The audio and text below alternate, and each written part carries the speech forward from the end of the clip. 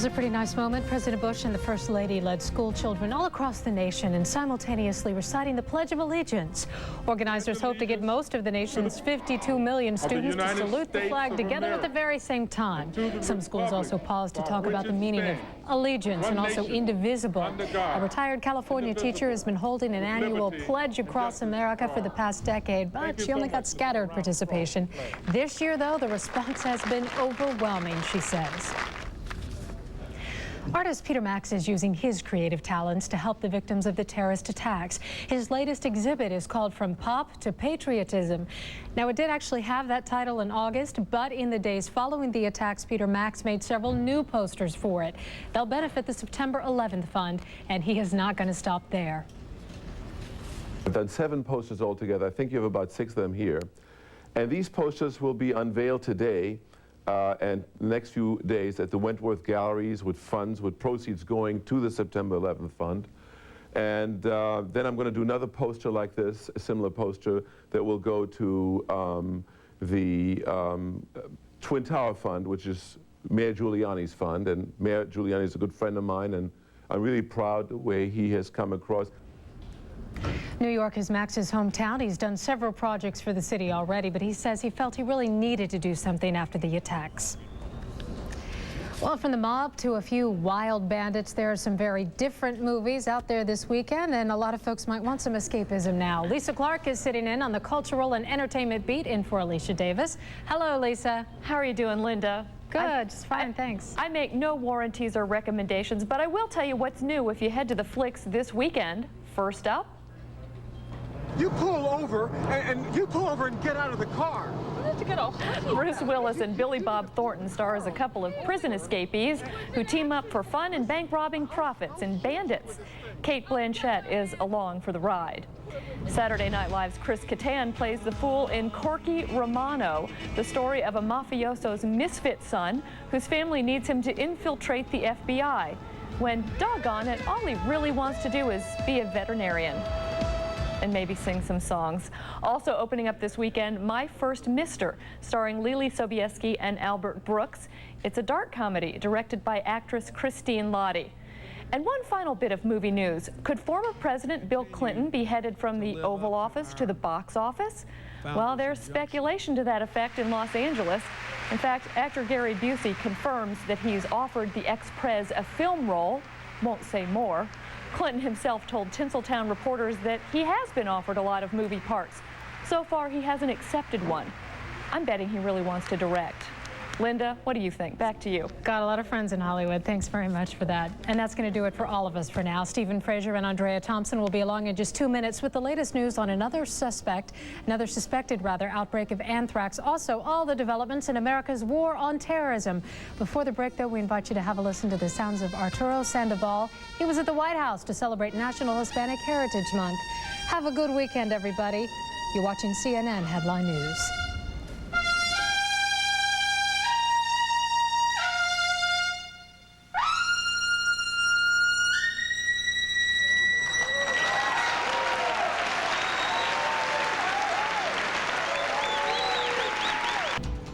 The White House urges millions of children to say the Pledge of Allegiance. And give $1 to the children of Afghanistan. And the individual ways that people deal with anxiety, prayer and eating and looking for love. From ABC News World Headquarters in New York, this is World News Tonight with Peter Jennings. Good evening, everyone. Not to be flip about it, but when is there not a lot going on these days? The bombing campaign against Afghanistan continued today, and there has been another case of anthrax. We learned early this morning that a woman at NBC's headquarters here in New York City had been infected by anthrax, and there was at least a scare at the New York Times, also in New York City. The Attorney General said today that there have been hundreds of anthrax hoaxes But another real event frightened a lot of people. And so our first report is from ABC's John Miller. John, we know that a woman in Tom Brokaw's office got a letter on the 25th of September. Take it from there, would you?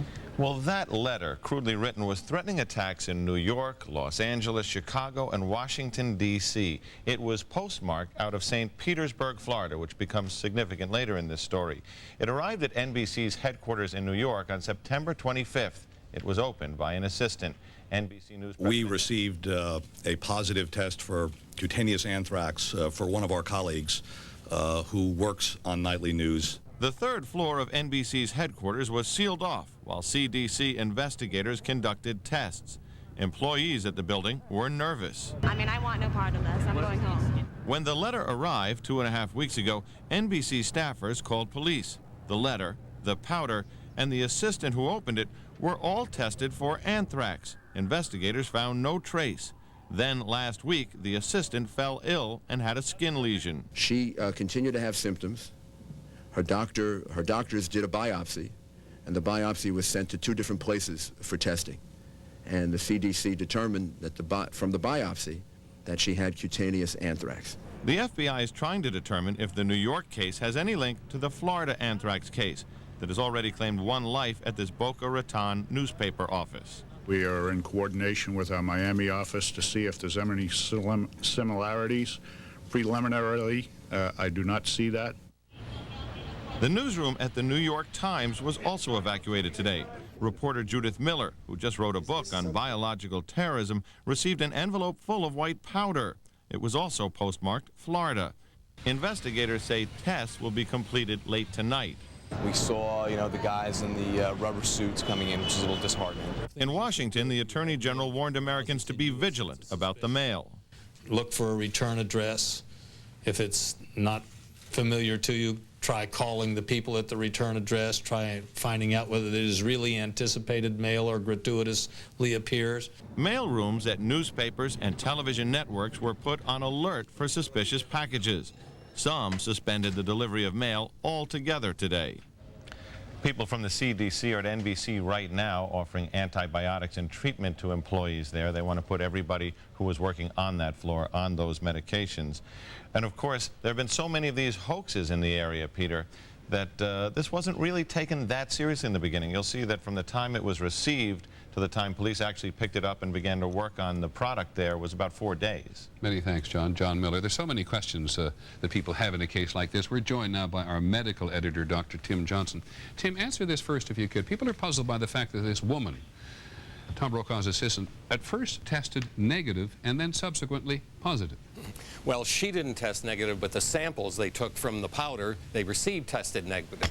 I don't think we have a good answer, but there are 3 possible explanations. 1, that the testing was done on different samples from different sources, highly unlikely. 2, that the spores were so dormant they couldn't grow out and be tested positive, also I think unlikely. And 3, that the samples were so small they couldn't get enough spores for testing in those 2 powder samples. And I think that's the likely explanation. By the time it grew in the skin, there was plenty of bacteria to test positively. And how does the medical community generally respond at a moment like this? Well, our anxiety level goes up like everyone's, but maybe we can more appreciate how lucky we are that anthrax is not contagious, meaning that we can move in quickly, contain it to the site, get early intervention with testing and antibiotics and contain it. It doesn't spread rapidly and wildly. We don't have to evacuate the surrounding block or the city. We are very fortunate this is a non-contagious agent. Many thanks, Tim. Dr. Tim Johnson, our medical editor. In the United States, only 224 cases of cutaneous anthrax were reported from 1944 to 1994. The anthrax that killed the man in Florida is also very rare. It is extremely difficult to kill large numbers of people using anthrax. So here's ABC's Ned Potter. The attack in New York, say analysts, was crudely done. But if the object was to scare millions of people, they did an excellent job.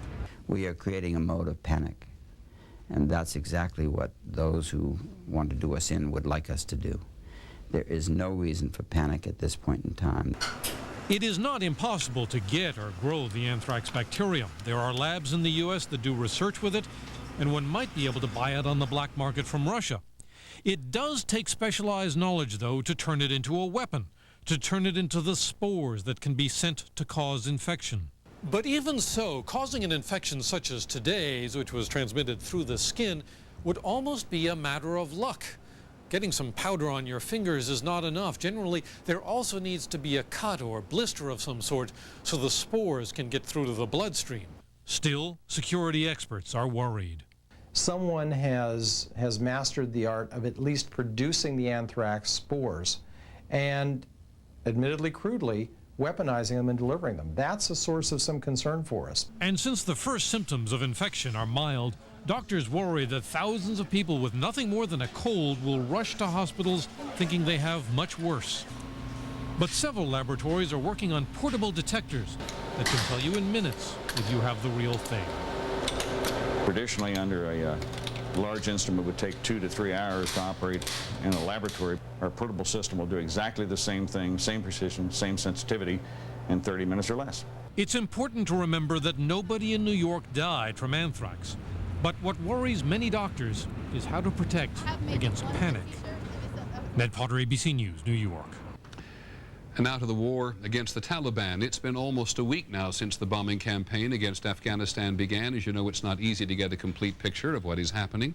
Briefings are limited for one thing. ABC's John McWethy is at his usual post. John, the sense we get today is that the bombing today is motivated in part by regional politics. You're absolutely right, Peter, and we will get to that in just a moment. But first, a word about the air campaign. There is a pause in the air campaign for a day or two. No fixed targets, officials say, but there will be U.S. jets patrolling the Afghan airspace looking for what they call targets of opportunity, like the one they found earlier this week. U.S. intelligence officials say they believe that the U.S. was able to kill several top Taliban officials when a U.S. jet attacked a moving car of a type that only the most elite Taliban officials use. The Pentagon today showed more gun camera footage of what can only be described as easy pickings, airfields virtually undefended with fighters and transports parked on the taxiways. For most of the week, the U.S. has been bombing Taliban troop concentrations, Secretary Rumsfeld said, with some success. We know that we have found some concentration of Taliban and al-Qaeda forces, and we know that they are moving, that their life is more difficult. We get snippets of information that some people who've been helpful to them are less inclined to be helpful. One thing the U.S. is not trying to do is open the way for all the Afghan opposition groups to march on Kabul. Pakistan strongly opposes it, and even elements within the opposition itself say it could be a bloodbath, with various opposition factions turning on each other, as well as what's left of the Taliban. So that leaves a delicate balancing act for the United States, with officials worrying that they may be unleashing forces there that the U.S. will not be able to control, Peter. Thanks, John. John McWethy of the Pentagon. As we've said several times, in Afghanistan itself, it is very difficult to verify almost anything. But the Taliban said today they have recaptured a central district lost to opposition forces earlier this month. Now, there are many fronts in the country. ABC's David Wright has been on the road with the Northern Alliance, some distance north of Kabul, and he filed from the road tonight by videophone. Peter, we've been on the road for a couple of days now, and so have the forces of the Northern Alliance. We've seen truckloads of them making the same journey we are through the Pamir Mountains, hoping to reinforce positions within striking distance of the capital city of Kabul. They say that finally tanks, artillery, and ground forces are massing for a possible siege of Kabul in the days to come. But they also say they're waiting for the U.S. airstrikes to take their full effect before they move in. U.S. officials confirmed today that they continue to be in touch with the Northern Alliance, but they say that they are not coordinating targets with them. Meanwhile, on the Taliban side, significant developments as well. The Taliban claim that some 200 civilians lost their lives in the attack on Jalalabad alone. And for the very first time, they've invited some Western journalists in to see for themselves.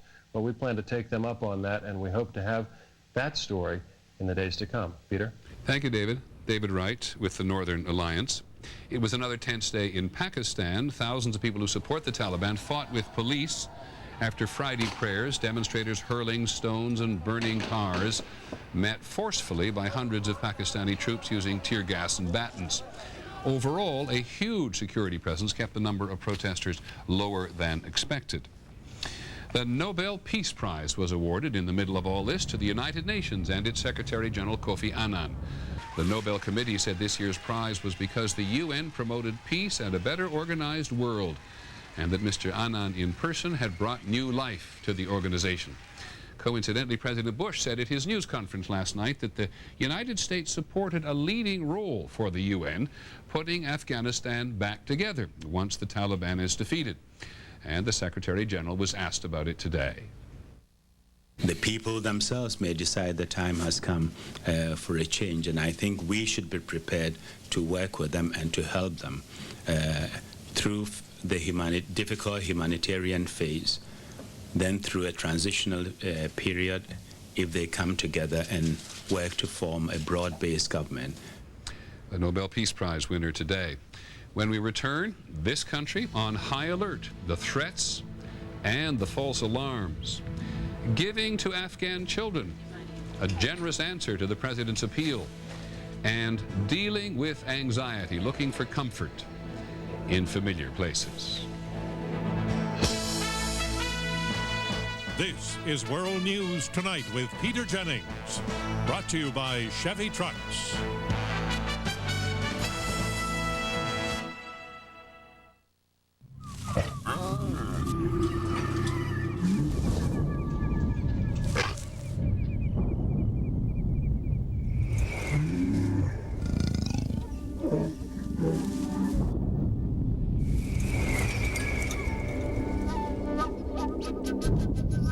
After the 270 horsepower Chevy Trailblazer, everything else just seems kind of weak. The all-new Chevy Trailblazer, like a rock. I ate Quaker oatmeal for 30 days. They tell me it actually works to remove cholesterol from your body. Pulls it right out. Helped clip my cholesterol 15 points. That's a whole bunch. Quaker oatmeal warms you heart and soul. I ate Quaker oatmeal for 30 days. It actually works to remove cholesterol from your body. Sucks it right out. Help lower my cholesterol 10 points. That's even more than I bargained for. Quaker oatmeal warms you heart and soul. Johnson, I'd like to see some ideas on saving the company money. I'll be back first thing in the morning. Think. That's the dumbest! Drink. Help!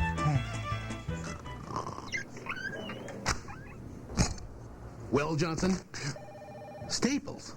That'll save us a lot of money. You are a genius. Get extra savings for your business all this month at Staples. Out here, I'm in command.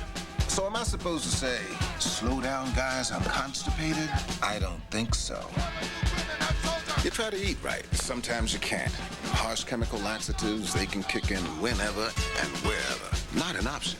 So I rely on doctor-recommended Metamucil. It's got 100% natural fiber. Works with my body, gently, which is important to a sensitive guy like myself.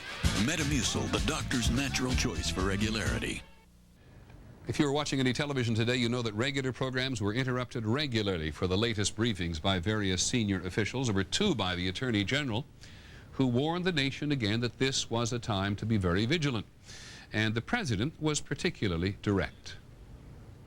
Our nation is still in danger, but the government is doing everything in our power to protect our citizenry. We need each other more than ever, and we're responding as quickly and as forcefully as we can. So with the country being reminded repeatedly that there is a threat out there, there's a whole new burden on local officials. Here's ABC's Aaron Hayes.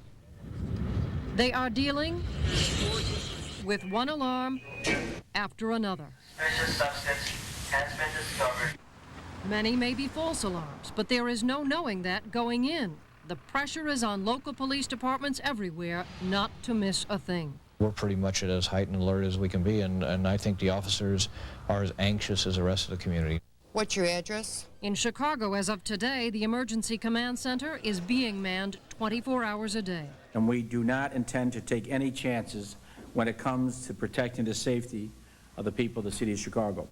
That means long hours on edge for police officers, firemen, hazardous material teams. Every call they get, they have to assume is the real thing, and that is hard duty.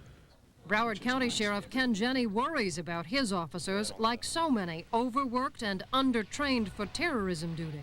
We're going through more training right now. We're bringing everybody together to give that training, to let them know what's going on. They are stretched, on the lookout now at state fairs and ballparks and shopping malls. Everything is considered serious. Customer leaves a package, customer leaves a bag, we call it in. One more challenge, many local police departments feel the FBI is leaving them out of the loop, that it's too hard for them to get information about terrorism suspects, terrorist threats. A sense of frustration that the feds are still keeping everything, for a variety of reasons, to themselves. They have an unwillingness to start trying to bring the locals in. And I think there's a necessity of ensuring security, but we're going to have to be more inclusive rather than exclusive if we're going to pull this off. Actually, what many citizens say they want right now. Information. As long as they keep me informed, then I can make informed decisions myself. Not easy. This is unprecedented work, new rules. Police are trying to adjust, hoping for patience as they work to get this right. Erin Hayes, ABC News, Atlanta. When we come back, the children of the country are being asked to pitch in, sending money to the children of Afghanistan.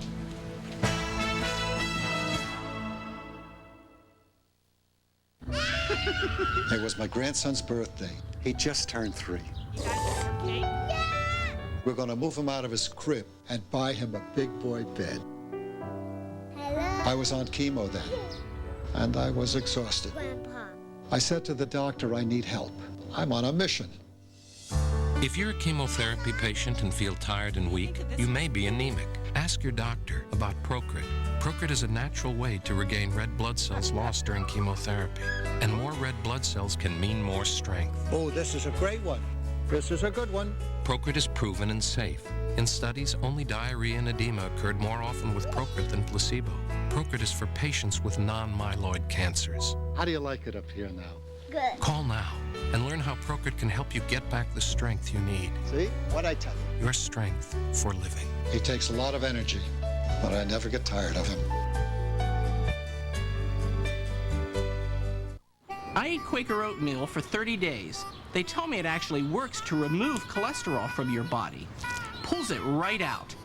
Help clip my cholesterol 15 points. That's a whole bunch. Quaker oatmeal warms you heart and soul.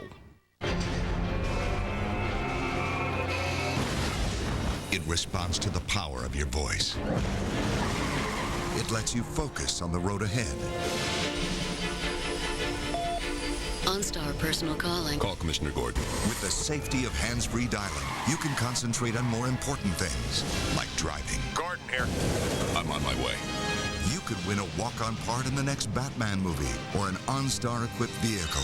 Go to OnStar.com. You got gas? You gotta get these. Phazyme Quick Dissolve Chewables. So quick. Like that. Wow. A chewable that's quick to dissolve and quick to relieve gas. Phazyme. They're very smooth and creamy. And they're not gritty. Phazyme Quick Dissolve Chewables. Pledge Grab It Wet Floor Wipes. It's very, very moist, very wet. So this has the cleanser and everything on it. And you can see where it's cleaning. Actually, there's just juice right here. That's what I got out. Look at that. I'm impressed. Here's his foot mark right here. Do you see it? Gone. Grab it. The Pledge Grab It Wet Floor Wipes. My house is going to be so clean. That's a lot of dirt. It works. No mop to rinse. I love these wet cloths. Pledge Grab It Wet Floor Wipes. S.C. Johnson, a family company. No more buckets. President Bush has been talking about the children again today. During a visit to the March of Dimes convention, he repeated his suggestion that American children give $1 each to the children of Afghanistan. And as ABC's Michelle Norris reports tonight, children are responding. If you have your dollar today to donate to the children of Afghanistan, please come to the office at this time. And they came with dollars in hand. In St. Paul, they passed this box from class to class. 16, 17. And in Kansas City, this 5-year-old decided that just $1 would not do. His contribution, $29.50.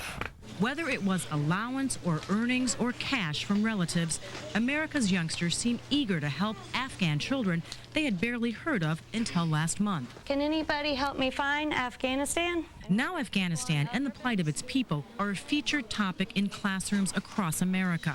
In this war-torn country where 1 in 5 children die before their 5th birthday, this 12-year-old said today that his family needs food, clothing, and tents to survive the coming winter. They do need it more than we do,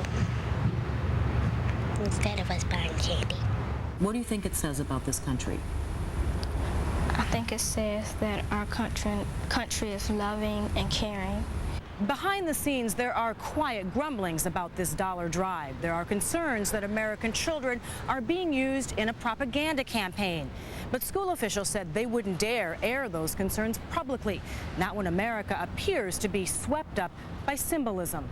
Apparent today as America's school children, at the urging of the White House, simultaneously recited the Pledge of Allegiance. I pledge allegiance to the flag of the United States of America and to the republic. In the war against terrorism, a new tactic, responding to hatred with generosity from America's young.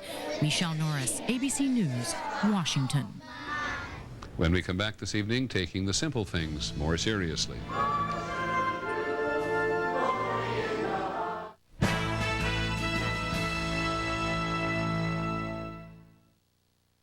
You strive for perfection in the kitchen. Wield highly precise instruments. Test things 500,000 times. Work with tolerances of less than 1/1000th of an inch. You could be making a Delta faucet. Precisely crafted and relentlessly refined, Delta faucets achieve perfection in the kitchen. Even if you can't. Delta, beautifully engineered. Your eyes need nutrition as well as the rest of your body, so Centrum and Centrum Silver added lutein to help maintain your precious sight. Now your eyes, your toes, and everything in between are covered by Centrum and Centrum Silver. More complete from A to Zinc. Beautiful car. 200 horsepower, V6 engine. It's got your name written all over it. You like it? I love it. I feel a test drive coming on. You ready? I'm ready. I'm done. I want this car. I will take this car. You've got to take it for a test drive. No, I'm going to take the car. I want it. Let's put this thing on the road. Let's go for a test drive. Test drive over. I want the car. Chevy Impala. I love this car. We'll be there. I'm very proud of my lawn. In the fall, I use Scott's Winterizer. The food enters the root system, stores it over the winter. Then in the spring, perks that grass right up. Scott's Winterizer gives me the last green lawn in the fall and the first green lawn in the spring. I'm every man. And every woman who ever suffered from frequent, persistent heartburn. If you've treated your heartburn and changed your diet, but it comes back 2 or more days a week, then you may know about the burning pain of acid reflux disease. But there's something about acid reflux that I didn't know. Over time, that acid churning up can wear away the lining of your esophagus. I didn't know. I didn't know. I didn't. But today, there's a purple pill called Nexium. It's from the makers of Prilosec. Just 1 prescription Nexium a day gives many people complete resolution of heartburn symptoms. That could mean complete heartburn relief. And importantly, Nexium is also proven to heal erosions in the esophagus caused by acid reflux. Only a doctor can determine if you have this damage. Other serious stomach conditions may still exist. The most common side effects of Nexium and Prilosec are headache, diarrhea, and abdominal pain. So talk to your doctor and call this number for more information and for a free trial certificate for Nexium. Relieve the heartburn, heal the damage. It's possible with today's purple pill called Nexium. It takes 2 to tango, but it takes 2 thieves to lie, steal, and flirt. I'm falling for you. And all new Thieves, ABC Tonight. This could be for a national championship. It's up. Missed it to the right. Number 1 Miami faces Florida State Saturday at noon Eastern on ABC. Finally this evening, priorities. President Bush said last night he believes that one of the positive things that has happened in the country over the last month is that many people are reassessing what is important in life. Certainly the feeling of uneasiness and insecurity produces very different reactions. Here's ABC's Judy Muller. If there is one way to sum up how Americans are dealing with last month's attack, it is the Latin phrase carpe diem. Seize the day of, life feels shorter, and I just realized how much more precious the people are. You start appreciating the people that you love a little bit more, and your freedoms that you have. And it hits pretty close to the heart. The heart and soul. Attendance is up sharply at places of worship. I don't know what I could possibly do personally with that rage that would be positive. So I guess there's times when I feel I'm better off coming into church and just be at peace. Americans are also focusing more on personal relationships, with some expressing a renewed commitment to marriage and family. And some single people are considering a change. Dating services report an enormous surge in applications. At Singles Gourmet in Los Angeles, people spoke of a need to connect with others and share their anxieties. Frustrated, not control the situation, not knowing what's going to happen next. Fear and frustration are also prompting some unhealthy reactions. Junk food consumption is up. You got to enjoy yourself in case something happens to you. Some weight loss programs are seeing weight gains. Comfort foods, your carbs, the things that you used to eat when you were a child and you just, on a rainy day. Alcohol sales are also up, but at the same time, many people with serious alcohol and drug problems are seeking help. At Clare Recovery House in Santa Monica, one man says he had his epiphany while watching TV coverage of New Yorkers searching for loved ones in the rubble. I'm looking over at my son, I'm saying to myself, if they can keep that much hope and faith alive, I should be able to keep that much hope and faith in myself and get into a program and help myself before it's too late for me. He has now been clean and sober for almost a month, joining millions of other Americans who find themselves seizing the day, one day at a time. Judy Muller, ABC News, Los Angeles. And that is our report on World News Tonight. Next week on the program, how smaller communities are handling the terrorist threat, the challenge facing teams that handle hazardous materials, and the CIA struggling to recruit the kind of agents that it needs. I'm Peter Jennings. We hope you have a good and peaceful weekend. Good night.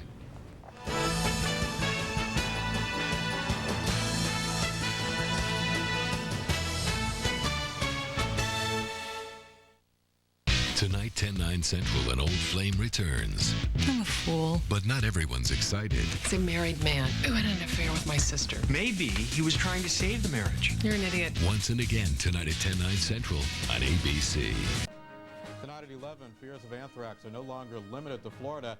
Well, the very latest on a woman infected in New York City. Plus, what should you do if you think you've been exposed to that harmful bacteria? Their stories at 11. Michael Edo owns a Hyundai Elantra. I drive 1,000 miles a week, and the gas mileage is outstanding. The Elantra earned 5 stars from the National Highway Traffic Safety Administration. It comes with the Freedom of America's Best warranty and a long list of standard features, including front and side airbags and air conditioning.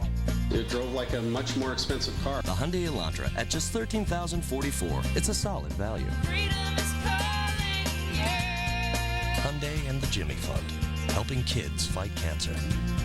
The wonder of it all. Take a chance, make it happen. Pop the cork, finger snapping. Spin the wheel, round and round we go. Life is good, life is sweet. Grab yourself a front row seat. Let's meet and have a ball. Let's live. Yeah, let's live. For the wonder of it all. Meet me at Foxwoods.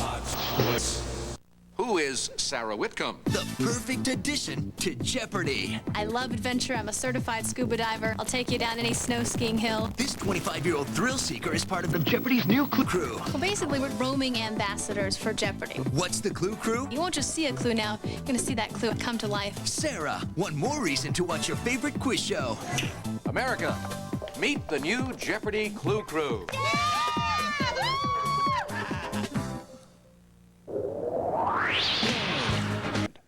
This is so unfair and so outrageous and so maddening, it's beyond my ability to express it in socially acceptable terms. So we'll just reserve our thoughts and our prayers for our friend and her family. After the NBC employee's anthrax was confirmed, distribution of mail was stopped inside the network. A similar precaution was also taken at CBS, ABC, and the Associated Press. The New York City Health Department has set up an anthrax information hotline for all New Yorkers. The number is 877-817-7621. That is 877-817-7621. It is toll-free.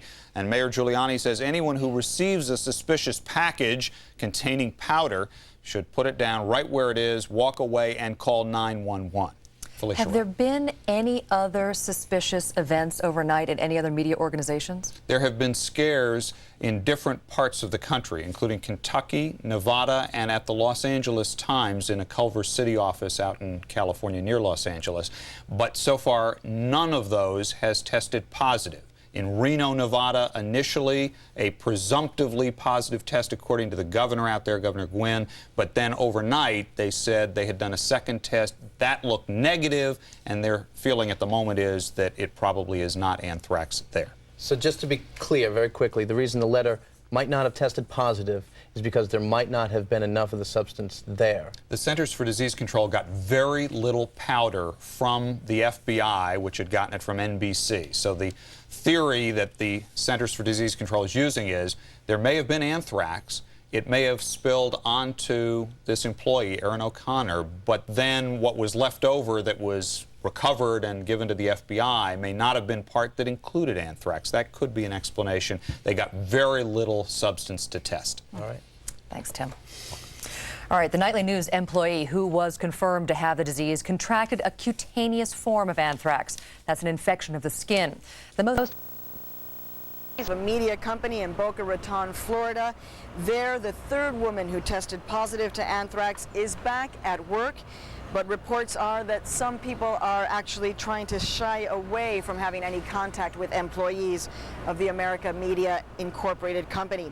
And finally, two more cases that are raising concern. The results of tests on a letter received at a Microsoft subsidiary in Reno, Nevada are expected to be known today. A letter received there was suspicious but did not contain any powdery white substance. And in Culver City, California, an employee of Sony Pictures opened up a letter yesterday that did have a powdery white substance. He has been hospitalized. The fire and police departments there are treating this as a hazardous material situation. The powder is being tested for anthrax. Marty? Maria Hinojosa on the streets of New York. Thank you very much. Jean? Marty, experts are remaining tight-lipped about the details on the ongoing criminal investigation into the anthrax cases. CNN's Thelma Gutierrez takes us to one of the nation's most prominent laboratories for anthrax research to get some answers. Nestled in the mountains of northern Arizona, in the quiet town of Flagstaff on the Northern Arizona University campus, lies one of the largest repositories of anthrax strains in the nation. We're a DNA fingerprinting laboratory. This high-security lab is one of the only places in the world where genetic fingerprinting of anthrax bacteria is being done. The way these microbiologists describe it, they interrogate the anthrax DNA. I would say very proudly that this is the only laboratory in the world that is conducting high resolution, as high a resolution, DNA fingerprinting. It is exactly the reason some believe the FBI may have turned to the lab's world-renowned anthrax experts, Drs. Paul Keim and Timothy Smith, to help identify the fatal strain found in Florida. If any federal agency came to me and asked for their help, I would be glad to do it. Have they asked the Keim's genetics lab to help out? It's inappropriate and impossible for me to respond to direct questions concerning this case. Have you been asked not to? There's clearly a case of criminal investigation here. How could the DNA fingerprint of an organism actually help the FBI in a criminal investigation? Experts say not only can they identify a strain of anthrax, but more importantly, the geographic location where it came from. We can tell you with a degree of precision, with 95% confidence, the geographic area that a specific organism might have come from.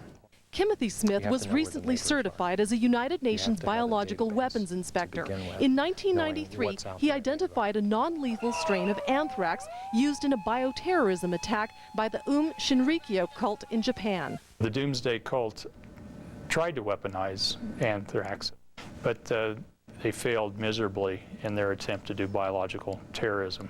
The world has very little experience dealing with anthrax in humans, but in 1979, Dr. Paul Keim was part of an investigative team that worked on the largest case of anthrax exposure in the century, a release that killed dozens in the former Soviet Union. We know that there was, in fact, an accidental release of anthrax spores by the military in the city of Sverdlovsk in the Ural Mountains, and this accidental release killed nearly 70 people. Now the threat is no longer abroad. It is here in the United States, and it is likely that some of the detective work will take place here in the Keim Genetics Lab.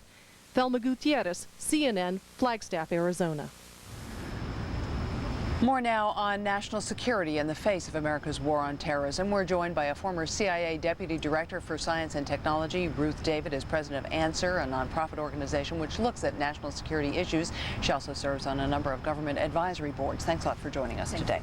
We're looking at mail being distributed, used as a mechanism for distributing anthrax. Guidelines have gone out to the American public on what to look for.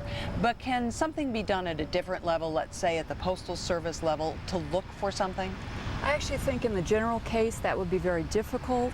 One of the guidelines that the FBI has put out is to look for return addresses from people unknown to you, or to mailing addresses to positions rather than individuals. For a postal worker to make that kind of decision would be very, very difficult. Now, there are some aspects that a postal worker certainly could look for. That's the traditional leakage from a package, stains, those sorts of things. But I think in the general case of just an unknown return address, that's going to rely on the recipient to be alert. Now, as someone who's been in the intelligence community, do you think there's a link between the exposures in Florida and the one in New York? I think at this stage, although nothing has certainly been identified, I think it's probable. The proximity in time, the similarity of what I've heard about the attacks at least, would suggest that there is some correlation between those two. And what about a link to September 11th? I think that's more tenuous. I heard Vice President Cheney say it's suspicious. I agree. We are clearly under attack. Whether it's a sympathizer, whether it's a direct link, or whether it's a different terrorist group completely unrelated, I think is yet to be determined. Now, you look at Homeland Security and have for some time. Has our readiness improved remarkably since September 11th? I think since September 11th, it has improved remarkably. I still am troubled by certainly the latest anthrax incident and the lack of alertness, perhaps, late in September that led to that. But I think today, certainly our public health care system is on alert. I think individuals are more alert, looking for suspicious activities. I think our airports are far more alert in terms of transportation. Now we have Tom Ridge stepping in as the Director of the Office of Homeland Security. If you were to prioritize for him what he should look at first, what he should do first, what would be the top couple of items on the agenda? I think Tom Ridge has a very difficult job, as many have said. In essence, he's been asked to develop and implement a strategy to defend against a war that has already started. And that's tough. I mean, that's very difficult. So I think his top priority must be to develop the national strategy. The executive order says a lot about coordinating the activities of the various agencies and departments, activities that are already underway and will be operational against this ongoing war. I personally believe there's a difference between coordination, which is the executive order as written, and what needs to happen, which I would cast as synergism. And by that I mean we need a whole that's greater than the sum of the parts. And to do that effectively, I think you really have to step back, define the top level strategy, the umbrella strategy that then will drive the actions of the individual departments, agencies in executing their missions.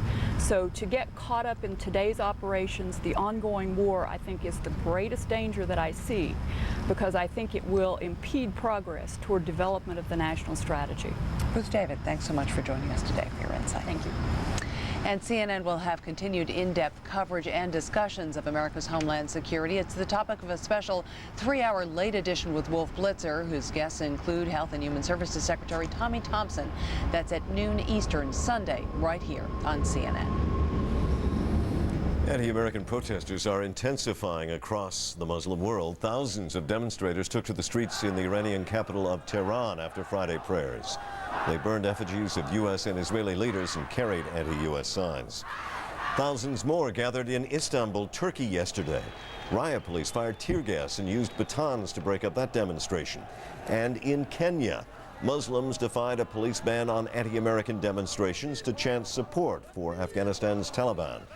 The protests also have been staged almost every day in Indonesia and in Pakistan. Turning overseas now, the latest on the U.S. airstrikes in Afghanistan. American warplanes resumed intense strikes in the southern city of Kandahar early today, and overnight there were bombing raids near the capital city of Kabul. The airport and a major road junction were reportedly among the targets that have been hit. Let's go live now to the region for the very latest. CNN's John Voss joins us from his post in neighboring Islamabad, Pakistan. John? Hello again, Marty. Yes, well, as you say, those airstrikes over the last 24 hours, less intensive overnight, but resuming again today. We understand that the U.S. forces may have let up some out of respect for the Muslim Day of Prayer, and also because this is a weekend when the Muslim world celebrates the ascent of Prophet Muhammad to heaven. But as you say, those airstrikes are beginning again. We have some video from the Al Jazeera TV network of what appears to be a strike around Kabul, the capital. We understand that there have been some strikes there in the last few hours. We understand that to be the case. We also understand that the airstrikes resumed in Kandahar around 4 o'clock this morning. The primary target there, it seems, was the airport, which was about 30 kilometres outside of the town. But as far as the airstrikes overnight go, we're told by our people within Afghanistan that this was the first time that they actually managed to get a good night's sleep, the first time in 7 going into 8 days of airstrikes. Now, here in Pakistan, no protests today, nothing like we've seen overseas, but we're expecting another rally here tomorrow. The Islamic clerics have called for anti-US rallies for protesters to take to the streets to demonstrate against the US action in Afghanistan. And we're also being told that the religious leaders are calling for a national strike on Monday to coincide with the visit here of US Secretary of State Colin Powell. Marty? And I presume that security obviously is going to be beefed up even more so than it is for the Secretary of State's visit there. Yeah, security extremely tight at all those protests around Pakistan.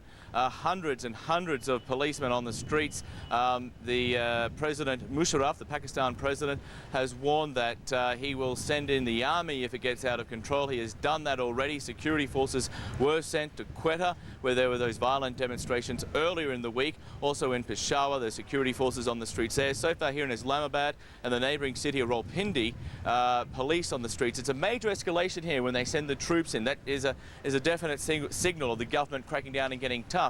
A note from those demonstrations yesterday here in Pakistan, the end toll, 1 death, 1 policeman was shot. It's not known who by, whether he was shot by accident by another police officer or by a demonstrator. That is not known.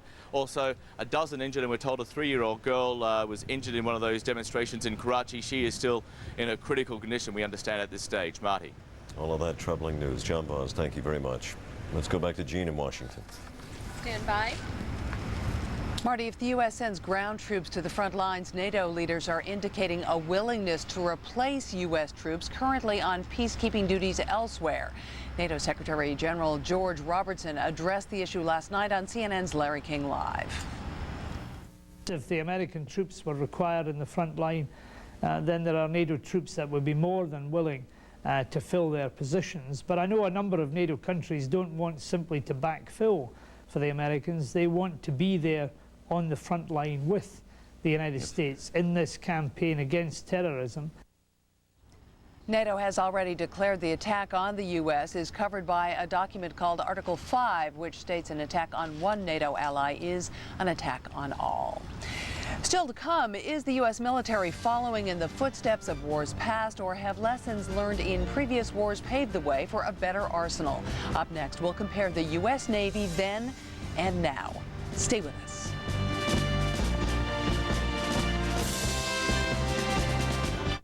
It's another business day, filled with meetings and memos and migraines. But amidst this tornado of stress, there is an island of calm called Pip Printing.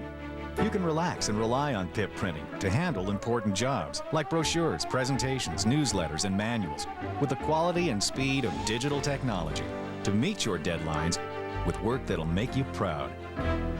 Pip Printing will help you keep pace. Call 1-800-223-7477 or find us at pip.com. What's your worst fear, Nathan? Who is this? We have your daughter. Now. Get her back. Don't. You want what they want. Say. What is it? A word. Michael Douglas. Don't say a word. Rated R. Now playing. Only in theaters. He became an American hero, commanding U.S. troops in the Gulf War. Now he's facing one of his toughest battles, the new war on terrorism. Just who is Secretary of State Colin Powell? This week on People in the News. Today, 4:30 Eastern on CNN. What are the newest weapons of war? Find out when former Chief UN Weapons Inspector Richard Butler and the Senate Intelligence Committee's Richard Shelby join Wolf Blitzer on Late Edition. Sunday, noon Eastern. You can depend on CNN. Making the connection between the people and issues inside the political scene. Judy Woodruff, another reason why you can depend on CNN. Now you can begin and end your day with Fitness Made Simple's new AM/PM workouts with fitness celebrity John Bastow. Burn fat and build muscle by exercising with John first thing in the morning and later in the evening. So many men and women tell me they're unhappy with their bodies, but they just don't have time to exercise. The AM/PM video makes it easy to incorporate short, result-producing workouts into your daily schedule without spending hours in the gym. As a busy mom with 2 children, even I can find the time to stay in great shape with John's AM/PM workouts. They're fun to do, and they keep me feeling great all day long.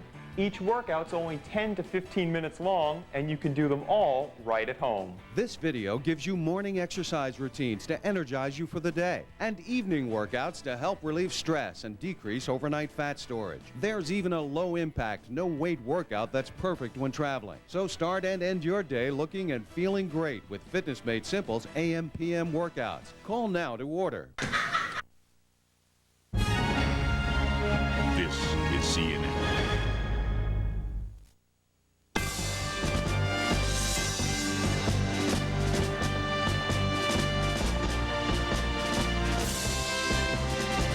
As you know, Afghanistan is a landlocked nation, but that is not to say that the U.S. Navy doesn't have a very specific role. Kira Phillips joins us with more and a look at what that role is. Kira? Hi, Marty. Well, in 1991, it seemed like it was the Army and the Air Force receiving all the headlines in the military buildup. But it's important to point out how the United States Navy plays a crucial tactical role in winning any war, especially this one. Its military presence will not be quickly overshadowed this time around. Our military analyst, General Donald Shepard, is here to explain the lessons learned and the changes that were made since Operation Desert Storm. Good morning once again, sir. Well, let's talk about how the U.S. Navy is definitely a major player here. Well, the Army and the Air Force were the story in the Gulf War, although the Navy was very heavily involved. The Navy at that time did not have stealth aircraft and did not have a lot of the precision-guided munitions. Now we have an awesome Navy, made awesome strides in the last few years. The main story is in weapons and the capability of the aircraft carrying them. Our Navy is literally an awesome Navy. Forward from the sea is their motto, and we're seeing it in action right now in Afghanistan. Yeah, let's look at the battle group, shall we? Let's take a look at this graphic here, this animation.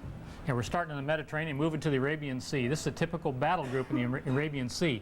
Now this is just a demonstration, if you will, nothing to do with Navy tactics. We're very careful about that. Think of this as a football team, and these are the offensive or defensive ends. The submarines under the sea, Los Angeles class nuclear submarine, it can fire Tomahawk missiles from under the sea. During the Iran-Iraq conflict, they had to surface. We'll move on to the next ship here, and we think of these as the tackles, the cruisers, if you will, the Aegis cruisers, out there for air defense and missile defense of the fleet. Basically a command and control ship as well. 300 feet long, a crew of about 500 feet long, a crew of about 300. Going on into the destroyers, which we can think of as the guards, anti-submarine, as well as the ability, along with the Aegis cruisers, to launch Tomahawk missiles. And of course, the centerpiece of this, all of this is designed to protect and shield the carrier, the floating air base, if you will.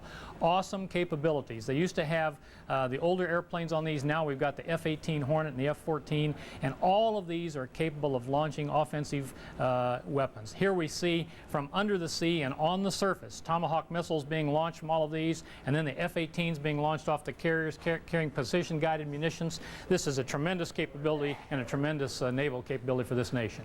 You put that all together. Now, of course, you mentioned the F-14, the F-18s, also the E-2 and the S-3. Let's talk a moment how all the aircraft integrate to make an attack so successful. Yeah, basically you launch the F-14 first for fleet air defense, then you launch the E-2 to look out further with its radar, then you launch the tanker aircraft, the S-3s, the fighters, F-18s come next. They fill up on the tanker, and of course you launch the EA-6 Prowler as well to give them jamming capability. They go in, they do their work, they come back, they tank again, and they land. Tremendous floating capability for this nation. And then of course you have the satellites bringing this together. Indeed, we'll talk about those later. Tremendous space capability that makes all of this possible. Our space warriors as well as tremendous Navy out there. General Don Shepard, thank you so much. Pleasure. All right, and coming up at 11 a.m. Eastern, the General and I will take a closer look at the likely ground troop scenarios in the Afghan region and why we likely will not see a Gulf War type troop buildup in that region. And if you would like to go on to the scene with CNN correspondents reporting from the areas, click on to CNN.com, AOL keyword CNN. Marty, back to you. Thank you, Kira. Well, we want to tell you that the Taliban delivers a message to the president. We'll find out exactly what they had to say. Our own Kelly Wallace will join us with details.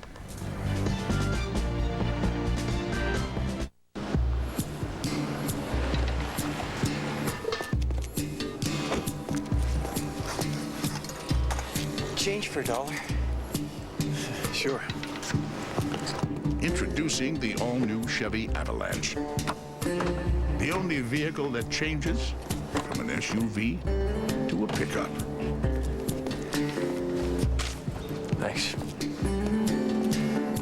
Chevy Avalanche, like a rock. Monday on the WB Television Network, Eric Camden is trying to understand his family. Maybe you should just say you're sorry. But I didn't do anything. I didn't. And that's just the beginning. I'm gonna be a gynecologist. Well, he does love women. Yeah. Well, there is just one more thing. Marry me. We belong together and I love you. An all-new Seventh Heaven, Monday on the WB Television Network.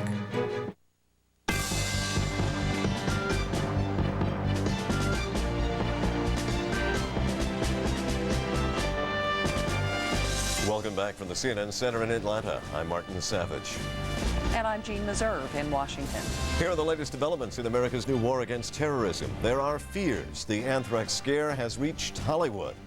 A worker at Sony Pictures in Culver City, California is in the hospital after opening an envelope containing a white powdery substance last night. Local police are trying to determine if it was anthrax. Meanwhile, an NBC worker in New York has tested positive for skin anthrax, an infection after opening an envelope containing a suspicious white powder there. It becomes the fourth confirmed case of anthrax exposure. U.S.-led bombing raids pounded the Taliban stronghold of Kandahar early this morning while striking the capital of Kabul overnight. Witnesses say Kabul airport was hit. And the Taliban have rejected President Bush's second chance offer to surrender Osama bin Laden. The commander-in-chief is at Camp David this weekend, monitoring both the war on terror and the anthrax investigation. CNN White House correspondent Kelly Wallace is there with him. Kelly, what's the latest? Well, Jean, first, no real surprise on the part of the Bush administration that the Taliban are rejecting President Bush's latest offer. The offer, of course, he put forward Thursday night that if the Taliban turned over Osama bin Laden and complied with all the other demands of the United States, that the U.S. would reconsider its military campaign against Afghanistan. An administration official speaking to CNN earlier this morning saying, quote, "The military actions will continue until the president's demands are met or our objectives are reached, whichever comes first." Now, the sense is that this offer was put out there in part to, of course, give the Taliban a second chance, but also to send a message to Arab and Muslim nations that President Bush is being fair and again would reconsider the military strikes if the Taliban changed its mind. Now, again, though, no surprise really, because the Bush administration believes the Taliban depend very, very much on Osama bin Laden and his associates. That is a message Vice President Cheney put forward quite forcefully in an interview with PBS Friday night. What we had in Afghanistan isn't state-supported terrorism. We had a terrorist-supported state. terrorist who came in, Osama bin Laden, lots of money, maybe $100 million to the Taliban directly, with training, with weapons, with troops to supplement their own forces with, and in effect took over, if you will, a big part of Afghanistan. So everything we do to take down that organization, to reduce their capability to provide him sanctuary, weakens him, makes him more vulnerable, and I think ultimately will lead to his demise. And the vice president has spent a good part of the week in an undisclosed location out of concerns about having the president and the vice president in the same place. But the vice president was at the White House for some time on Friday, and he will participate in what is expected to be another video teleconference with the president, which he will convene from the presidential retreat at Camp David, again designed to go over the military developments as well as the latest on the investigations into the cases of anthrax, now one case in New York, and of course 3 cases in Florida. President Bush, Gene, we saw him leaving for Camp David Friday afternoon, and before he left, he did talk about this latest case of anthrax in New York. He said it is a cause for concern, but he said the administration is responding very rapidly and doing everything it possibly can. And Gene, you know, we have seen the president really trying to put this message forward almost every day. Certainly Thursday night during his news conference after the FBI put out an alert that said, based on some information, although not specific, that there could be terrorist attacks in the United States or against American interests overseas over the next several days. The president's message continuing to be that Americans should be on alert, should be vigilant, but should still try to go about their normal lives. Otherwise, as we heard the president say yesterday, he says the terrorists will then be victorious. Gene? And Kelly, do we think he'll hammer on that very theme in his radio address today? We certainly do. We expect the president to touch on a couple of themes. One, touching base on the fact that Americans feel somewhat uneasy and are concerned. And again, he will say that the government is taking every possible precaution, but that Americans should also be on alert. Also likely to see him talk a bit about the humanitarian effort and how he has unveiled, Thursday night we saw him do this, calling on American kids to send $1 to the White House to help feed the children of Afghanistan, and also likely to hear the president talk about the latest on the military campaign against Afghanistan, his assessment of where the administration is. Gene? Kelly Wallace at Camp David, thanks. And still to come, as the U.S. takes to the skies, the Northern Alliance steps up the pace in their attempts on the ground. But what will it take to gain advantage over the Taliban? We'll get the inside view from a former Afghanistan military commander. But first, Jill Brown joins us from the Weather Center for a check of your weekend weather. Thanks, Jane. We have had some nasty thunderstorms the last couple of days, especially in the last 24 hours. Here's the line. This is the lightning strikes coming out of this line of thunderstorms, crossing through Louisiana en route to Mississippi. It'll eventually come into Alabama and Georgia, we think.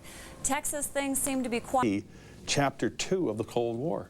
In some ways, it is. It's the epilogue, you know, to the Cold War. And an epilogue in many sense, one in the way you described the dynamic of how these regimes use these fundamentalist movements, but an epilogue in another sense. Tim, during the Cold War, we propped up a lot of these failed states. We and the Soviets wrote checks for these states to build their dams, to buy their uniforms, to build their armies. We subsidized all kinds of things, and basically see what happened when the Cold War ended and Soviet Union collapsed and our taxpayers were no longer ready to write those checks, whether it's to Nicaragua, you know, or to any number of other countries out there. A lot of these states just collapsed or went into real decadence and disrepair.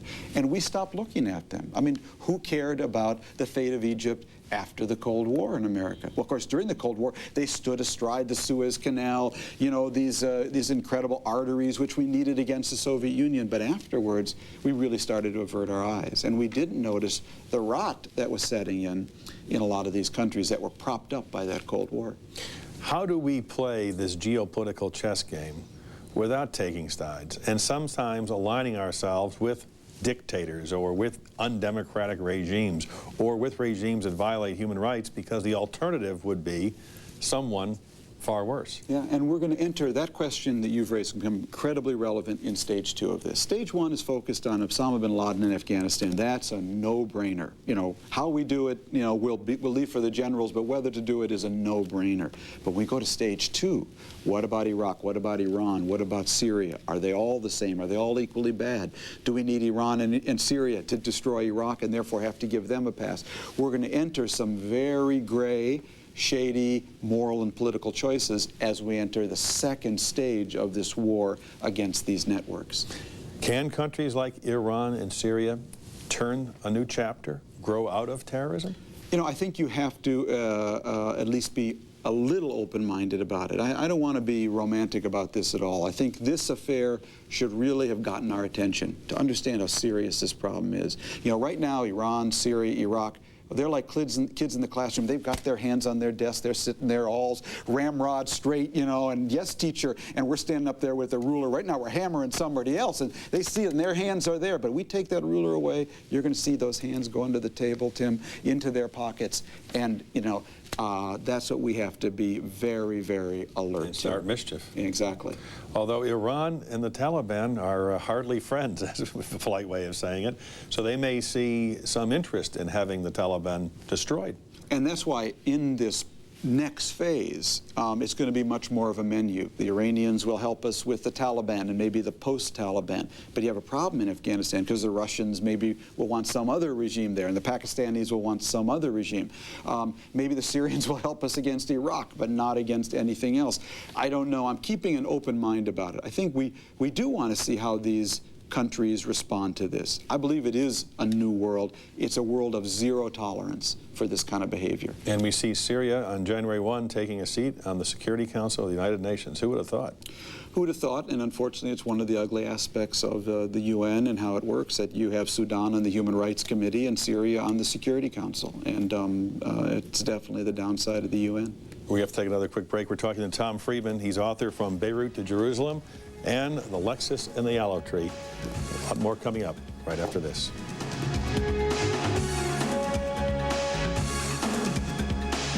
Is it 5/16 or 9/32? Does it take a standard socket or metric? What you need is the Gator Grip, the amazing socket that works on over 1,000 nuts, bolts, and fasteners.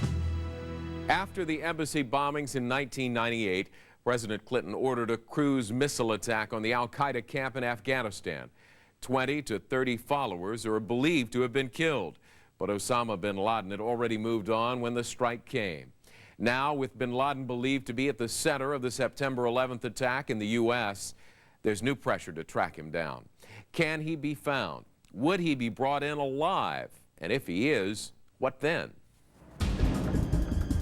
Bin Laden's constantly changing locations throughout Afghanistan frustrated the U.S. for years. But the stakes and the commitment to his capture increased on September 11th after the vicious attacks on the Pentagon and the World Trade Center. The CIA and the FBI did not believe that bin Laden would have the audacity to attack the United States in the United States. We knew something big was going to happen. We assumed it was going to be abroad. For bin Laden, Afghanistan's harsh and rugged terrain is his best friend. He escapes detection by staying on the move, going from camp to camp, hideout to hideout, all within Afghanistan's borders. It is said that he rarely spends a night in the same house 2 days in a row. He has escaped many attempts on his life, many efforts to get him. Each time he survives, his reputation, by the way, grows. A country as primitive and inaccessible as Afghanistan, and where people have been hiding from one another for not just the last 20 years, but the last 500 years, the notion that you can just walk in and find him easily, I think is unrealistic. Unrealistic, but not impossible. The reward system has worked more than once, and the hope is that the $5 million bounty can make the difference by turning comrade against comrade. I think that with the kind of money that's out there now, that there's a real possibility that perhaps not one of his inner circle, but just somebody who knows where he's going to be in 3 days or whatever, will see the opportunity and take advantage of it. But as bin Laden continues to evade capture by the U.S. and its allies, the bigger question becomes, what happens when he is found? I would prefer to kill him first, but if you have to bring him to trial, bring him to trial. But I think the United States will be better off if it does that. because, among other things, a trial tends to diminish the stature of a terrorist. All of a sudden, the prestige starts to diminish. He doesn't look like Saladin, the great warrior fighting the Crusaders. He just looks like another criminal behind the desk or in chains. Since 1998, the CIA reportedly tried to persuade Assad Shah Massoud, the rebel leader fighting the Taliban, to have his troops search out bin Laden. But Massoud was assassinated 2 days before the September 11th attacks, presumably by bin Laden followers. I think that if he is put on trial, there will be questions raised forever about the viability of the evidence. I presume that he would be convicted. So there will be questions raised about the fairness of the trial. But as bin Laden and his men move unhindered through the Afghan desert, to most it seems unlikely he'll ever see the inside of a courthouse anywhere. I think bin Laden's future is quite bleak, actually. I think with all the attention that is being focused on capturing him, he will have a brief moment in the sun. And then I suspect one of his own people or the Taliban or someone will get rid of him. I would argue right now that bin Laden is Islam's worst enemy, and somebody may come to see that.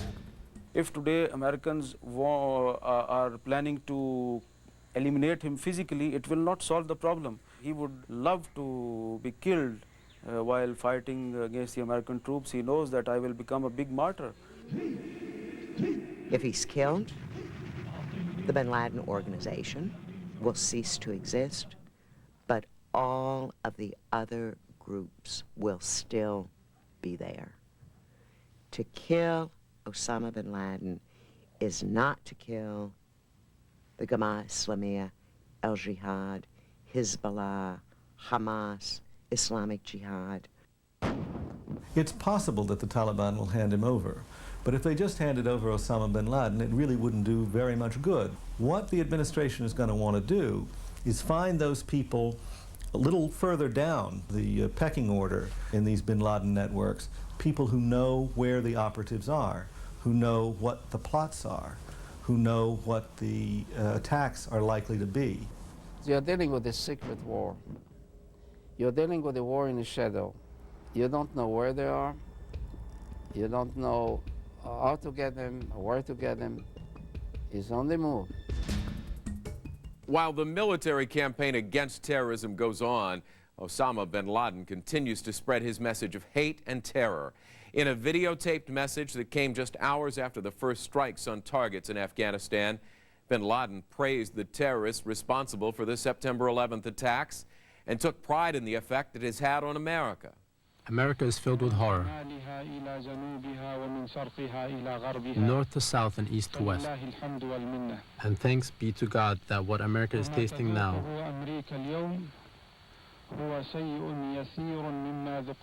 is only a sample of what we have been going through for tens of years. Bin Laden vowed not to let America live in peace as long as the goals of his extremist Islamic group are not met. If you'd like to learn more about Osama bin Laden's terror network, visit our website at msnbc.com. I'm John Siegenthaler.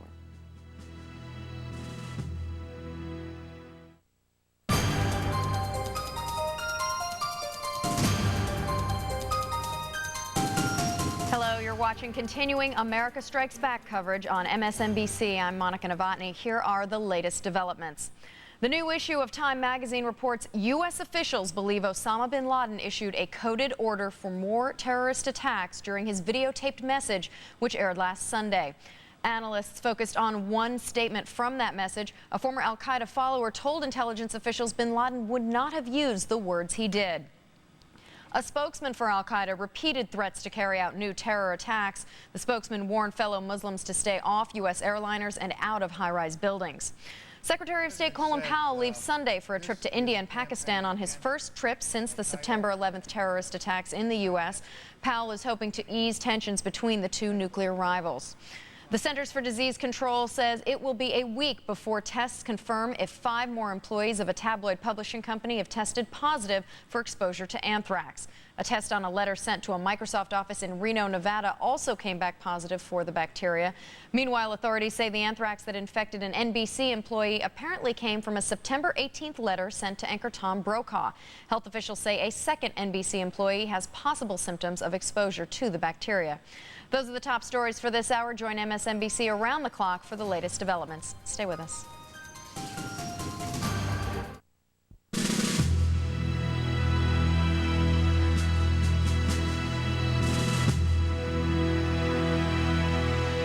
Either you are with us or you are with the terrorists.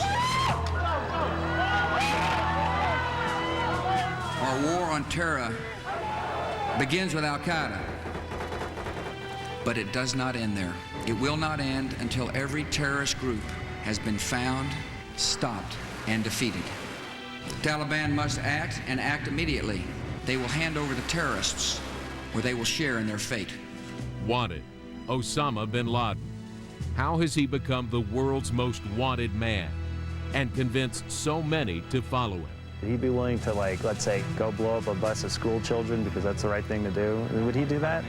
The scholars, the religious scholars order us, we will do that. We take you deep inside Afghanistan, a country divided, scarred by wars, and stuck in time. But don't be fooled. This third world nation defeated the Soviet army. They crushed the greatest military machine. The so-called superpowers vanished from our minds into thin air. We think that the United States is very much weaker than Russia. Led by the religious Taliban, they see Americans as evil. We believe that the United States are kafirs, they are unbelievers, and so we will fight against them, and we will kill them. MSNBC investigates inside Afghanistan. Afghanistan, a battlefield for centuries, fighting Alexander the Great, the British Empire, and the Soviet Union. Now feeling the brunt of the military might of the United States and its allies. It's all because of a man who's not even a native son, but rather the child of wealth and privilege, who fled to Afghanistan when no one, including his own family, wanted him. Osama bin Laden, the world's most wanted man, has put his adopted country again in harm's way.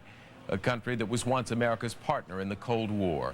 In a moment, we'll go deep inside Afghanistan with filmmaker Len Sherman to show you the deplorable living conditions and the ultra-strict religious rule that keeps the people there in a permanent state of fear. But first, the man who has helped America define its new war on terrorism, Osama bin Laden. Here's NBC's John Hockenberry. He is a creature of shadows with a resume of terror, a master of secrecy. But Saudi millionaire Osama bin Laden, the presumed mastermind of the attacks on the World Trade Center and Pentagon, has made no secret of his hatred of the United States. We want our land free of the enemies. We want our land free of the Americans. I have been in a war, enmity, hatred against Americans. To Osama bin Laden, America and the non-Islamic West have exploited the Muslim world, have Muslim blood on their hands, and have turned Saudi Arabia, his home country, into the West's petroleum filling station to drive its industry and wealth. Yet this zealot's first battles were fought in the Cold War, and he fought on our side. When the Soviets invaded Afghanistan in 1980, America took global action, boycotting the Olympics, lining up a coalition to fight a common enemy and liberate a nation. This same nation, Pentagon planners may now be targeting for the biggest U.S. military offensive since the Gulf War. We called them freedom fighters then, the Afghan resistance, and Osama bin Laden was one of them. Back in the 1980s, the Pentagon and the CIA financed a massive arming of anti-Soviet resistance groups, armed militias. Some of those militia leaders were given this nation's most sophisticated weapons, tactical training, and access to the highest levels of the U.S. government. In retrospect, this covert U.S. operation may have been the equivalent of a terrorist GI Bill, and it attracted militants from all over the world. Afghanistan expert and chief of the Voice of America Farsi service, Ahmed Ali Jalali. Usually young people who probably sincerely wanted to help Afghans in a very honorable cause and to find probably a shortcut to heaven. In addition to training, many of the Afghan resistance received lenience from U.S. immigration authorities, obtaining U.S. visas and passports, the ability to move freely in and out of the United States. When the Soviets were defeated, these militants were scattered throughout the world, their training and weapons well seasoned, all of them hungry for a new mission. For bin Laden, though, there was no thought of gratitude for his former allies. He longed to bag yet another superpower, now that the Soviets were out of the way. They crushed the greatest military machine. The so-called superpowers vanished from our minds into thin air. We think that the United States is very much weaker than Russia. The militants found new fights in Algeria, Lebanon, Pakistan, and elsewhere. Some found their way quietly here to the United States. U.S. intelligence officials fear many of them reconnected with the Saudi businessman whose plans were bigger now, whose fortune in real estate and oil now exceeded $300 million, and who had decided that in America there was no such thing as an innocent civilian. A man is a fighter, whether he carries arms or helps kill us by paying taxes and gathering information. He is a fighter. Our enemy, the target, if God gives Muslims the opportunity to do so, is every American male, whether he is directly fighting us or paying taxes. As he has redefined the New York skyline, his family's wealth comes from having created the skylines of the Muslim holy places, mosques in Mecca and Medina. Terrorism investigator and author Stephen Emerson says bin Laden's wealth is untouchable by the West. His assets have never been able to be identified and isolated. They've all been commingled. And therefore, the people that are commingling their funds with him know full well they are doing it, but they are also extending him the protection that he ordinarily would not get. Bin Laden took over where the old Afghan resistance left off. Bankrolled with his Saudi millions now, his secret training camps emphasize discipline, invisibility, vanishing at a moment's notice, which they've done repeatedly each time U.S. intelligence teams have come close to taking them out. Bin Laden apparently also built on the presence of former Afghan freedom fighters who found their way to the U.S. From this groundwork of foreign nationals, U.S. officials believe bin Laden created a network of cells with secret safe houses and employment covers. U.S. officials believe it is this structure that enabled the hijackers to operate so freely in the United States, even obtaining advanced pilot training without causing so much as a raised eyebrow. An invisible network run by a man who lives in caves and never stays in the same place. Bin Laden is a formidable and unique foe in U.S. military history. And bin Laden may hold another card. As afraid of him as the terrorized American people have become, there are others right now who fear him even more. The Saudi royal family, ironically, the very institution responsible for his great personal wealth. Allowing the Gulf War coalition to operate on Saudi territory in 1991 was unforgivable to bin Laden. There was an attack on the countries of Islam, especially on the holy shrines and on Al-Aqsa Mosque. The aggression continued with the Crusader-Jewish alliance being led by the United States and Israel. Now they have taken the country of the two holy mosques. The obliterated World Trade Center towers have been described as the symbol of a lot of things. Symbols of New York, symbols of America's financial power. U.S. officials now fear that for the bin Laden network, they symbolize the real mission to cut the Saudi regime and its oil away from the West, and thereby cutting the jugular vein of the industrialized world in the same stroke. U.S. officials suspect this was just Act One. Still ahead, an extraordinary look deep inside Afghanistan. Filmmaker Len Sherman travels to the most remote parts of this war-torn country and comes face to face with some of bin Laden and the Taliban's terrorists. We believe that the United States are kafirs, they are unbelievers, and so we will fight against them, and we will kill them.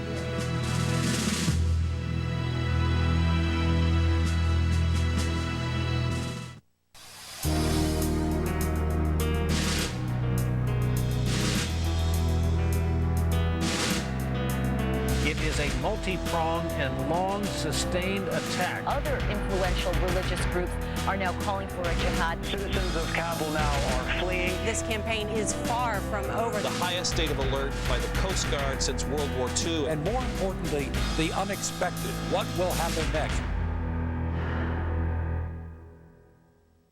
One company provides total document solutions for business. One company offers digital copiers that scan, print, fax, and finish. One company makes the most earth-friendly printers and copiers on the planet. One company has a printer drum that lasts 30 times longer. One company. Kyocera Mita.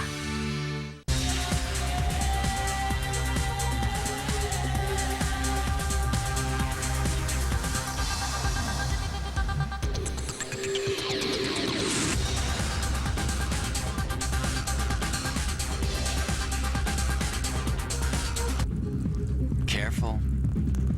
That's a Zenith digital TV you're looking at. From big to small to flat to thin, you can't escape the power of Zenith Digital. Seat 9A, window. How are you? Morning flight. Full-size car. Hotel? Not this trip. On Travelocity, we'll show you a calendar of choices for the price you want. Because a great fare isn't great if it's not available when you are. Travelocity. Go virtually anywhere.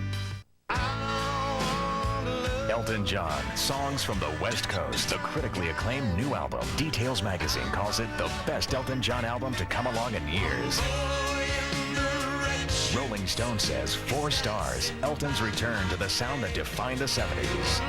Interview magazine proclaims great singer, great songs. Call the number on your screen to order Elton John's Songs from the West Coast and also receive a free Elton John poster with paid order, or send check or money order plus shipping and handling to the address shown. Rush delivery available.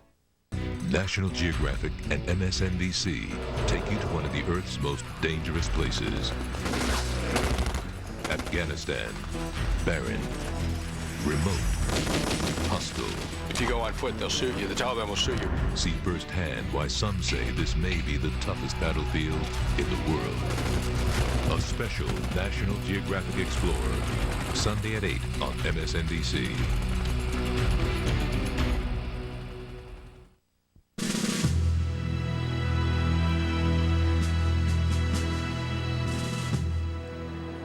More than a year before the attack on the World Trade Center and the Pentagon, an American filmmaker snuck into Afghanistan in search of what he called a great story. His name is Len Sherman, and what he found is a country stuck in time, ruled by fear, and in search of an exit from a long, bloody civil war. Life in Afghanistan is harsh, its countryside barren. In many ways, its culture seems better suited for the 11th century than the 21st. You're about to see for yourself the conditions and the landscape that our military is facing there. Sherman's film, Abandon All Hope, was made more than a year ago, but it is still very relevant. We must warn you, some of the scenes you're about to see are very graphic.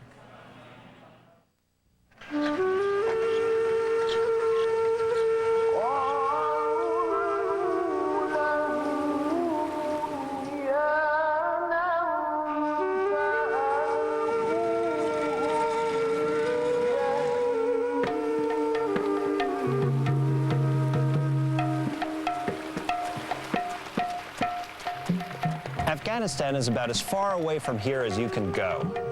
There should be a certain safety in that distance. There should be a certain safety being so far removed from the blood and hate, the war and fanaticism and terrorism, and all the rest of the insanity that has found a home in Afghanistan. There should be a certain safety for those of us so far away, for the West, for America, for you and me. But there isn't. Not anymore.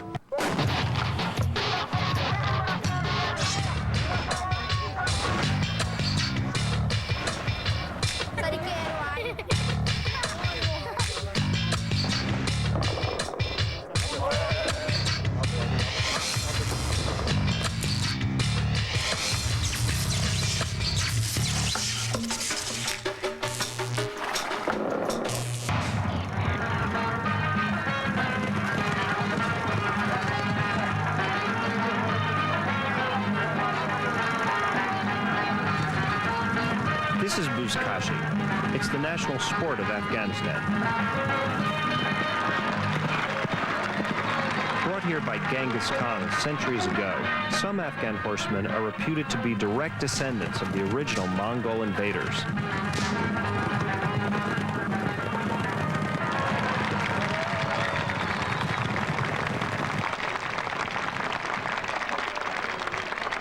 This contest was held to commemorate the Afghan New Year and brought together hundreds of horses and riders from throughout the province who clashed for 10 straight days to gain glory for themselves and their villages.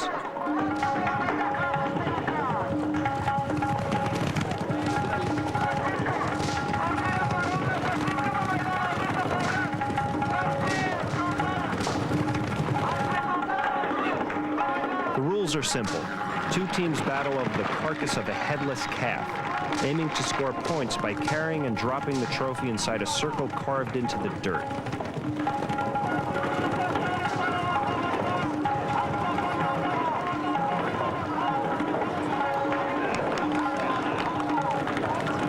It's fast,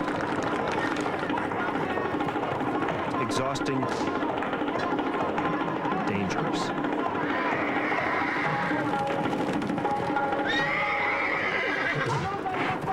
And that's what they do for fun.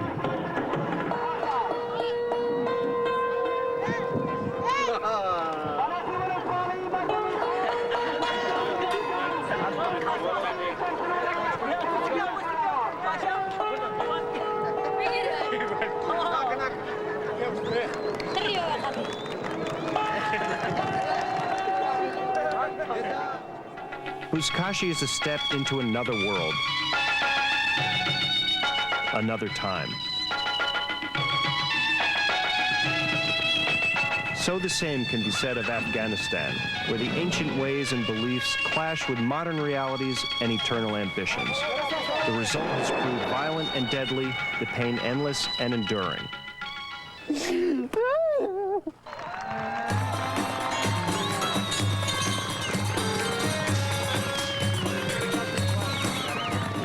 This game is being played in northeastern Afghanistan, where the United National Islamic Front for the Salvation of Afghanistan, also known as the Northern Alliance, rules over 20% of the country, the exact amount dependent upon the state of the war that day. The rest of Afghanistan is Taliban territory, and that means the band of Islamic fundamentalists who shelter international terrorist Osama bin Laden and other terrorist leaders, finance their rogue state through the global heroin trade, and force women to cover themselves from head to foot while denying them the most basic rights. We traveled there because we heard a fascinating story. Arab and Muslim extremists from all over the world have come to Afghanistan to train and fight for the Taliban and for bin Laden, to learn the truths not just of the soldier but also of the terrorist. The Northern Alliance had captured a number of these men in its war with the Taliban, and were holding them at a POW camp deep within the Afghan mountains. The notion that such a poor and ruined land could vent its religious and ideological fury in any form that could affect America or American interests is, at first glance, implausible, even ludicrous. But it's true. That's why we thought it would be interesting to talk to these proto-terrorists deep in the Afghan mountains, men who had come from all over the world to volunteer and train and fight. When we come back, independent filmmaker Len Sherman's dangerous journey deep inside Afghanistan, scarred by war, poverty, and Mother Nature.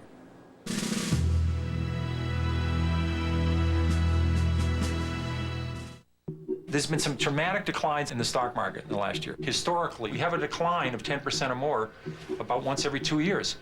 That's the nature of the market. Even in good markets, we have declines. If you don't understand that, you're not going to be a good investor. Since World War II, we've had 9 recessions. Guess what? Corporate profits have gone up about 60-fold since World War II. The stock market's up over 60-fold. The stock market historically has been a very good place to be over every 20-year period. That's why you invest in the stock market.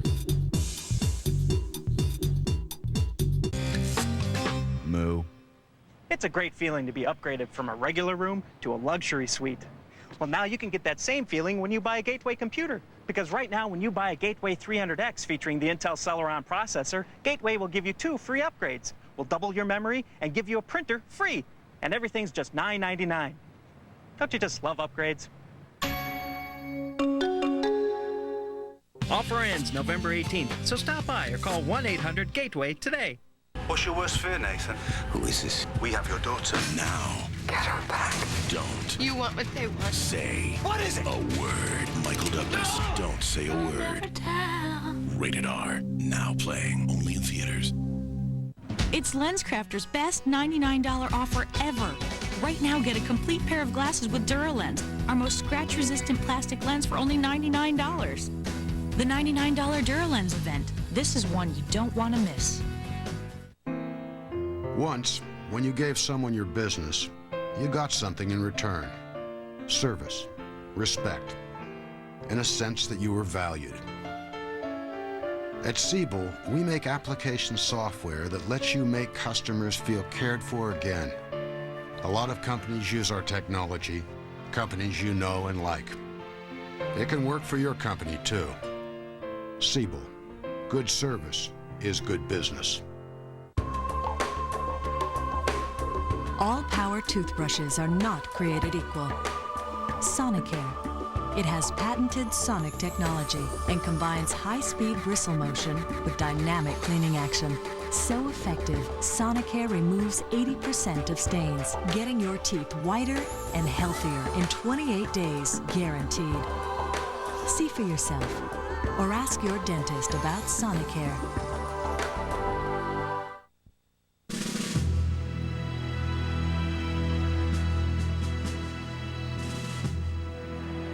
For many Americans, it's hard to remember that little more than 20 years ago, we financed and trained Afghanistan's freedom fighters in their war against the Soviet Union.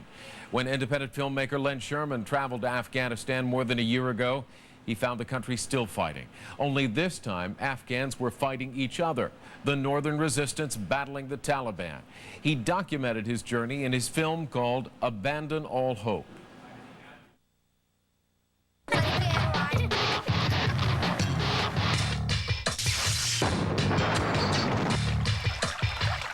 It's amazing.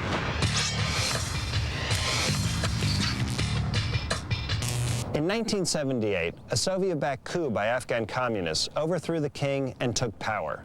When that regime began to crumble, the Russians stepped in. Over the next decade, 50,000 Soviet soldiers and millions of Afghan men, women, and children lost their lives, culminating in the Soviet defeat and withdrawal in 1989. The puppet communist regime held on for a couple of years and then fell to the Afghans, who promptly fell to fighting each other, setting the stage for a group of students called the Taliban to emerge from the mountain villages and impose their harsh interpretation of the Quran upon city after city. Supported by Pakistan for Pakistan's own political purposes, the Taliban routed the internationally recognized government, led by President Rabbani and General Massoud. Rabbani and Massoud retreated to the north, where they established themselves under the banner of the Northern Alliance. And since it was the Northern Alliance that ran the prisoner of war camp with its captive terrorist audience, that meant we had to get to northeastern Afghanistan. And getting there is not exactly a snap. Our small but intrepid band included Mike Connor, cameraman, and Julie Sears, former analyst for the Defense Intelligence Agency. Our trip started in Phoenix. We flew from Arizona to New York to London, London to Islamabad, Pakistan. That was the easy part. The UN employs a few small planes in the region for relief efforts. Charter one for the 90-minute flight over the mountains separating Pakistan from the nearest Afghan border town of Faizabad. If you don't relish the notion of skirting over these peaks, you can always try walking. If you make it, rumor is that it'll take you about 10 days. But watch your step, a wrong turn, and you could find yourself at Mount Everest, just up the road. So you're approaching Faizabad. That means it's time to dive between the mountains to avoid Taliban snipers and bounce to a stop on a metal grate the Soviets laid down during their long war here back in the 80s. Not every plane makes it, not even the big ones.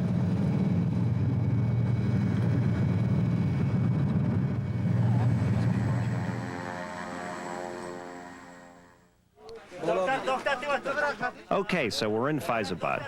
Despite the natural inclination after this sort of journey to stay put, the next stop is Tahlequah, the capital of the Northern Alliance, one giant step closer to the POW camp.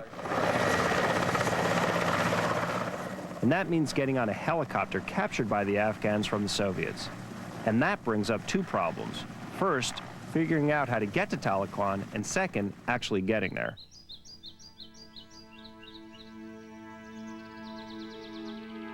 It's not terribly far, half an hour by helicopter. Of course, getting that chopper to show up is another matter. In this case, despite the personal assurance of the head of the armed forces that a helicopter would be waiting for us, this one arrived late, 2 days late. A government official later explained that the pilots decided, on their own, that some things take priority even over the war. Did you ever find out what happened yesterday, why the pilots didn't show up? Were they at the game? Yeah, because it was a new year.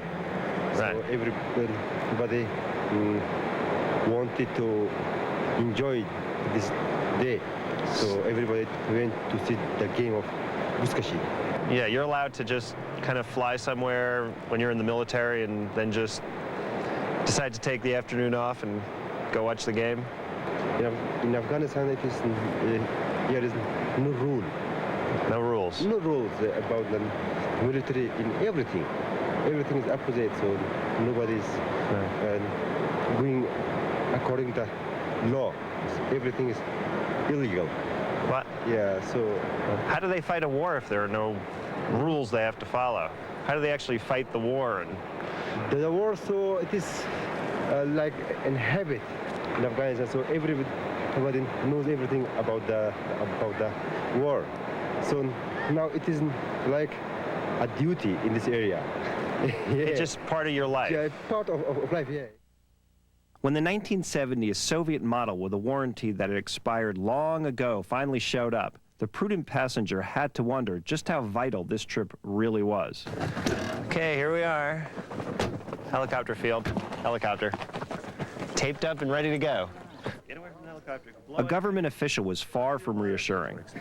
How do they fly then? Just it's according your luck. If you are lucky, you will reach. You will have a good journey. If not what? What's it? Does that happen a lot? Huh? Does that happen often? Yeah, often. Often? Yeah. Can't happen often. You don't have that many helicopters. Yeah. Often. Okay. Often. We had a lot of this, around 80. You had 80 of them? 80 helicopters. Our government, I mean. Yeah. But the government, he has just about 8 or something like this. All of them are... 80 to 8. What type of helicopter is it? A bad helicopter. That's the type of helicopter it is. Is it Mi-17 or? 4 months ago, one of them crashed? Yeah, that's what I was telling you about. Yeah. What happened? It was bombing. You might wonder why so many would be willing to risk their necks to get to Tahlequah via air. The reason is that the alternatives are not particularly attractive. While a four-wheel drive truck could traverse these mountains, the absence of any decent road means that the trip becomes an overnight trek, a trek significantly more dangerous than uncomfortable. A few years ago, 2 foreign aid workers tried it and were intercepted by bandits. The woman was raped, the man skinned alive. As with most things in Afghanistan, the choices are few, the options none too appealing.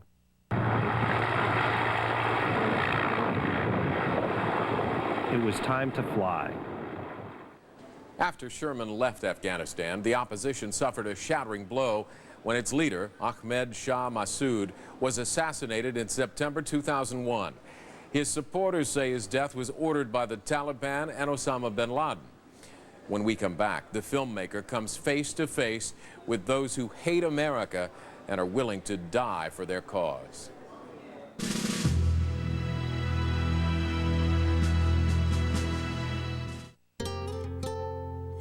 I don't want to go jogging.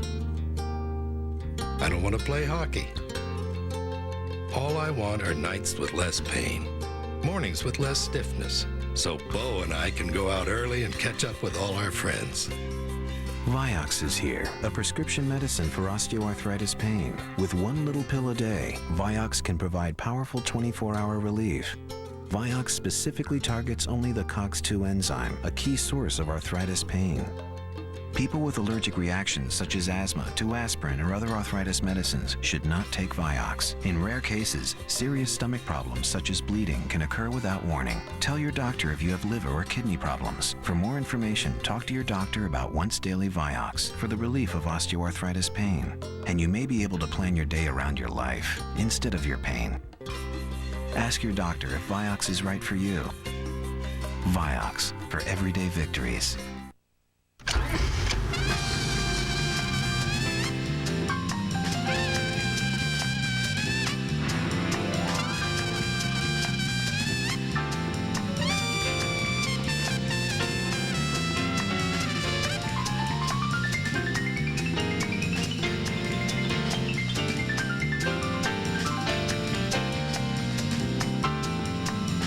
The 260 horsepower Acura CL Type S.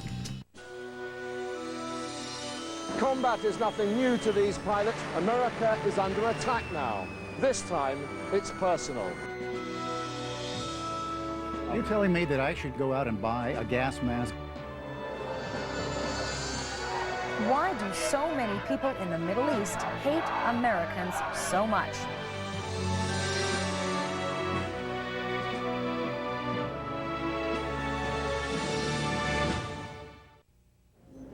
Shocking tragedies have occurred and America is in mourning. A long period of uncertainty and recovery awaits us all.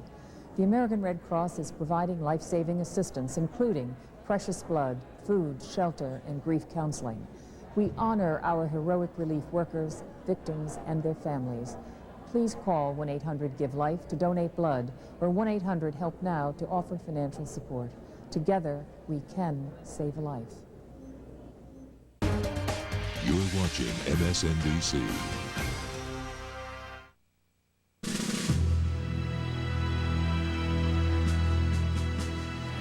More than a year ago, when filmmaker Len Sherman snuck into Afghanistan, little did he or any of us know the true depths of hatred some Afghans had for the United States. For those who follow Osama bin Laden and the Taliban, it's more than a passion, it's their way of life. And President Bush has declared war on their terror.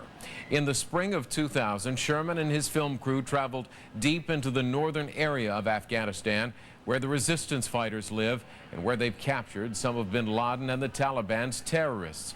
What you're about to see and hear are those who have vowed to kill the Kafirs, those who don't believe. It's frightening, it's disturbing, and it could be why Sherman calls his film Abandon All Hope.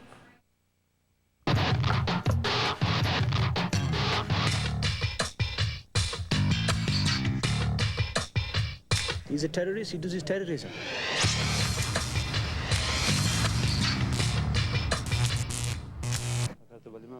The camp was some 40 miles from Tahlequah, hidden away in the mountains.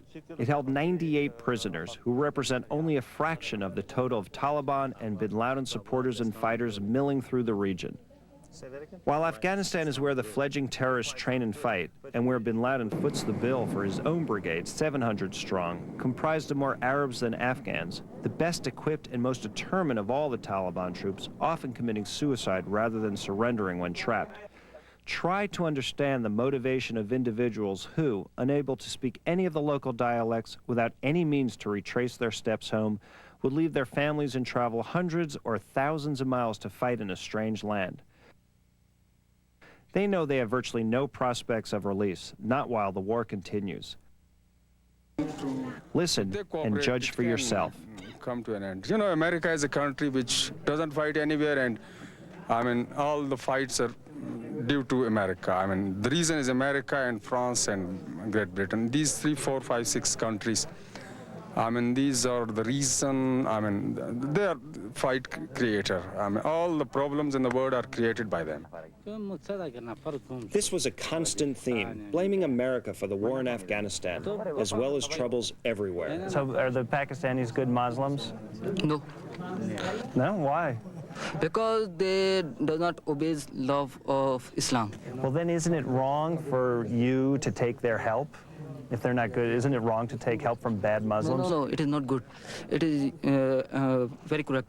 Because if we make ourselves strong through help of loose Muslims, not wrong. So you mean if you actually get this help from Pakistan and win, then wouldn't you then turn around and invade Pakistan and make them change and be good Muslims? Yes. Yeah. There's a lot of talk about the Taliban seem to be making a lot of money selling drugs or allowing the sale of drugs. Do you think that's so? Yes. So what? Well, isn't that against your religion? It's against religion to kill a Muslim with drugs, but to sell them it's a long. It gets very difficult, very complicated. It's in the religious books. I mean, I could sit down and explain to you for weeks, and you still won't get to the end of it. What I'm trying to say. This Yemenite's feelings about America, which required a three-way translation from Arabic to Pashto to English, were to the point. We believe that the United States are kafirs, they are unbelievers, and so we will fight against them, and we will kill them. Is that what your religion teaches you, to kill people who have nothing to do with you whatsoever? This is the order from Holy Quran and also from the prophets. So you think it's good if people study and become terrorists and go to the United States and try to blow up buildings and blow up airplanes and things like that? You think that'll accomplish something?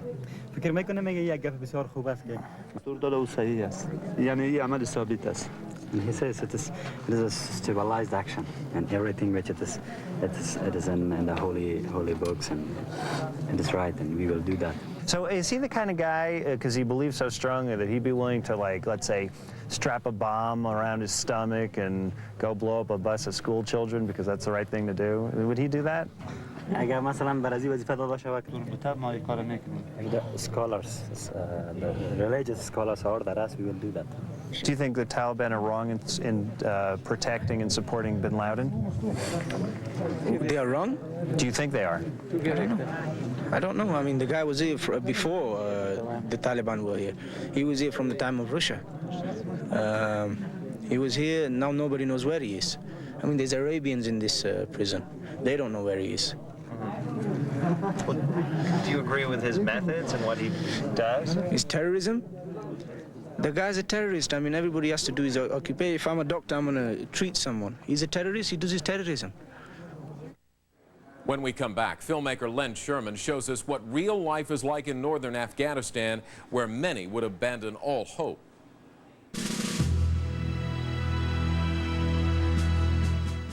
National Geographic and MSNBC take you to one of the Earth's most dangerous places, Afghanistan. Barren, remote, hostile. If you go on foot, they'll shoot you. The Taliban will shoot you. See firsthand why this may be the toughest battlefield in the world. National Geographic Explorer, Sunday at 8 on MSNBC.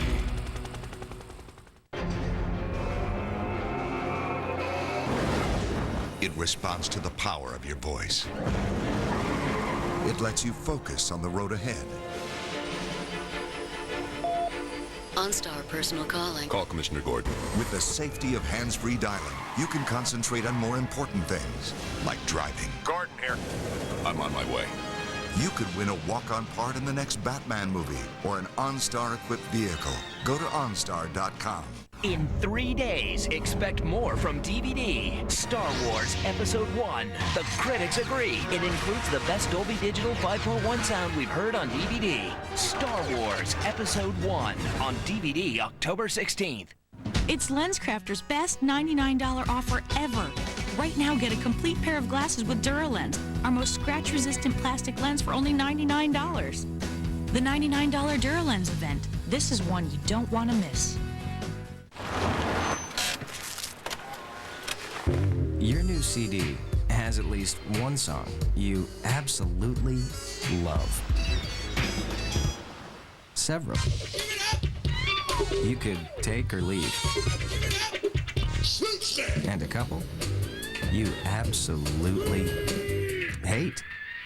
It's a good thing Philips makes CD recorders. With its 3-disc changer and high-speed recording, you can make your own custom CDs quickly and easily. And compared with PC burners and other CD recorders, Philips BitSync technology assures incredibly accurate copies. Philips CD recorders. for perfect copies. Call now for Philips' special 50/50 offer. $50 off the price of a Philips CD recorder, plus $50 in free blank audio CDs. $100 value, available now for a limited time. Call for your free rebate coupons in the Philips retailer nearest you. If you're concerned about hair loss, call Hair Club now and get this booklet or CD-ROM free. It's packed with the latest information on hair loss breakthroughs from around the world, including hair cloning and genetic therapy. It's loaded with the latest updates on all the proven hair loss options available today, including approved drugs, shampoos, and Hair Club's new procedures. So call 1-800-HAIR-CLUB now to get more information. Hair Club, over 25 years of hair loss experience available at your fingertips.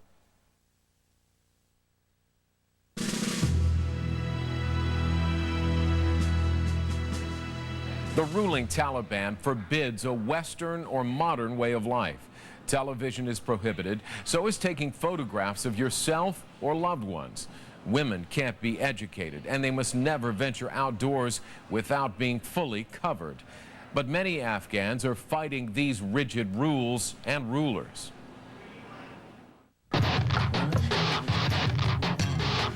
was kind of desperate to go to Afghanistan. Welcome to Afghanistan.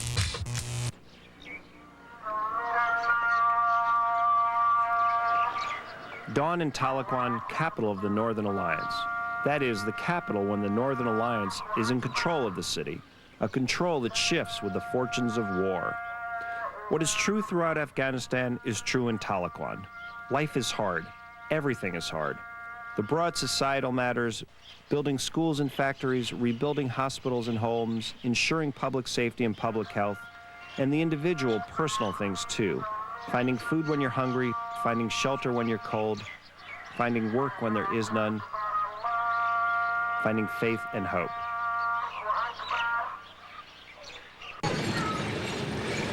And nothing gets better. Year after year, the work that builds and sustains a society goes undone. Schools crumble. Water systems collapse. Roads decay. Health services vanish. Electricity is a memory.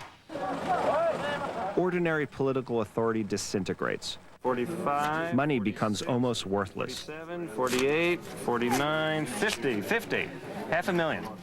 Okay? Entire villages perish. It often feels as if Afghanistan is sliding into a black hole from which there is no return.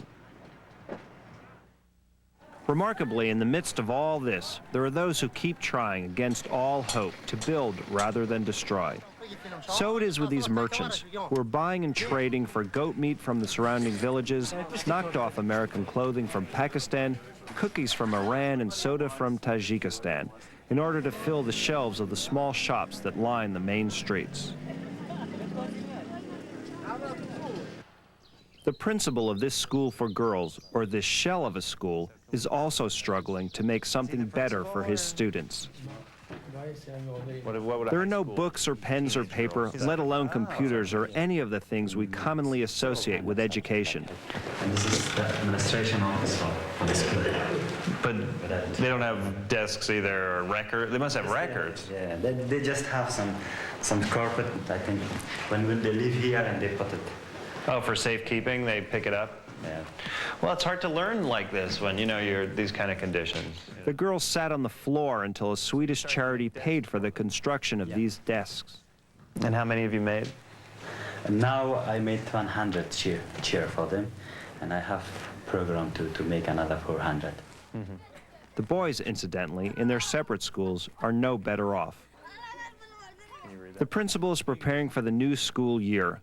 Unlike in Taliban areas, girls are permitted to attend school, and given the opportunity, they attend in droves. Can you translate this for us? Yeah, it's about burqa, and it's an advice from the principal of the schools for other ladies to be careful about their burqas. Oh, it's about their attire. It's not about education. It's about, okay, it's about covering up and making sure. The principal had 1,700 girls from first grade to high school under his care. The new students have to fill out these forms, and there are many new students, a consequence of the shifting fortunes of war as the two sides battle and people are forced to flee their homes before the storm. It's a daunting task, perhaps an impossible task. Still, the principal perseveres because, as he sees it, the alternative is unacceptable. Others share the principal's devotion to this country, and not every one of them is a native. Julie is one of those drawn in almost irresistible fashion to Afghanistan. At some level, it's not really logical. I know it's just one of those things. Different people have different interests, and for whatever reason, Afghanistan turned out to be mine. I've studied a lot of other subjects, but none of them has really caught my interest like Afghanistan has. So it almost feels like it's beyond my control. I guess most people haven't worn one of those veils, but it's kind of hard to breathe because it's very close. There's a little sort of embroidery over your eyes so that you can see a little bit, but over your mouth and nose, it's just cloth. And I guess between that and bumping around on the bus and it being hot, I started to feel very queasy, and eventually I got sick a couple of times while I was on the bus. But there were other women doing that, so it didn't attract much notice. Well, I accidentally wandered into a minefield when I was going around the front lines. And that kind of spooked me a little bit. I was traveling with a couple of other Westerners, and we were kind of touring around the front lines, and it seemed like the Afghans were always yelling mine, mine, wherever I'd step. But this one particular time, I really had kind of wandered off from the group somehow, and they started screaming mine, and I looked up, and I could tell by the faces of the other people I was traveling with that this time really was serious. And it was one of those very unpleasant moments when you want to be out of that situation very much, but the only way you can do it is to walk right through the minefield again. And I wasn't very deeply into it, maybe only about 20 feet, but that I'd rather not repeat.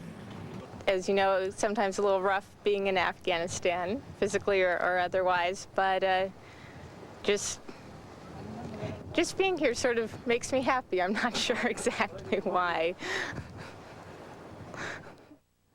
When we come back, a look behind the veil that hides Afghanistan.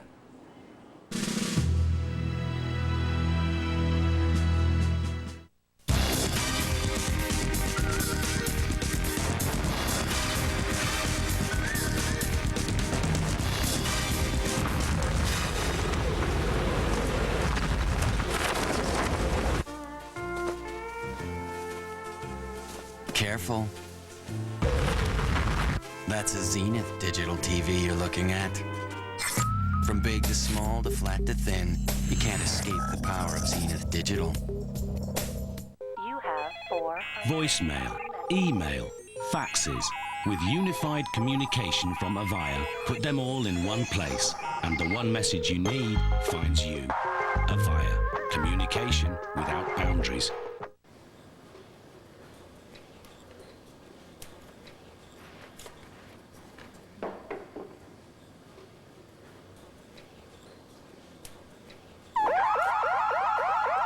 There's a better way to watch your energy use and stay warm. The Train XV90 gas furnace. It's over 90% efficient, which means more savings for you. Buy a Train XL comfort system now and get up to $500 in mail-in rebates. Offer ends November 30th, so call today. Okay, I'm here. Good. I just wanted to make sure that the new computers are ready to ship. They're ready. And they're loaded with the latest operating system? They're loaded. Shh. And your store guys are ready to teach people all the stuff they can do? They're all set. You know, Ted, you're lucky to have a cow for a best friend. Dogs are so overrated.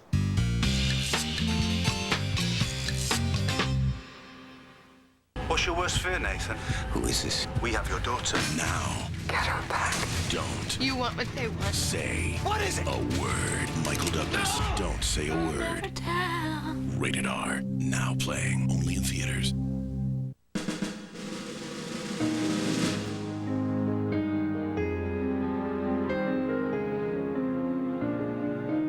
We are a country awakened to danger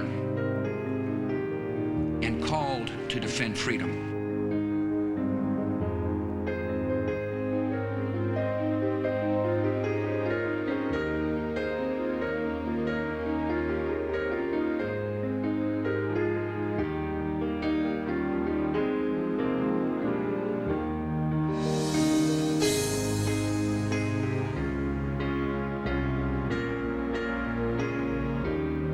the entire world has seen for itself the state of our union, and it is strong.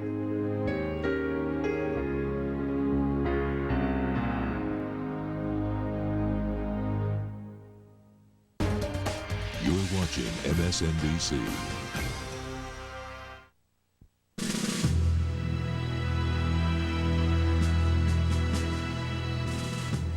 When independent filmmaker Len Sherman ventured into northern Afghanistan, he did it under a veil of secrecy and more than a year before the hijackings that changed our world. But what he found then remains the same even today. Afghanistan is a country divided, a country crippled by war, and a country in need.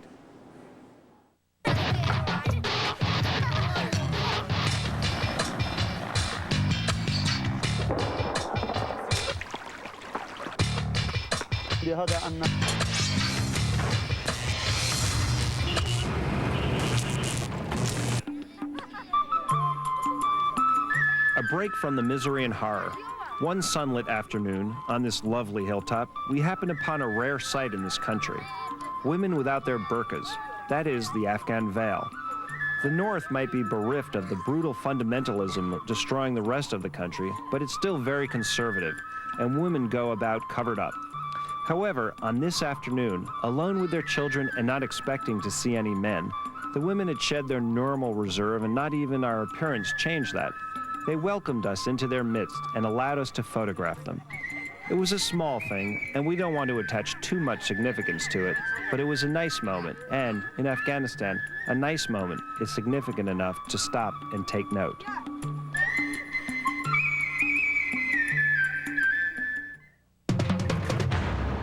Now let's talk about reality again and some of the problems facing Afghanistan. We already ran through a long list. Let's briefly focus on just a single item on that list: the roads. You mean to say in the wrong way? We're going the wrong way. Roads are something that you could be excused for taking for granted, given that they're virtually everywhere you ordinarily go, and almost everywhere in fine shape. This is not mere happenstance. It has always been self-evident that you can't have a unified country, a functioning government, and a flourishing economy without roads to bring law and order to the land, stability and services to the community, people and products to the marketplace.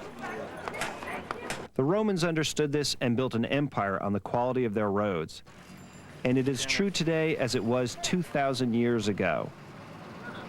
Despite the absolute necessity of an adequate transportation network, it's a safe bet that to build even a rudimentary road system in Afghanistan would probably cost as much as a mission to Mars. Who's going to foot that bill? It makes no difference who eventually wins the civil war. Whether it's the Taliban or the Northern Alliance, the answer's the same, and the answer's nobody. Nobody's chipping in, nobody's anteing up, nobody in Afghanistan, and certainly nobody outside. And that's just one problem. Consider other fundamental matters: water and electricity.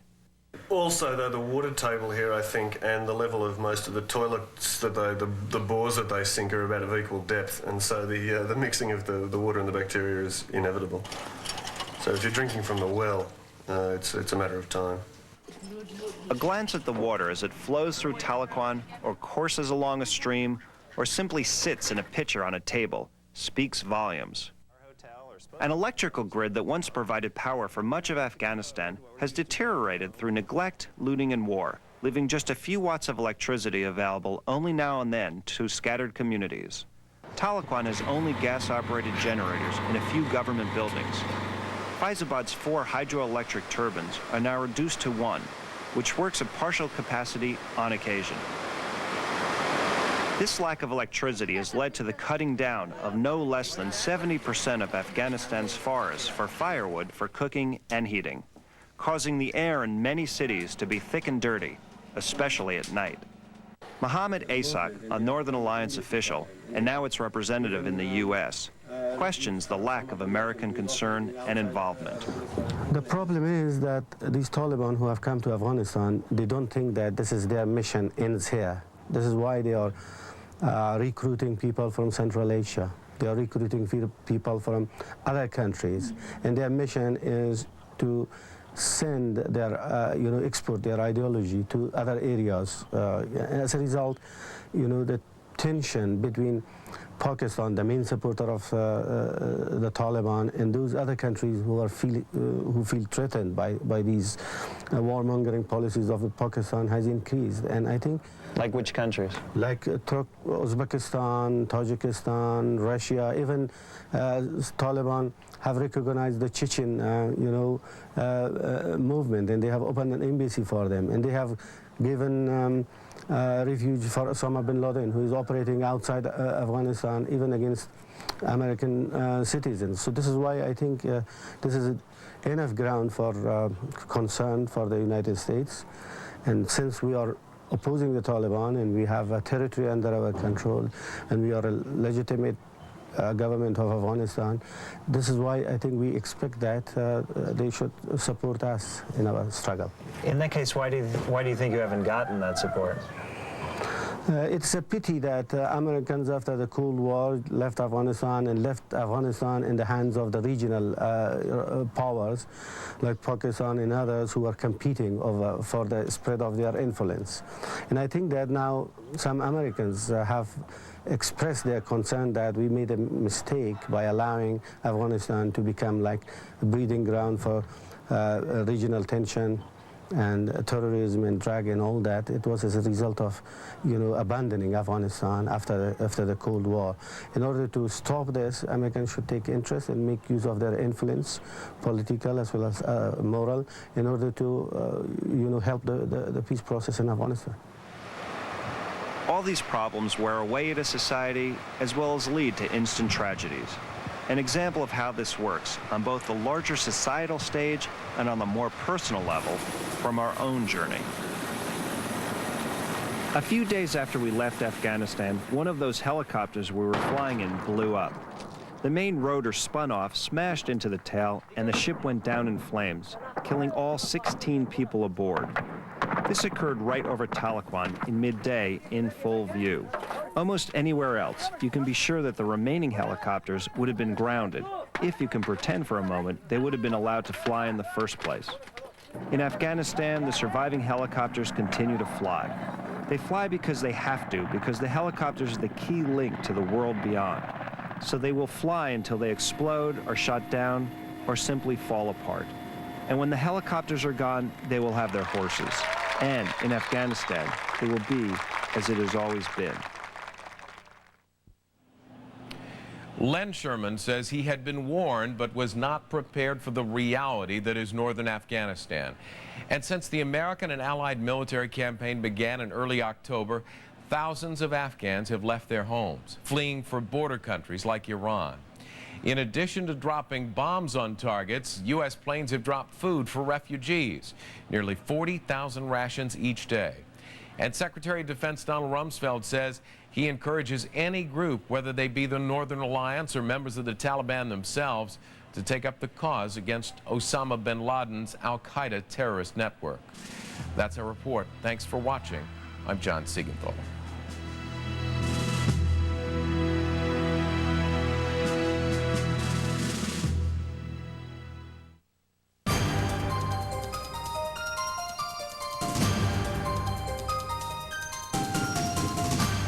You're watching Continuing America Strikes Back coverage here on MSNBC. I'm Monica Novotny. These are the latest developments. The new issue of Time magazine reports U.S. officials believe Osama bin Laden issued a coded order for more terrorist attacks during his videotaped message, which aired last Sunday. Analysts focused on one statement from that message. A former al-Qaeda follower told intelligence officials bin Laden would not have used the words he did. A spokesman for al-Qaeda repeated threats to carry out new terror attacks. The spokesman warned fellow Muslims to stay off U.S. airliners and out of high-rise buildings. Secretary of State Colin Powell leaves Sunday for a trip to India and Pakistan on his first trip since the September 11th terrorist attacks in the U.S. Powell is hoping to ease tensions between the two nuclear rivals. The Centers for Disease Control says it will be a week before tests confirm if 5 more employees of a tabloid publishing company have tested positive for exposure to anthrax. A test on a letter sent to a Microsoft office in Reno, Nevada also came back positive for the bacteria. Meanwhile, authorities say the anthrax that infected an NBC employee apparently came from a September 18th letter sent to anchor Tom Brokaw. Health officials say a second NBC employee has possible symptoms of exposure to the bacteria. Those are the top stories for this hour. Join MSNBC around the clock for the latest.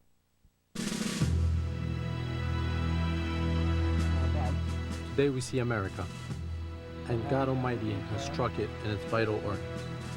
America strikes back, and bin Laden ramps up his rhetoric. I swear to God. As Bob said, pulmonary, or what is called inhalation anthrax, is extremely rare.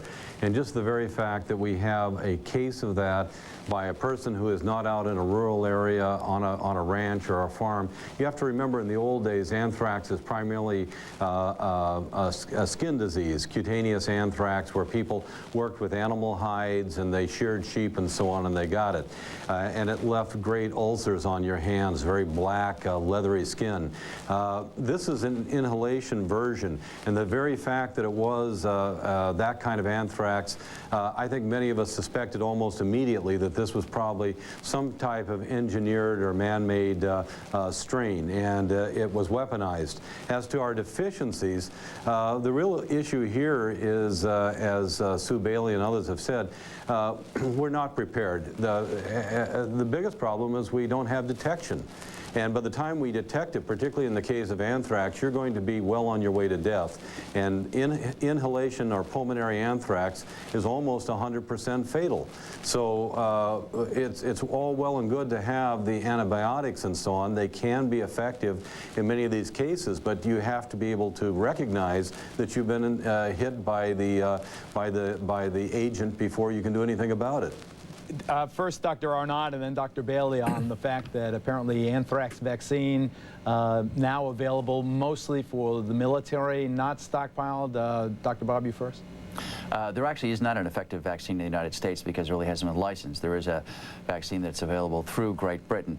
But I would echo what your other guests have said in terms of not being prepared, because, you know, you have what you might call a nickel-dime episode like this with just a little bit of anthrax. But in fact, if this were truly weaponized, where you had, say, 100 pounds of this, that's upwind of 500,000 people, you're looking at 95,000 deaths.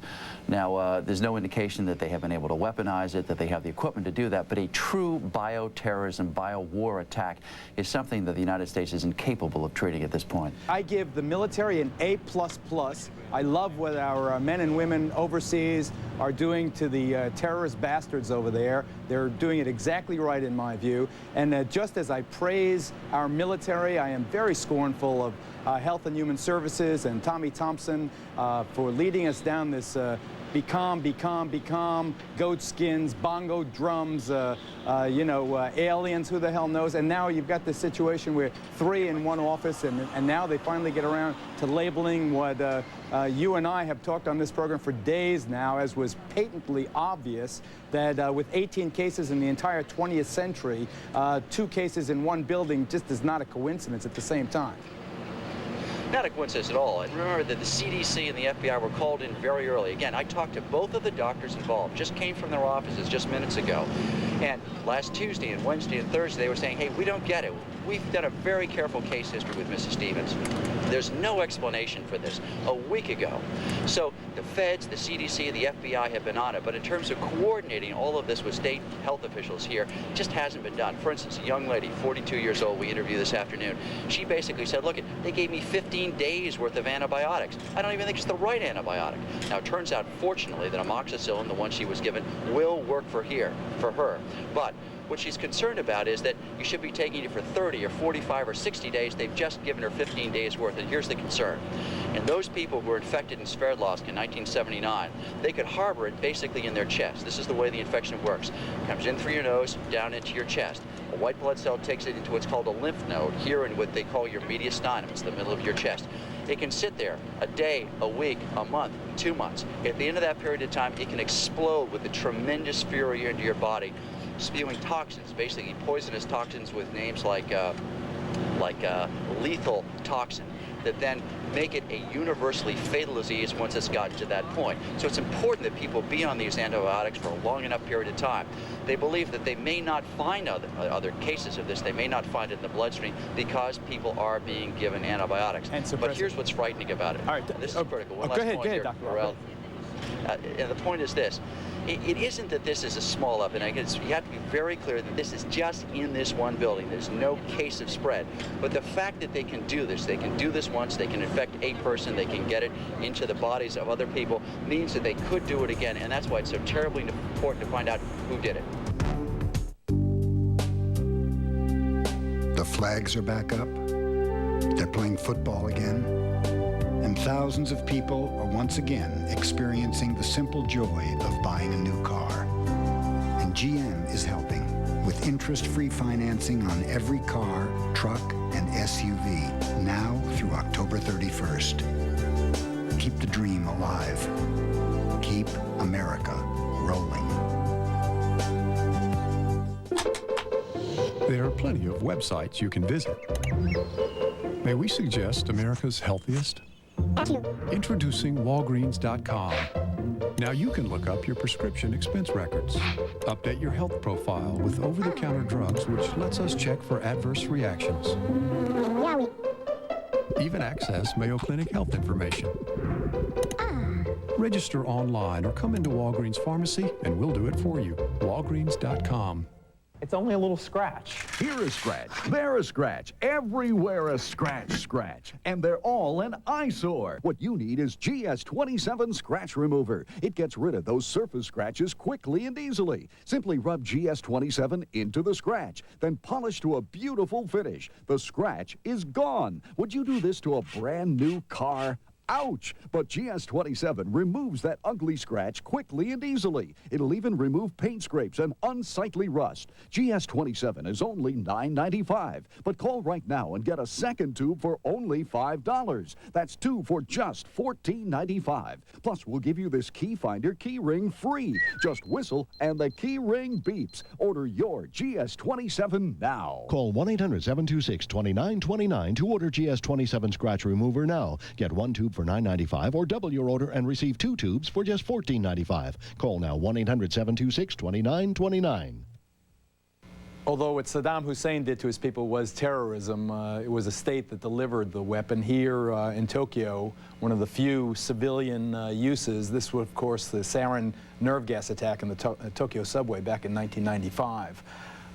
But I asked Dr. Sue Bailey about those first responders, and, you know, here's the guys in the hazmat suits going in into the facility of the American Media Building down in Lantana. And Dr. Bailey, they don't wear those suits when they're first called to the scene. Do you think they will be now? Well, I think they may be wearing those suits, but more importantly, let me disagree with Dr. Arnott in that we do have an efficacious vaccine that we have used for over 500,000 troops, that has been approved by the FDA and the CDC for use in biowarfare, particularly to prevent those troops. Not a U.S.-made one. No, we have that has been made here in the U.S. in Bioport, that and that we have stockpiled. We have used that vaccine, and that vaccine, in fact, is efficacious, has been approved for biowarfare. Now, you're right in that I've had the vaccine, but if you read about the company, my understanding is that right at this point, the FDA is having real problems in terms of certifying them and the continued manufacture of that vaccine. That's true, but you're also probably referring to the fact we haven't done studies on humans. Needless to say, we would not use such a deadly vaccine to test with humans, a deadly disease. So, in fact, we have used the vaccine testing with monkeys and have proved, in fact, that it is efficacious. And again, it's been approved by the FDA for our troops. And we have now given over 1 million doses of the vaccine. I also have had the vaccine. But the real question here is, how do we protect those first responders? I would like to think that we will give them every chance to survive, and that would mean providing vaccines as well as those suits when necessary, but vaccines against bioterrorism so that we don't lose our first responders as we did in New York. You know, one thing that bothers me is the detection part of this. It took 5 days for them to find the anthrax spores in that building. Now, the building was swarming with people from the disease center, from the health department of Florida, and the FBI. They were stumbling over one another. Took 5 days. Hey, that ain't too quick. And Colonel, too, they're very upset. People who work in that building are extremely upset that they were first told that there was no problem. They were glad-handed and worked in the building for 4 or 5 days before they came back and said, hey, there's a problem. But in the meantime, Thompson says we're prepared. I think Thompson should get what Aspen got because of Somalia. Fired? Fired. He lied. You think it's that serious? He lied to the people. The president should say, I don't want any liars on my team. He should be another casualty from this war. An important earnings season with a special meaning for investors. In the shadow of the events of September 11th, what will happen to your portfolio? Watch CNBC earnings season.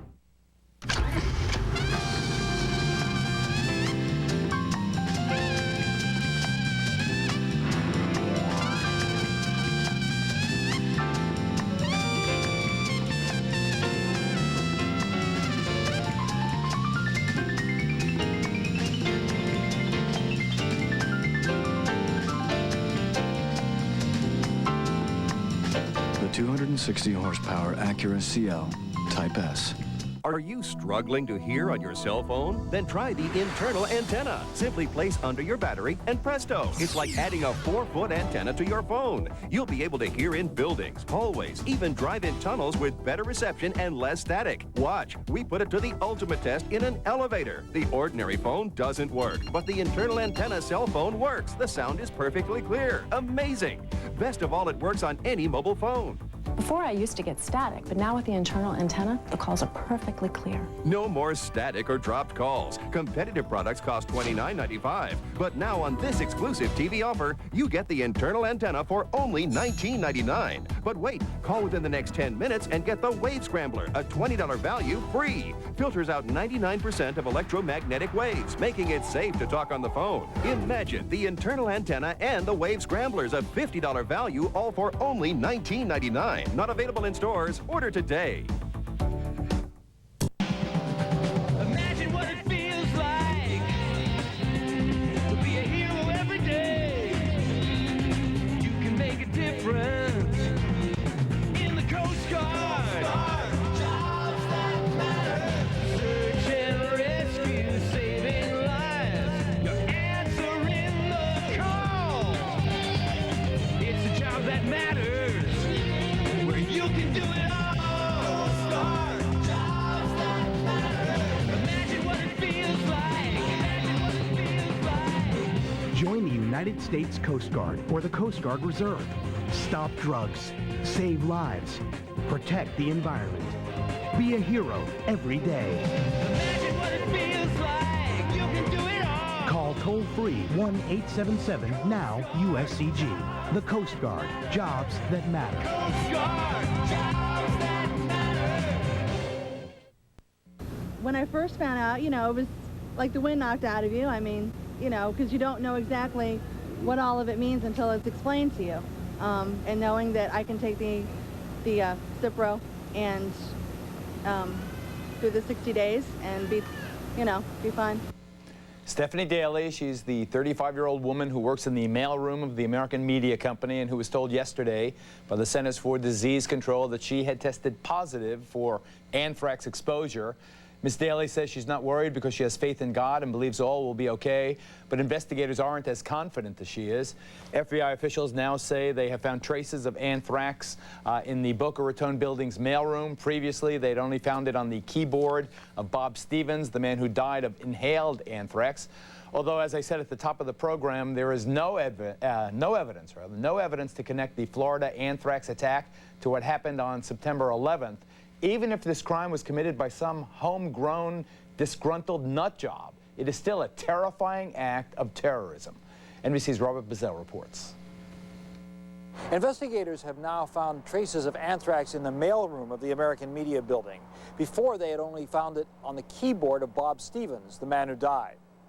Today, 35-year-old Stephanie Daly, the second victim, talked to reporters. The first moments of shock a little bit and stuff, and taking it all in, and then, you know. Crying? No.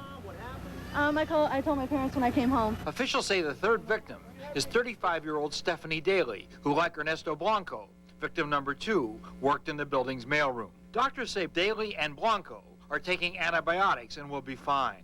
Meanwhile, researchers are still studying the strains of anthrax. They found 3 closely related, named after the places they were first discovered: Texas, Iowa, and Haiti. We are subtyping the strains we've identified, and I can tell you that the 3 strains so far identified do match each other. They appear to be from the same source. But what source? The problem is that dozens of labs around the world keep large collections of anthrax and could be the source of the strains in Florida. Despite reports yesterday, FBI investigators are not focusing on the USDA lab in Ames, Iowa. Was the anthrax related to the terrorists? Today, a tantalizing clue.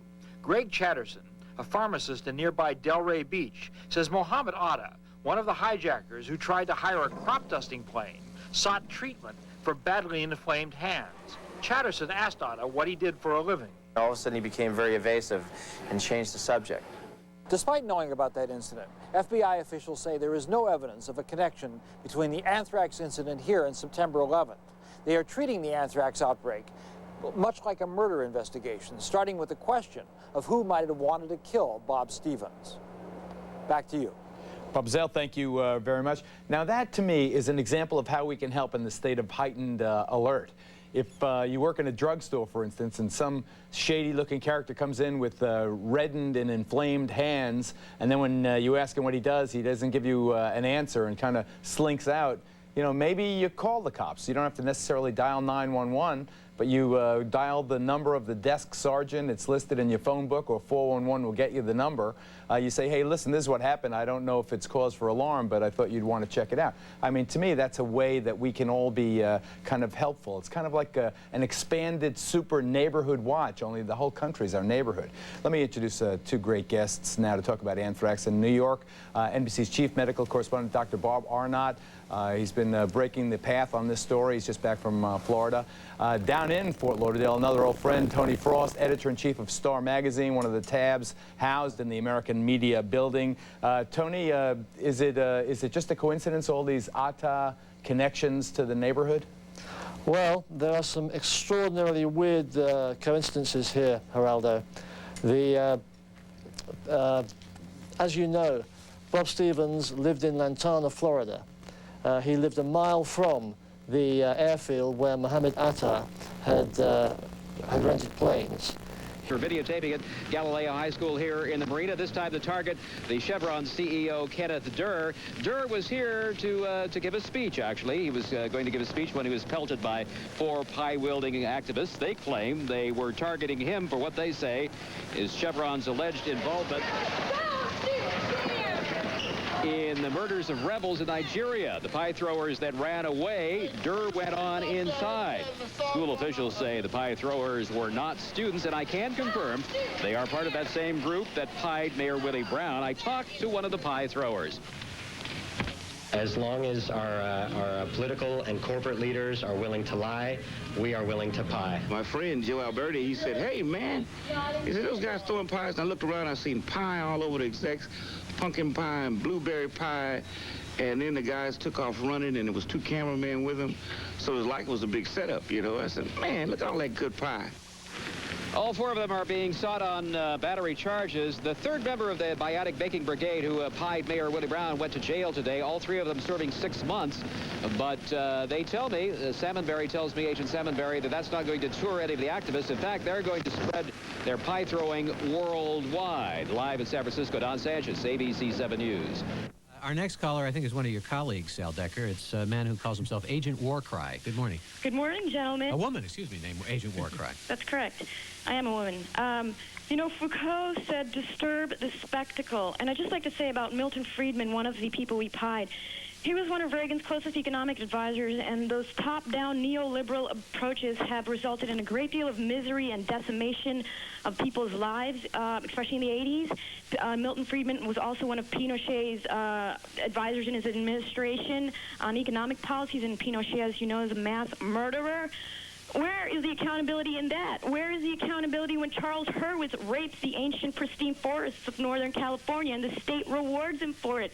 Wealth has perverted our political process and our society, let's face it, and the media has failed to do its job, and we're forced to resort to these tactics to have any voice, whatever, on these critical issues. And this is the first thing that's eased my sense of despair at the futility of social activism, which is so often just dismissed and ignored. Well, you got your voice in this morning, and I'm glad you did. I thank you for the call. Let me get Robert's.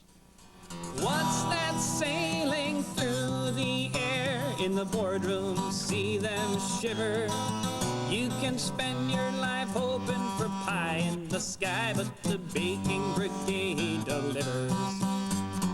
What's that sailing through the air in the boardroom? See them shiver.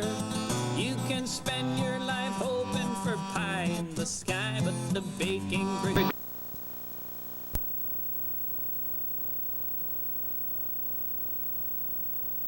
Knowledge later that one of 4 missiles that had one time was missing, and it probably was the cause of the explosion that killed those 4 Afghan civilians.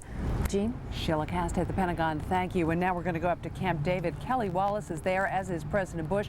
Kelly, any reaction from White House officials as yet as to what's happened? No, Jean, no reaction just yet. We have talked to some administration officials, expecting those officials to get back to us. Not clear, though, if the administration will really comment beyond what Sheila said, and that is, of course, that this administration has tried to prepare the American people and the international community for the possibility that there could be military and civilian casualties, that you always have some casualties in the case of a war, but that, of course, the administration regretting any loss of life when it comes to civilians. So we'll keep you posted on that. We did, of course, though, hear from President Bush today. We should mention also, though, we do know the president did spend about 30 minutes chairing another video teleconference with his national security team this morning.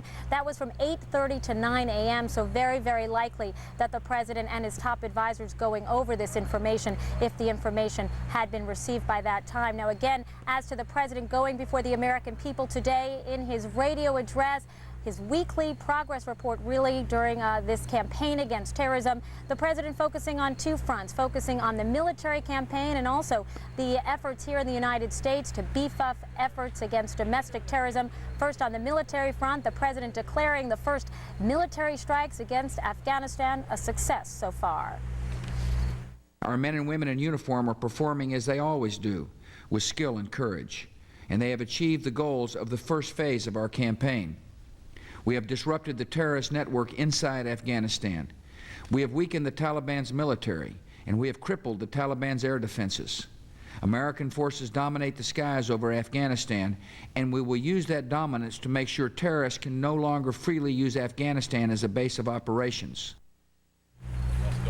The president, though, saying this campaign will not be won with one attack, and so he says the work goes on. We also, of course, heard today that Afghanistan's ruling Taliban regime rejecting President Bush's second chance offer, his offer to reconsider this military campaign if the Taliban decided to turn over Osama bin Laden. Administration officials not surprised at all by this rejection of the Taliban, and they say that the military campaign will continue until the president's goals and demands are met. Now, number 2, back on the home front, really, the president obviously trying to reassure a very jittery nation, very much concerned about an FBI alert that came out on Thursday notifying Americans that there is a possibility there could be terrorist attacks in the United States or against American interests overseas over the next several days. And then, of course, the latest case of anthrax in New York, on top of 3 cases in Florida. The president's message, really, Americans should be calm. The government is doing everything it can to protect the American people.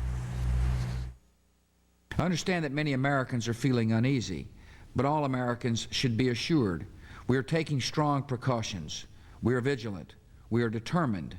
The country is alert, and the great power of the American nation will be felt.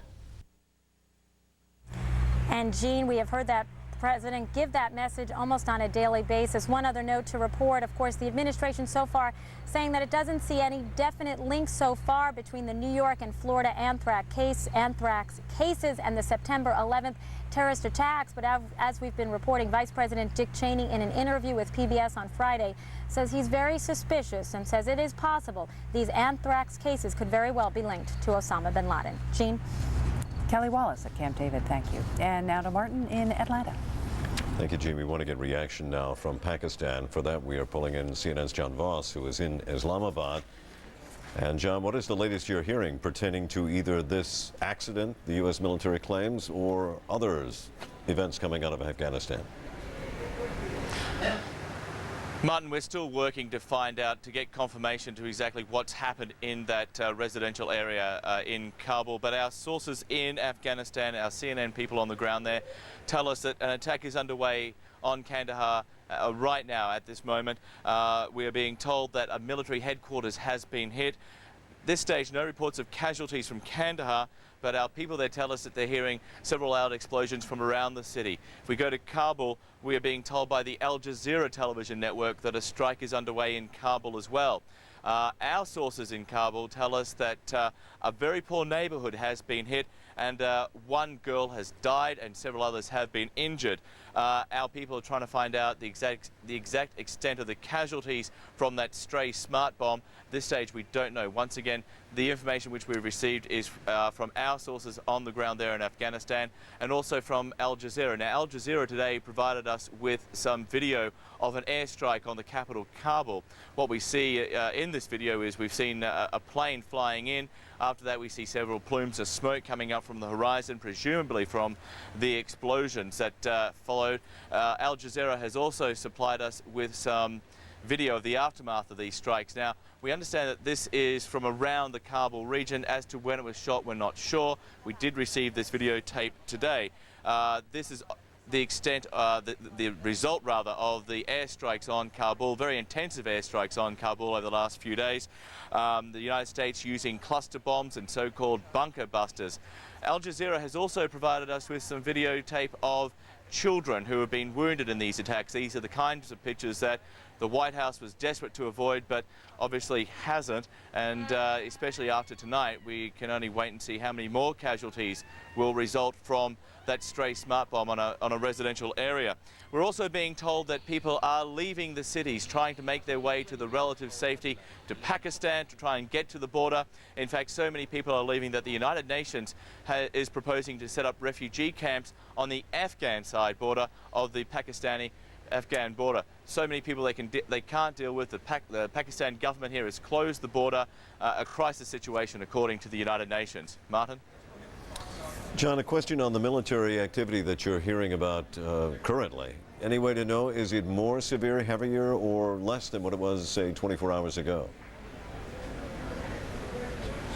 At this stage, we don't know. We understand that the attack is underway, but as you said, the attacks certainly let up in the last 24 hours because it's been a Muslim day of prayer. There's also another religious celebration on over this weekend, but it certainly seems that the respite that they had for the Muslim day of prayer, the Sabbath if you like, is now over, and those strikes have begun again in earnest. We understand that there are several explosions rocking the city, which would indicate that indeed this is a fairly intensive airstrike. All right, John. John Voss joining us from Islamabad. Thank you very much. Jean? Marty, a number of suspicious envelopes have turned up at media outlets in the past few days, all of them containing a white powder. CNN's Maria Hinojosa is live at NBC's headquarters in New York with an update on the envelope that showed up there. Maria? Well, Jean, here at Rockefeller Plaza, things seem to be getting back to normal. People are skating in the ice skating rink, tourists are on the tour buses, but 24 hours ago, the news broke that here at the NBC newsroom, an employee had tested positive for anthrax. And while things seem to be getting back to normal today, something not so normal is happening today. Employees of NBC are continuing to come in here to be tested for possibly being exposed to anthrax. So far, at least 200 employees have been tested and put on antibiotics protectively. Now, at least that includes certainly anchor Tom Brokaw. What we do know is that 2 letters were received by Tom Brokaw's assistant, one with a white powdery substance, another with a sand-like substance. The employees were spoken to by the CDC yesterday and are having varied reactions to this. Some of them clearly more panicked, more concerned, some who have worried that they've been sick over the past few days. Another employee who I spoke to said she felt absolutely calm, not worried at all. But among those emotionally charged by the situation, anchor Tom Brokaw. Thank you for your concern. She has been, as she always is, a rock, and she's been an inspiration to us all. But this is so unfair and so outrageous and so maddening, it's beyond my ability to express it in socially acceptable terms. So we'll just reserve our thoughts and our prayers for our friend and her family. At the New York Times today, the air quality tests are complete and have come back negative for anthrax. This after a letter containing white powder was received by reporter Judith Miller yesterday morning, and the New York Times building went into lockdown. Now, reporter Judith Miller, who has covered and reported extensively on biological weapons, said the letter also contained future threats against the United States and mentioned specifically the Sears Tower in Chicago and President Bush. Mrs. Miller and 30 other employees were tested for anthrax and also given antibiotics protectively. But the New York Times newsroom is open, functioning back to normal, and the test results on the white powdery substance are expected to come in sometime this weekend, at the latest on Monday. Meanwhile, Mayor Rudolph Giuliani has yet again tried to calm New Yorkers. We got to get used to this. I mean, we're going to be dealing with this. Anthrax is not contagious. Anthrax is treatable with antibiotics. And as long as we have the right monitoring systems in place and we become alert to it, we'll be able to deal with this. And deal with it we will, as some New Yorkers and tourists try to get back to normal, while others remain a little bit more fearful, staying at home. Back to you in the studio. Maria, one question for you. Back to NBC for a moment. The employee there apparently was exposed at the end of September. Employees were only told yesterday. Are any of them expressing some displeasure at the delay or some concern? Well, there has been reports that, yes, the letter was received on September 21st and was not tested until 2 weeks later. But we haven't been able to speak to many of the NBC News employees. They're really keeping a tight lid. But I would imagine that the concern that there was a time lapse before they were alerted, before the white powdery substance was tested, could be of great concern. Jean? Maria Hinojosa in New York, thank you. And now back to Marty in Atlanta. Test results are expected today on another suspicious letter that showed up at the offices of a subsidiary of the computer giant Microsoft. Officials in Nevada, where the offices are located, say that the letter looked like it contained a check, but something about it just wasn't right. CNN's James Hattori is following developments for us in Reno. He joins us now live. James? Hello, Marty. This is a very different situation than from what's going on in New York and Florida. First of all, no one here, to the knowledge of health officials, has tested positive for exposure to anthrax. Second of all, the testing of materials that they're suspicious of. The first round of tests led them to believe there was anthrax. The second round of tests led them to believe that it was negative. But officials here at Washoe County, here in Nevada, expect a third conclusive test to have those results sometime later this morning, perhaps in about an hour and a half or so. Now, what they're testing is a letter that was received by the Microsoft office here in Reno about 3 weeks ago, or a few weeks ago. It was originally, though, sent from the office here in Reno to a vendor, a company in Malaysia, which is a country where cells of the Osama bin Laden Al-Qaeda network are known to operate. Now, inside that envelope was a check. That check was returned to the Microsoft office a few weeks ago. It sat around in somebody's office, but when somebody finally got around to it, it just didn't look right. It had been opened. The check was still inside. There was also, and this is the sort of strange part, some pornographic material, and that's the suspicious material that they're testing. That initially tested positive, and the second round of tests indicated it was negative. And one other thing is that the contents of the letter appeared as though they had been wet at some point, dunked in water or some other liquid, and then dried out. But there was no powdery residue, which has been common in other cases of anthrax. Now, the contents were tested. There were conflicting results. Health officials say, though, that even if there was anthrax, that the risk posed to those who were exposed to it were very small. The risks were very small to anybody who might have handled the letter. At this point, we're assuming that it would have been inhaled if indeed anyone has actually been at risk for infection. As I said earlier, the circumstances of this letter indicate to us, because there was no powder, there was no residue, There was nothing that appeared to be airborne. We are, for that reason, saying that we think that even persons who had direct contact with the contents of this envelope are at low risk for infection, even if it turns out to be a positive anthrax. Now, according to health officials, only about 6 people at the Microsoft office might have come in contact with the envelope. And again, so far no one has tested positive for exposure. So we're waiting for the results of those tests, the conclusive tests hopefully, and we hope to hear those results within about an hour and a half's time. Marty, back to you. All right, James, we'll wait to hear on that. Thank you very much. Well, the nation's certainly getting a crash course on anthrax. CNN medical correspondent Dr. Sanjay Gupta is here to give us more insight on this bacteria. Good morning again. Good morning. There are 3 ways you can get the anthrax. It's one bacteria, but 3 different ways you can get it. Either inhale it, ingest it, what we've been hearing so much about now in New York, actually get it through your skin, the so-called cutaneous version of anthrax. This is the most common and treatable form of the disease. It is very different from inhalation anthrax, the form that killed the Florida man and reached 2 others who worked in the same building. None of the forms of anthrax are contagious from one person to another.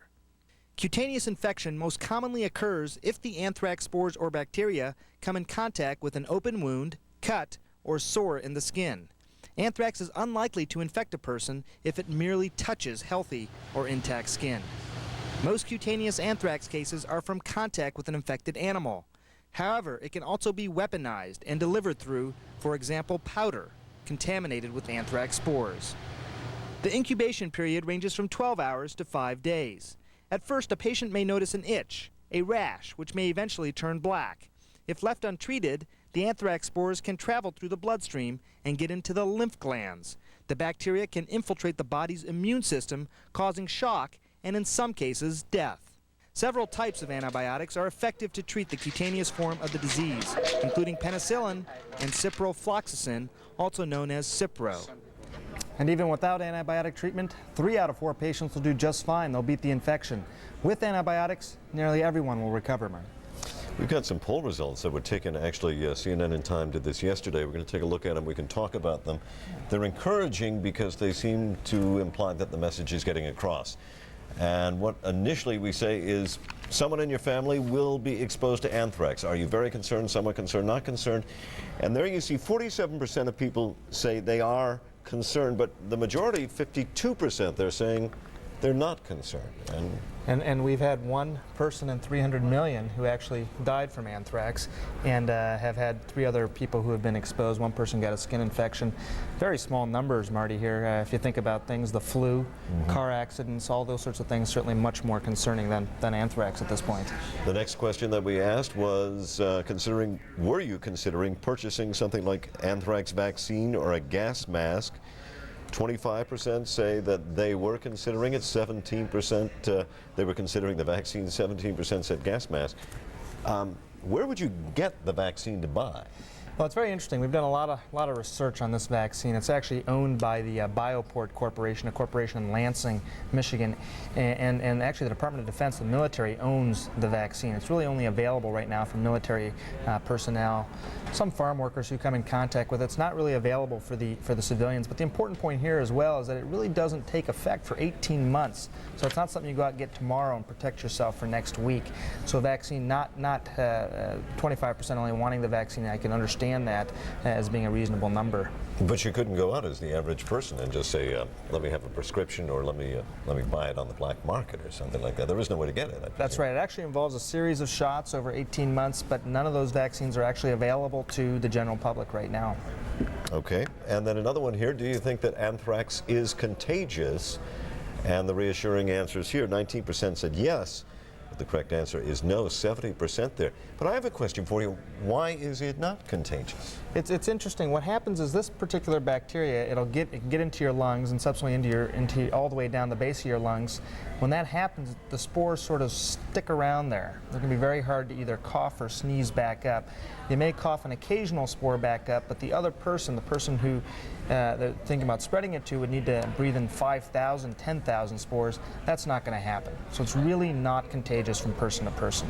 All right, Dr. Sanjay Gupta, thank you again for joining us. And we have to be encouraged what we see in the reflected answers of the poll. It is reassuring. Thank you. Let's go to Gene now in Washington. Up next, a closer look at the realities of warfare. Stay with us.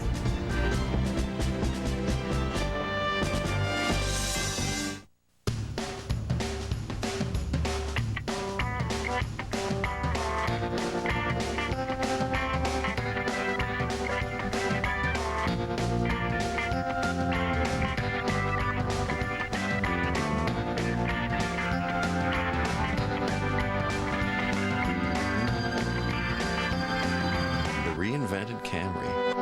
One look, and you're going to want one. What's your worst fear, Nathan? Who is this? We have your daughter. Now. Get her back. Don't. You want what they want. Say. What is it? A word. Michael Douglas. Don't say a word. Rated R. Now playing. Only in theaters. Islam, 1 billion strong. Most believers are peaceful, but others kill in the name of Allah. CNN's Christian Amanpour reveals the truth behind the struggle for Islam. An all-new CNN presents tonight, 11 Eastern. Going to where the story is and bringing it home from the front lines. Christian Amanpour. Another reason why you can depend on CNN. See this lamp? It's $149. Don't pay it. It's only $19.95 at Universal. See this mirror? It's $249. Don't pay it. It's only $39.95 at Universal. See this desk? It's $199. Don't pay it. It's only $29.95 at Universal. So what are you waiting for? Universal has top brand furniture arriving daily from only the best hotels. If you're looking for great furniture at truly incredible prices, come to Universal Hotel Liquidators today.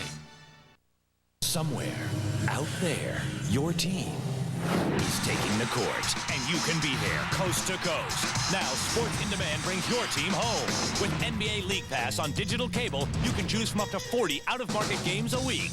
Call 1-888-SPORTS in Demand now to lock in your $20 early bird discount.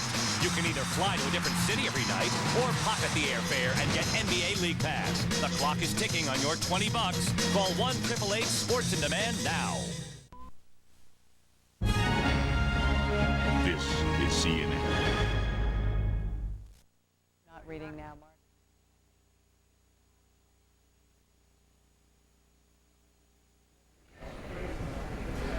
The U.S. bombardment in Afghanistan is taking a toll on civilians. Many are fleeing their homes with nothing to eat and no place to go. CNN's Kasra Naji has that story. A sandstorm along the southern sector of Iran-Afghanistan border. For these Afghan refugees, another test of strength. We found them huddled together in the desert, in the no-man's land between Iran and Afghanistan, pleading with Iranian border guards to let them through. He says they are the advanced party of some 800 people, including children and pregnant women. They are in the Afghan territory, sleeping rough in the open behind this ridge. They left their homes in northern Afghanistan nearly 3 weeks ago. We are hungry and have no shelter, he says. They were about 100 meters from the Taliban's radar station when it was hit on Sunday. The United Nations fears these refugees are among 1.5 million Afghans who are on the move inside Afghanistan, hungry, cold and desperate. In the nearby town of Dost Mohammad, people I talked to said there are thousands of Afghans in the town of Zaranj on the other side of the border waiting to get in. The information was confirmed by this Afghan man, sneaked into Iran during the night. He says the bakeries in Zaranj are closed, as are many shops. The situation is tense, he says, and many have left for villages. He has come to find out about Iran's plans to set up camps for the refugees. Iran has closed its borders to the refugees. It says it will set up camps inside Afghanistan if the Taliban agree. It says it cannot take any more. It is already host to 2.3 million Afghans. Every vehicle here is checked for illegal refugees. There are checkpoints here every few hundred meters. The security forces have brought in reinforcements to make sure this border remains sealed. Khashoggi, CNN, Milak on Afghanistan-Iran border. Nearly 1 week after U.S.-led warplanes began bombing Afghanistan, Americans are still solidly behind the military campaign, as well as the use of ground troops. A new CNN Time magazine poll taken yesterday shows 71% of Americans favor U.S. ground troops in Afghanistan. That's compared to 64% on September 27th. The poll also shows 77% think capturing or killing accused terrorist Osama bin Laden is necessary, while just 17% say it's important but not necessary. All morning, we've been looking at the dramatic improvements the U.S. military has made in its weapons system since the Gulf War, but we just got a grim reminder that all weapons are not perfect. This hour, Kira Phillips is taking a closer look at collateral damage. It's a sad reality of warfare, no matter how careful the U.S. military is. Kira, to you. Jean, thank you so much. And I immediately want to bring in our CNN military analyst, General Don Shepard, to talk about this. Now, General, before we get into talking about collateral damage and what happened in Kabul, pilots are, they don't drop a bomb until they know their target, correct? That's right. They're absolutely sure of it. They know what target they're after, and they are sure of their target before they drop. That's the whole idea. Although this is the law of unintended consequences. When the dogs of war are unleashed, the law of unintended consequences takes over, and terrible things happen in war, and they happen to civilians as well as the military carry. It's a price everyone pays for freedom. Indeed. All right, we're going to go right to a graphic and sort of talk about what happened here, right, okay, and what it looks like now. Well, we're running this, and we're taking an F-18, for instance. And for instance, what's happening here is this F-18 is, let's say he's designating this target. That is the building he wants to hit, which is a military target. And you can notice that the bomb has gone astray and caused damage in 3 other areas. That is what we call collateral damage. Numerous things can cause this. It can be human error. It can be operator error in the cockpit. It can be that the guidance system on the weapon fails. It can be satellite failure. It could be that a fin drops off the bomb. These things happen in war. Again, we do not intentionally target civilians. We wanted to hit that target right there, and look what this weapon hit. All sorts of things can cause it. Now, there's ways that you can keep this from happening. All of these targets, we select our run-in headings carefully. Notice we selected a run-in heading here so that we would not hit these things over here we didn't want to hit. We run that to a computer, and we select the type of bomb. Now, let's say this is the target that we wanted not to hit right there, and this is the target we wanted to hit. All right, we run a computer model, we drop a bomb, and let's say this is the fragmentation pattern of the bomb. You notice it's going to hit this target that we don't want to hit, so we throw that bomb away. Let's put the target in again, or the target in again right here, and this is the building we do not want to hit. Now we change the fusing of the bomb, and the bomb goes deeper as opposed to instantaneous, and the frag pattern is like this. It does not hit this target on the left that we don't want to hit. One other way we can do it is this is all to avoid instantaneous fuse. This is all to avoid instantaneous fuse, the last one. This is a target we want to hit, and now we select a different type of bomb, a smaller bomb if you will, and it throws a smaller fragmentation pattern. And again, you do not hit the target you don't want to hit. So we're very careful about this, but again, in wartime, operator error. In this case that I'm hearing right now, it sounds to me like something happened to the guidance system after the weapon was released, but it's way too early to tell. We'll take the cockpit tapes and we'll investigate this just like we do an accident, try to find out what went wrong to keep it from happening again. So if it looks like that it was a guidance system error, that means it had to be a laser-guided bomb, right? No, it could be a laser-guided bomb, or it could be a satellite-guided bomb. And so again, it could be the wrong coordinates typed in, the wrong coordinates given, or it could be that just a malfunction of the guidance system after it was released. So it could be wrong coordinates if you're dealing with an LGB? It could be a wrong coordinates. An LGB is a laser-guided bomb, so no. But if it's a JDAM, a Joint Direct Attack Munition, it could be wrong coordinates there. Either way, we go to great.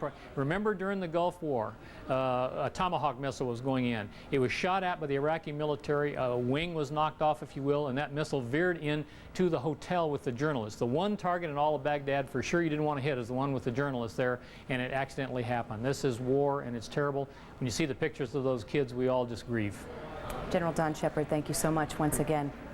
And for more on the military operations in Afghanistan, also a complete list of the most wanted terrorists, you can click on to CNN.com, AOL keyword CNN. Marty, back to you. Thanks, Kira. Ukraine's defense minister now admits that his forces accidentally downed a Russian plane last week, and today he apologized. All 78 passengers and crew died when the plane exploded in the air and crashed into the Black Sea. U.S. officials said almost immediately that the plane was brought down by a missile fired mistakenly during Ukrainian military exercises. A Siberian Airlines pilot expressed the grief so many family and friends are feeling.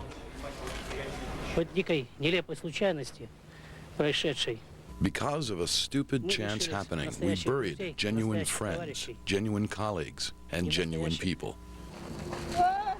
The flight from Tel Aviv to Siberia carried mostly Russian-born Israelis. Gene? Coming up, some insight into the mood of the Arab people on the bombings in Afghanistan. Stay with us. AOL is very easy to use. I was real scared to use any computer at all, but it really was easy. If I could do it, how hard can it be? You've got mail. My mother uses email to keep in touch with the grandkids. Instant messages are great. It's one big community. I can get information instantaneously. I like to see what the news is. I do check the weather a lot. I manage my portfolio on AOL. I plan my summer vacation on AOL. I get 24-hour customer service, and it's free. America Online. It's easy and it's fast. So easy to use, no wonder it's #1. Call 1-800-4ONLINE. He became an American hero, commanding U.S. troops in the Gulf War. Now he's facing one of his toughest battles, the new war on terrorism. Just who is Secretary of State Colin Powell? This week on People in the News. Today, 4:30 Eastern on CNN. As this story continues to unfold, join Aaron Brown every weeknight at 10 for the latest developments and in-depth coverage of America's new war. A CNN special report with Aaron Brown. Every weeknight at 10 Eastern on CNN. This is the time when trust matters most, and the world is watching CNN, the only cable news network with the experience and global reach to report events as they happen. With anchors Paula Zahn and Aaron Brown in New York, John King in Washington, news-making interviews from Larry King and Christiane Amanpour, live from the front lines. In this time of change, America and the world turns to the most trusted name in news. Depend on CNN.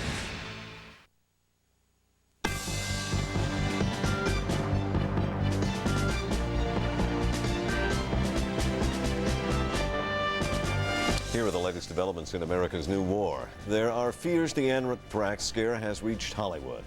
A worker at Sony Pictures in Culver City, California is hospitalized after opening an envelope containing a white powdery substance last night.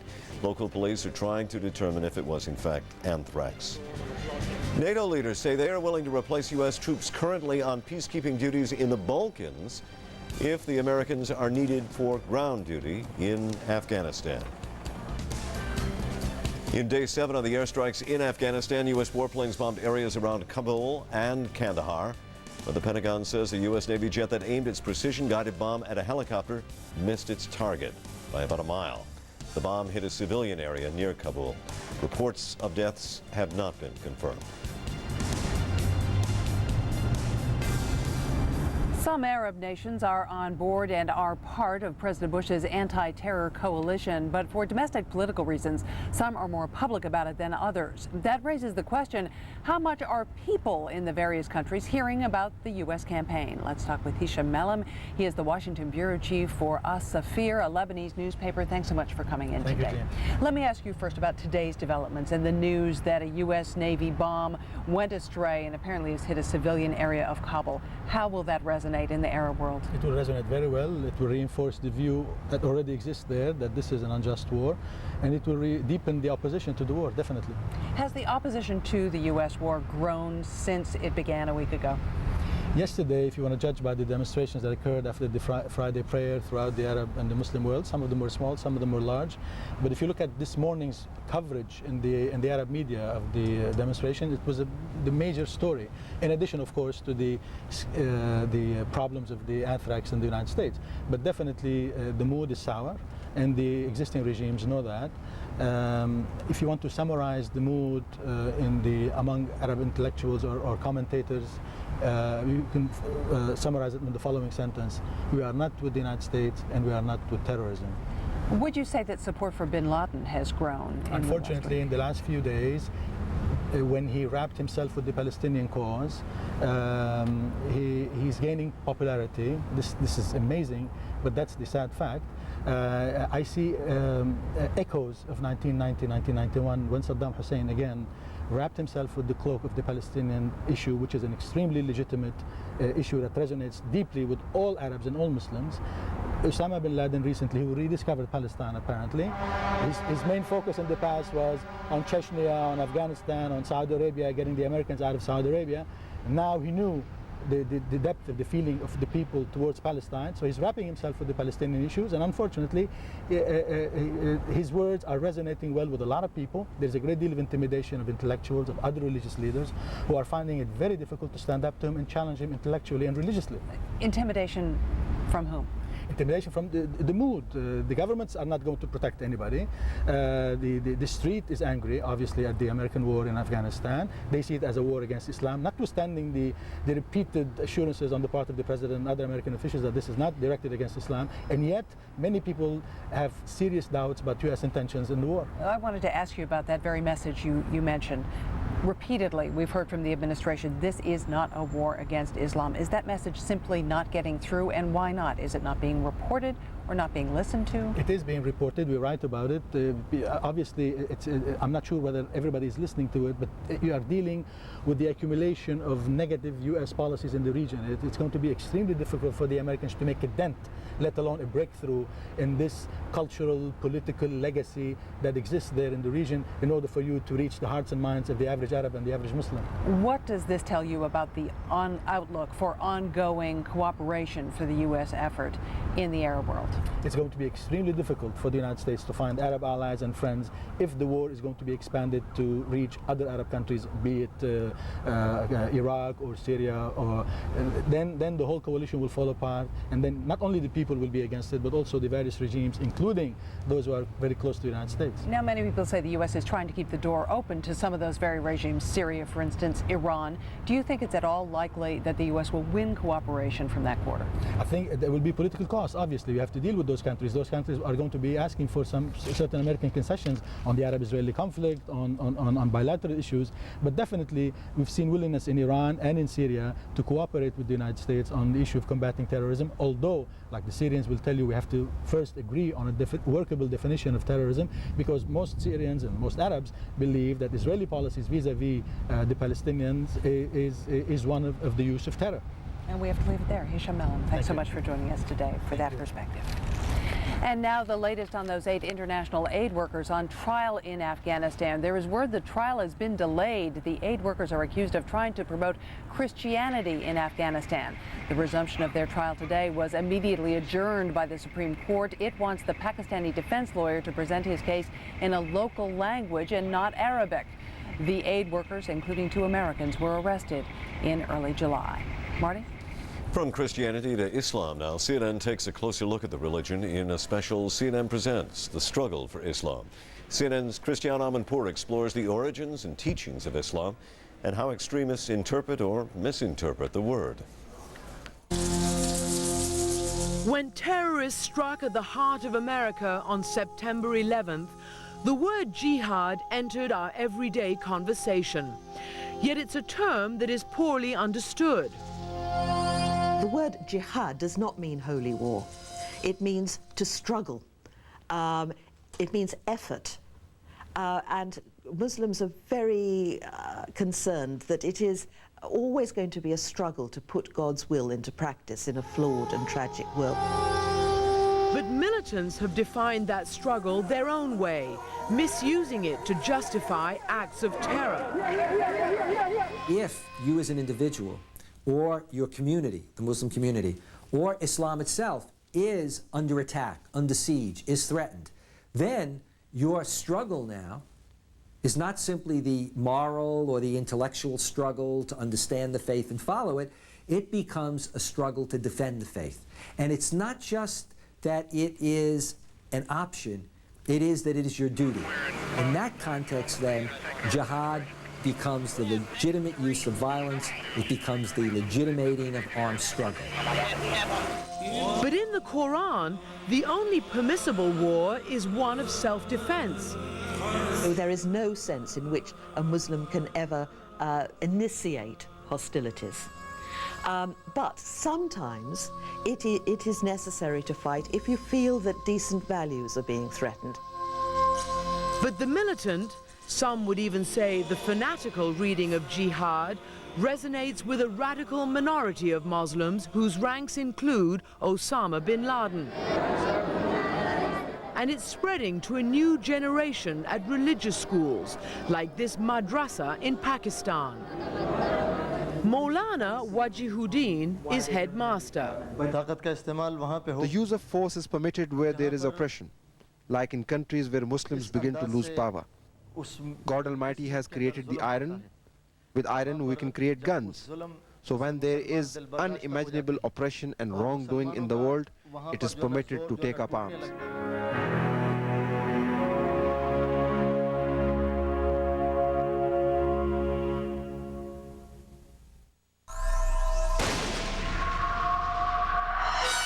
If you're gonna convince Gary to stop the execution, now is your only chance.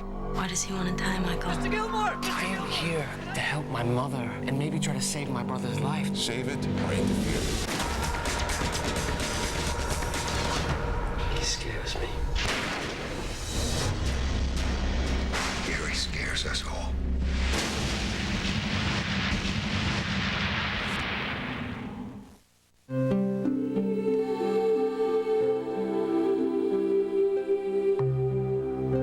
Maybe every once in a while, even feng shui could use a little help.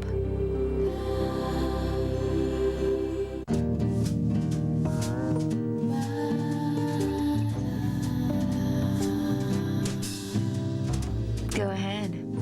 Invite the Joneses over for dinner. He became an American hero, commanding U.S. troops in the Gulf War. Now he's facing one of his toughest battles, the new war on terrorism. Just who is Secretary of State Colin Powell? This week on People in the News. Today, 4:30 Eastern on CNN. What are the newest weapons of war? Find out when former Chief UN Weapons Inspector Richard Butler and the Senate Intelligence Committee's Richard Shelby join Wolf Blitzer on Late Edition. Sunday, noon Eastern. You can depend on CNN.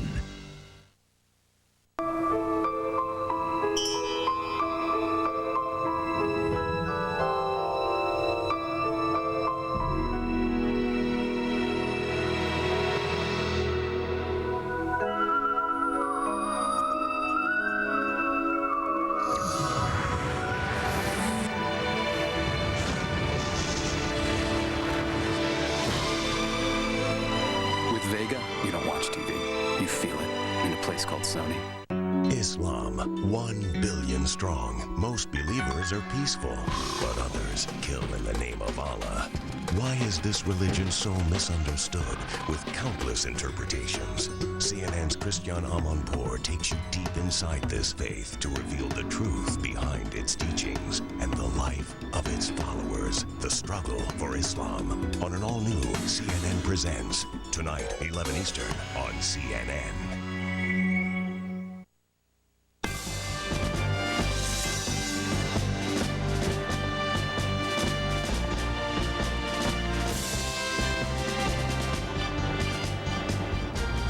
We all know about beefed up security measures at the nation's airports. Here's an indication of just how security conscious the airlines have become. Delta canceled a nonstop flight from New York to Amsterdam last night because of a suspicious one-way booking. A source involved in the investigation told CNN 2 Middle Eastern-looking men bought one-way tickets and 2 others inquired about doing so. According to the source, neither person who bought a ticket was on the FBI's watch list for potential terrorists. Marty? Many private pilots in small airports are still grounded in the wake of the September 11th attacks. While the FAA continues to worry about security concerns, General Aviation is increasingly worried about the bottom line. CNN's Patty Davis has that story. The planes sit idle. This airstrip, which normally sees 200 flights a day, unused for the past month. The dispatcher doing crossword puzzles. I am definitely afraid of losing everything. Stanley Rodenhauser owns Freeway Airport in Mitchellville, Maryland, one of 282 airports across the country crippled by FAA restrictions since the terrorist attacks. At 8 a.m. on September the 11th, we had 31 employees, and today we have 4 employees left. Everybody's been laid off. Rodenhauser says he can only meet payroll for 1 more week. We're Freeway, which is right here. The FAA had banned pilots who are not instrument rated and do not file flight plans from taking to the skies within 20 nautical miles around many of the country's biggest airports. The FAA is citing national security concerns.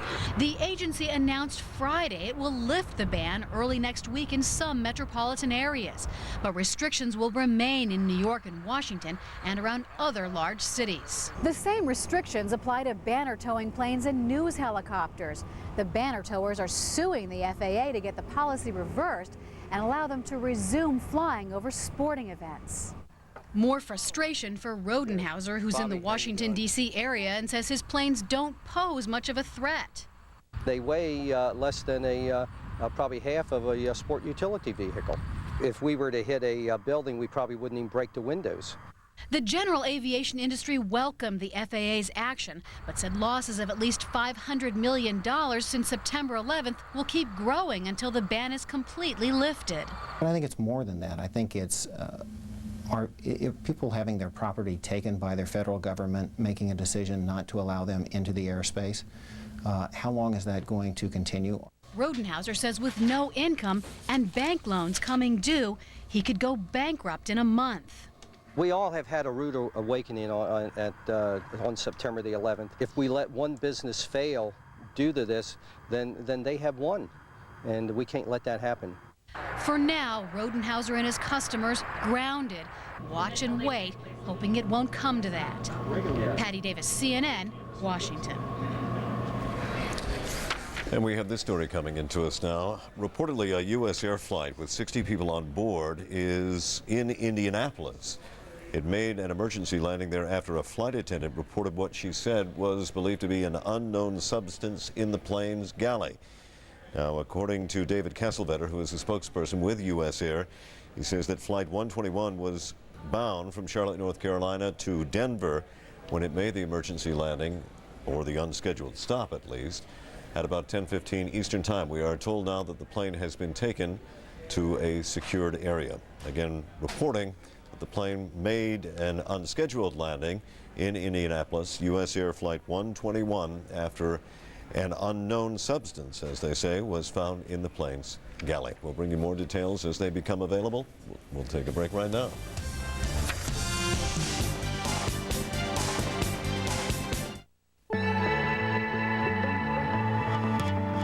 When I start each morning.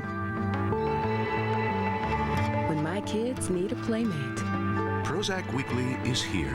Ask your doctor if it's right for you. For a limited time, you can try Prozac Weekly for 1 month free.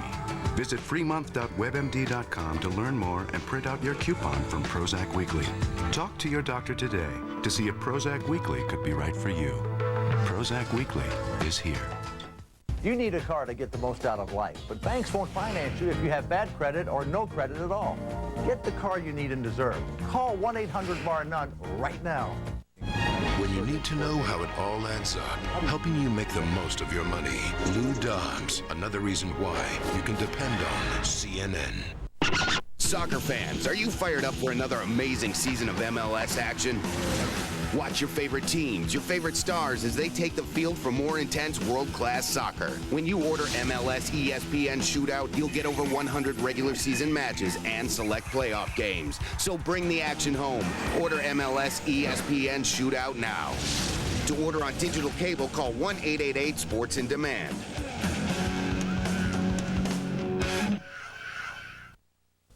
Welcome to Westie Storage Centers, a self-storage facility like no other. State-of-the-art security and a helpful, friendly staff await your storage needs. Our award-winning centers are air-conditioned, heated, and brightly lit for your comfort and security. Free use of one of our trucks for move-in and rent starting as low as $2 a day makes self-storage at Westie the obvious choice. Call us in Milford, 203-301-0000, located a half-mile east of Connecticut Post Mall.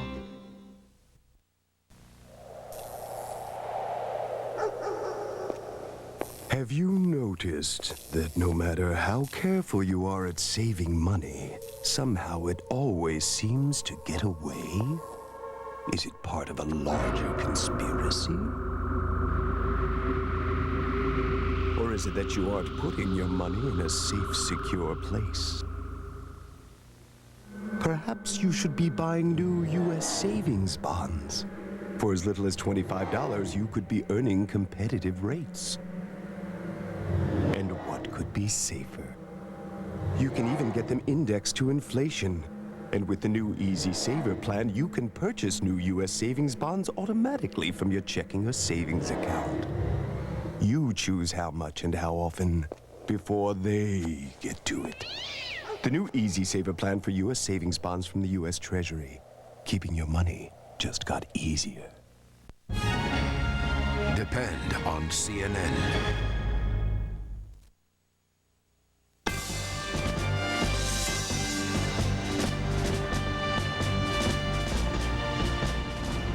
While many focus on the fighting abroad, Senator Tom Daschle says the next challenge facing Congress is to breathe new life into the U.S. economy. The Senate Majority Leader took to the radio airwaves today, delivering the Democrats' weekly address.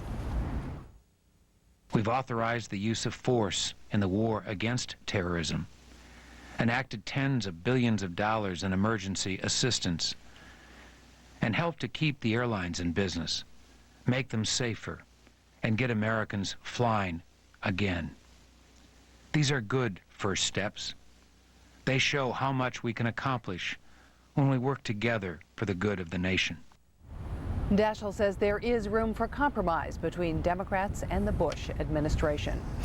The U.S. is stepping up efforts to crack down on the finances of individuals and groups suspected of funding terrorist activities. CNN's Tim O'Brien has that story. The 39 new names announced by Treasury Secretary Paul O'Neill include several people believed to be senior aides to Osama bin Laden. 18 of them are on the FBI's most wanted terrorist list. This list will continue to grow as we share information between nations and develop an increasingly clear understanding of the complex network of terrorist financing. Treasury officials say 66 countries have already issued blocking orders. They will not identify the countries, but Saudi Arabia, whose role could be pivotal, is apparently not among them. Administration officials say they're still satisfied with the Saudis' cooperation. We have every indication that they are cooperating and will plan to take actions to going down the road that fulfill the commitment to cooperate. U.S. banks face civil and possible criminal liability for transferring money into or out of the accounts of those on the list. Even the ATM, you would not be able to use the ATM. The technology would be adjusted so that you could not withdraw money. Secretary O'Neill expressed confidence that freezing assets will dry up the resources of al-Qaeda, but for how long? I think that we can be effective on interrupting the terrorist network that we're able to identify.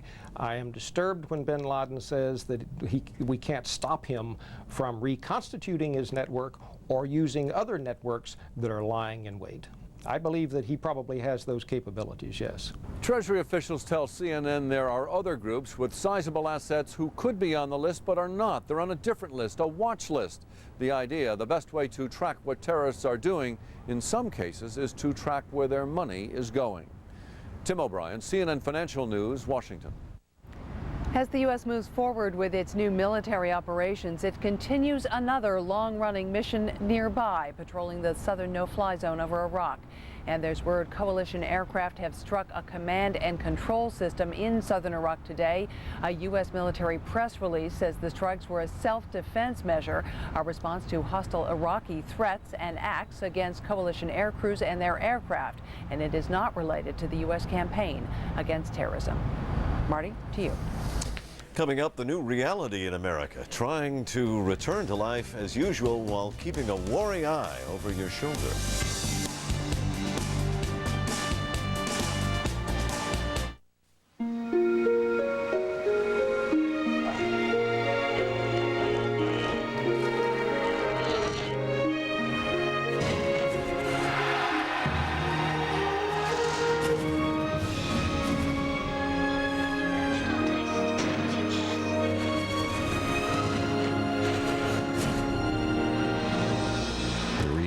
Camry. Trust us, you're going to want one.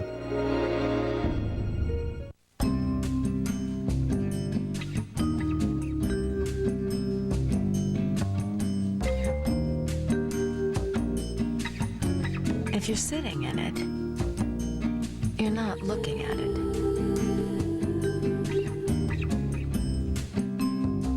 If you're looking at it, you're not sitting in it.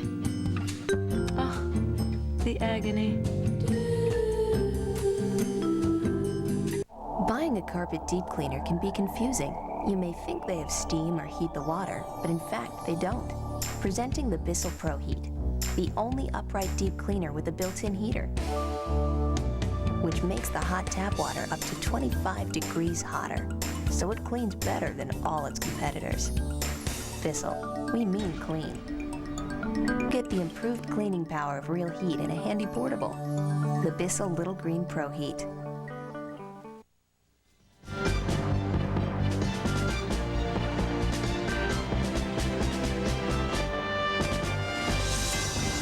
Americans are being told to be cautious, but at the same time, they're being told to go about their business as usual. CNN's Bill Delaney takes a look at America's new balancing act. Not so long ago, a visit somewhere like the New England Aquarium didn't much get you thinking about danger. You worried about where to park, sure, or whether to take the train into the city. Not, will it be safe? A question tens of millions wrestle with right now, urged on the one hand by the president, among others, to get out, warned on the other hand by the FBI, among others, about ill-defined threats. The Smith family, with all 5 kids, decided to come into Boston Friday from the suburbs. Before, we never would think about safety concerns in coming to a place like this. And even this morning, I listened to the news to see if there were any attacks going on in Boston or some situation like that where we would have never thought of that before. It's different. Things are different. It's a different world now. Simple pleasures, now complicated. We're trying to live our lives, you know. We live in Chicago, we flew here for the weekend, and we're trying to enjoy ourselves and not worry too much about ill-defined threats. Uncertainties somewhere just below the shimmering surface of an autumn day. Even Boston Mayor Tom Menino, like other local officials around the country, struggling with what he sees as mixed messages from the federal government. There was an anxiety level out there with people because of the contradictory statements we have. My daughter's called me up 7 times in a day. She has little kids. She's very concerned. And families I've talked to, I've been out walking the streets talking to them. They're very nervous about the situation. Though nerves, some caution, can wear thin. Too many threats unfulfilled seem like crying wolf. You don't want to be in a position where you actually need people to respond, need people to do things, or to be quite honest, not do things, and they feel like, well, this is just another one of those statements. With so many right now at sea, uncertain how safe they and theirs really are. Bill Delaney, CNN, Boston. The harsh realities of a new world. Thank you for joining us from CNN Center in Atlanta. I'm Martin Savage. And I'm Jean Meserve in Washington. Stay with CNN for more coverage of America Strikes Back.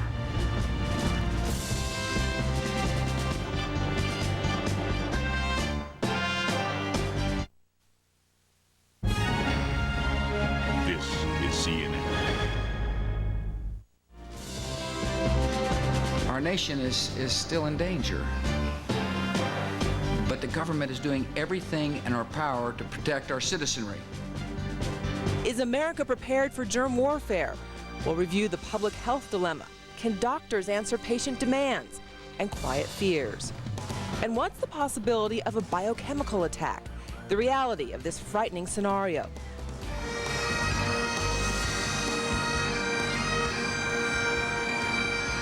The horror of last month's terrorist attacks is still burned in the public's memory.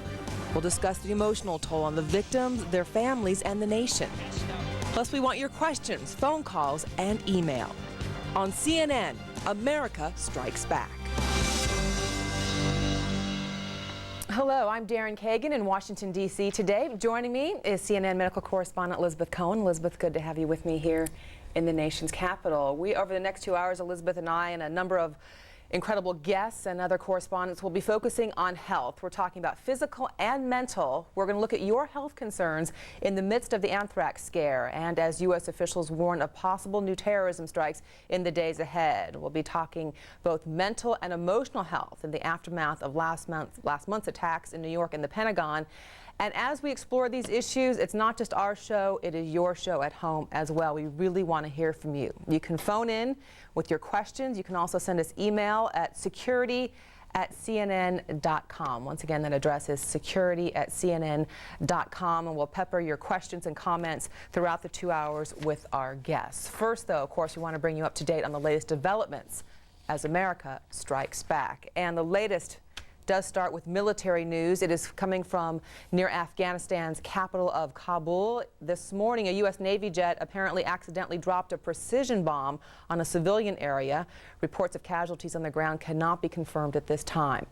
Also, in New York, an NBC employee is being treated for anthrax exposure after she opened a threatening letter which contained a powdery substance. Other NBC employees lined up to be tested. Incidents in Reno, Nevada, Culver City, California, also raising alarms, but tests there have yet to find any trace of anthrax. I want to show you some late numbers that we have for you. It is a CNN Time poll. It is sampling opinions on the dangers of anthrax. The people were asked if local officials were prepared to deal with it. 29% of those surveyed believed yes, 63% said no. That is a big topic which we'll be talking about today.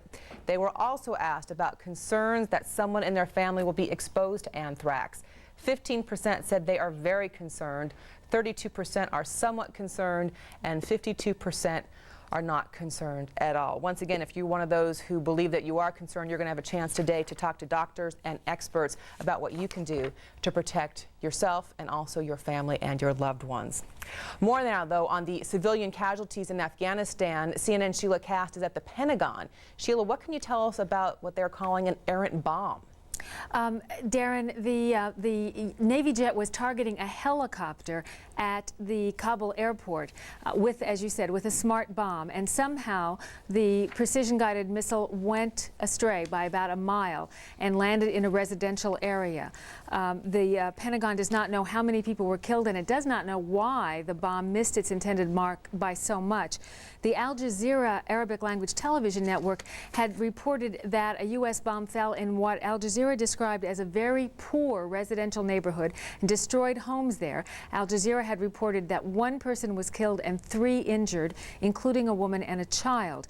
As I said, the Pentagon cannot confirm that. But on this question of civilian casualties, U.S. Defense Secretary Rumsfeld was asked just 2 days ago about that risk, especially in the Kabul area. And he said then there was no question that there would be what he called unintended loss of life in a military operation. And he added, no question that the U.S. government regrets such loss of life. Darren? Sheila Cast with the latest of the Pentagon. Sheila, thank you very much. The Commander-in-Chief, President Bush, is at Camp David once again this weekend. Let's check in with our White House correspondent, Kelly Wallace, who is near Camp David. Kelly, so far, any reaction from the White House on this errant bomb and its possible effects?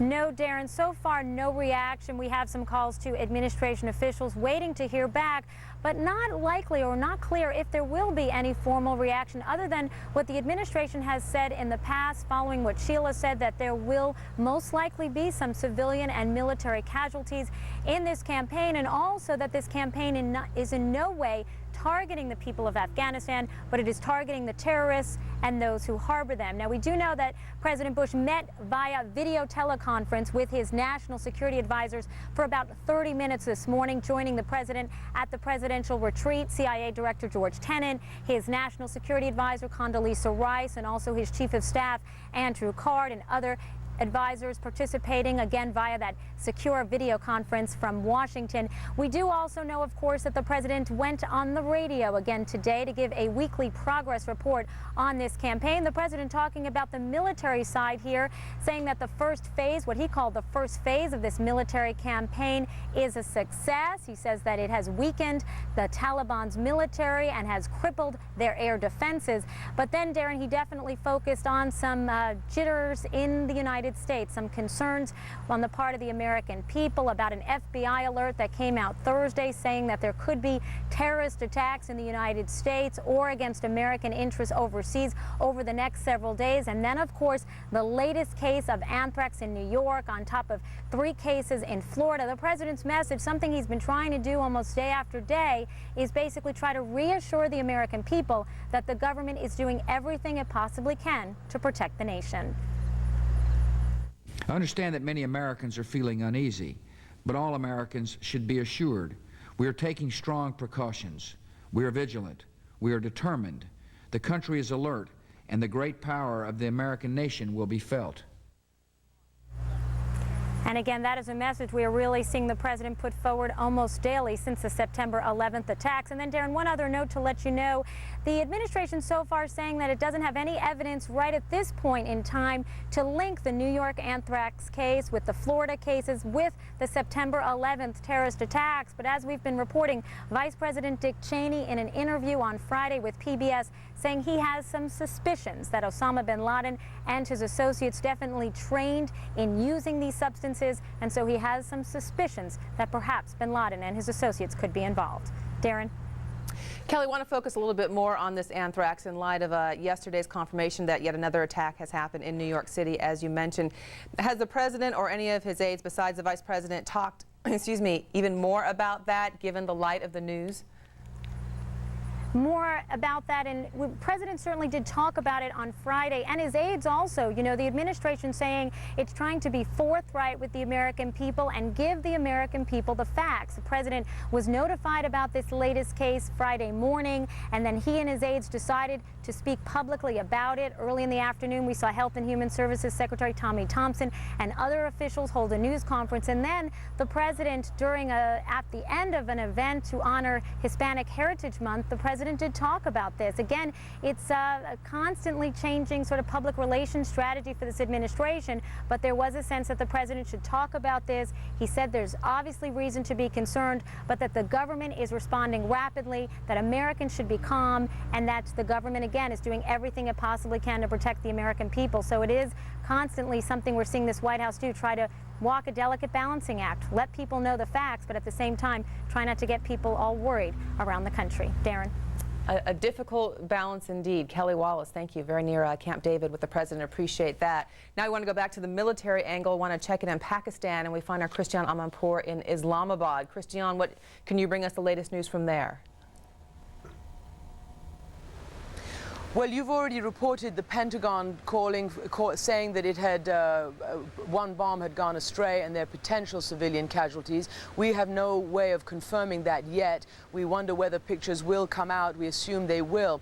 There are very few foreign reporters, if any, inside Afghanistan, and those local news agencies who are there have their movements very severely restricted. However, there have been pictures, a combination, the latest we've received from Al Jazeera and Reuters, of the aftermath of previous attacks, the previous night's attacks. There were pictures from the hospital inside Kabul which showed some injuries, showed some children, women and men who the Taliban claim have been injured in the previous night's attack. We've heard also from doctors there saying that these were hit by shrapnel. We also have heard from civilians, at least according to this news agency reports that have come out, saying that they have been very frightened by the bombing and that many of them are planning to leave. It was 10 to 3, and suddenly I saw a flash on top of my house, followed by an explosion. We came out and saw all houses had collapsed. It was the enemy's plane, and a woman was crying. We dug out 3 wounded from here, and 1 dead. We have forgotten our own names and can't even understand what we say to each other. So there you heard sort of the fear from ordinary civilians. Obviously, these very large bombs that are being dropped have a huge impact in terms of sound, in terms of reverberation, in terms of what people feel when they do fall around the towns on various targets. So we have heard of people who want to now pack up and try to flee. We've called Kandahar tonight, our sources there, who they say that there were more attacks underway after nightfall on Kandahar, particularly around found on military targets, and that at least the Army Corps Commander's headquarters there, we were told, was under attack. And again, they say that they have heard also the reports that bunker-busting bombs are being used, and they report also what we know, that when those are used, they make a very, very large impact and sound, and they do have obviously a reverberating impact that does rattle people, as we've been able to tell from the people we've been able to talk to. But in Kandahar, they are not reporting any civilian casualties. Darren? And Christian, what kind of impact and reverberations is this having on anti-American sentiment in Pakistan? Well, we had protests yesterday, but those had been called for and those were expected, and those were a very small minority of the population here. There have been none of those kind of disturbances today. Obviously, you know, and everybody has acknowledged this, if there is civilian casualties, well then those tend to inflame people's passions. But so far, all the protests, not only in Pakistan, but elsewhere around the Islamic world, have been for the most part peaceful, although loud and noisy, but controlled. Darren? Christian Amanpour in Islamabad, Pakistan. Christian, thank you very much. All right, now we're ready to roll up our sleeves and get to the subject of our 2-hour special here, the medical whodunit of anthrax and the medical national alert. We're going to talk to doctors in New York and Florida. That is just ahead.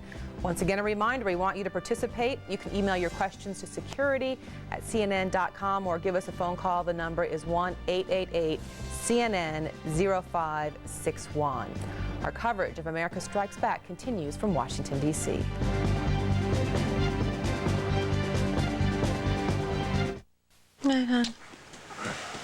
The magic's gone, isn't it? You need a table for two. And a bubble bath. And some champagne. That'll work.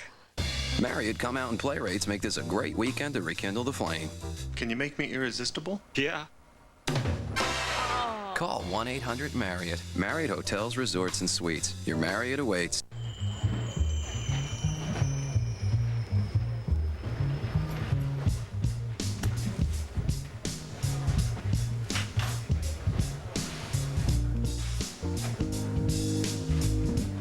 Introducing new Kellogg's Special K Red Berry cereal. Crunchy sweet flakes, now with slices of real strawberries, right in the box. Looking good, never tasted so great. Kellogg's Special K Red Berries. It's new. Your voice network, your data network. Bring them together and see what you can do for your customers with converged networks from Avaya. Communication without boundaries. A customer gets through to you. So now what? Get your customers exactly where they need to go with customer relationship management from Avaya. Communication without boundaries.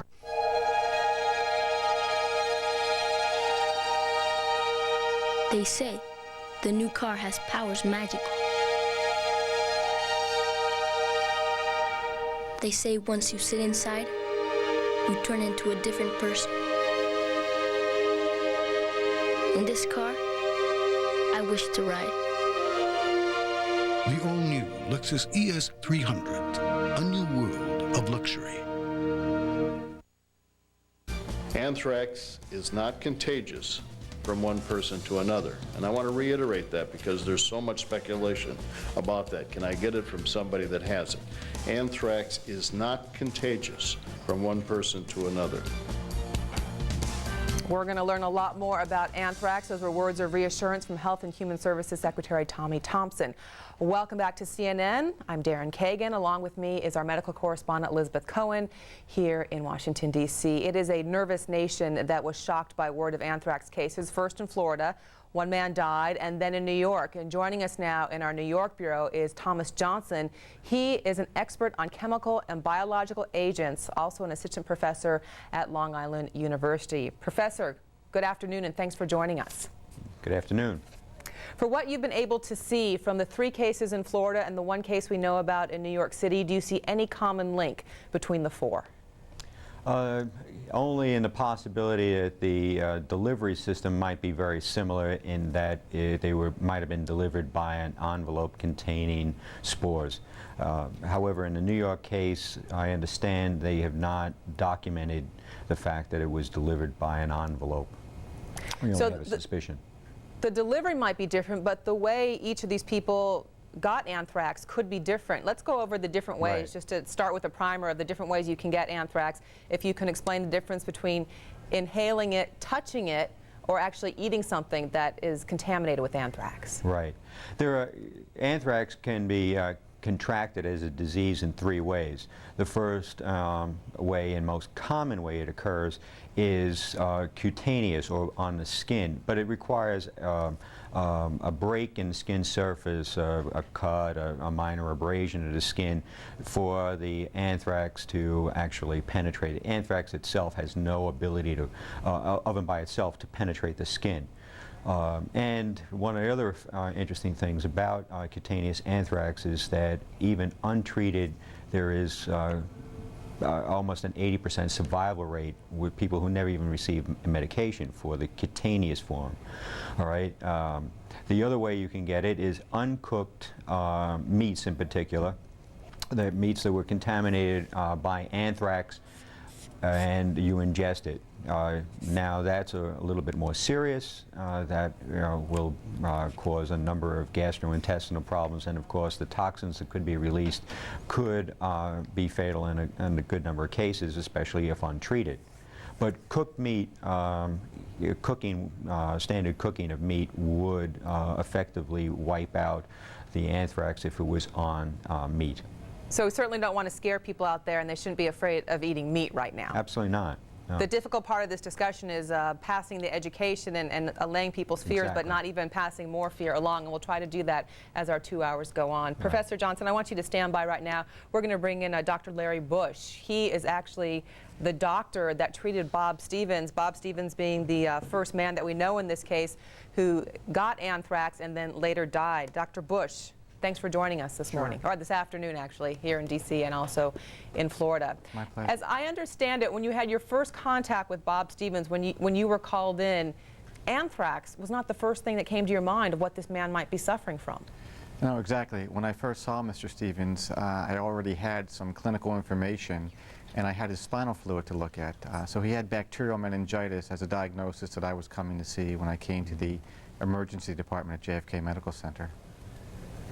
Looking at the spinal fluid, it was obvious there was a large quantity of bacteria in there, and on the initial stain that we do looking at bacteria, it was a gram-positive rod, a boxcar-shaped organism that was not something I would normally see as a cause of bacterial meningitis.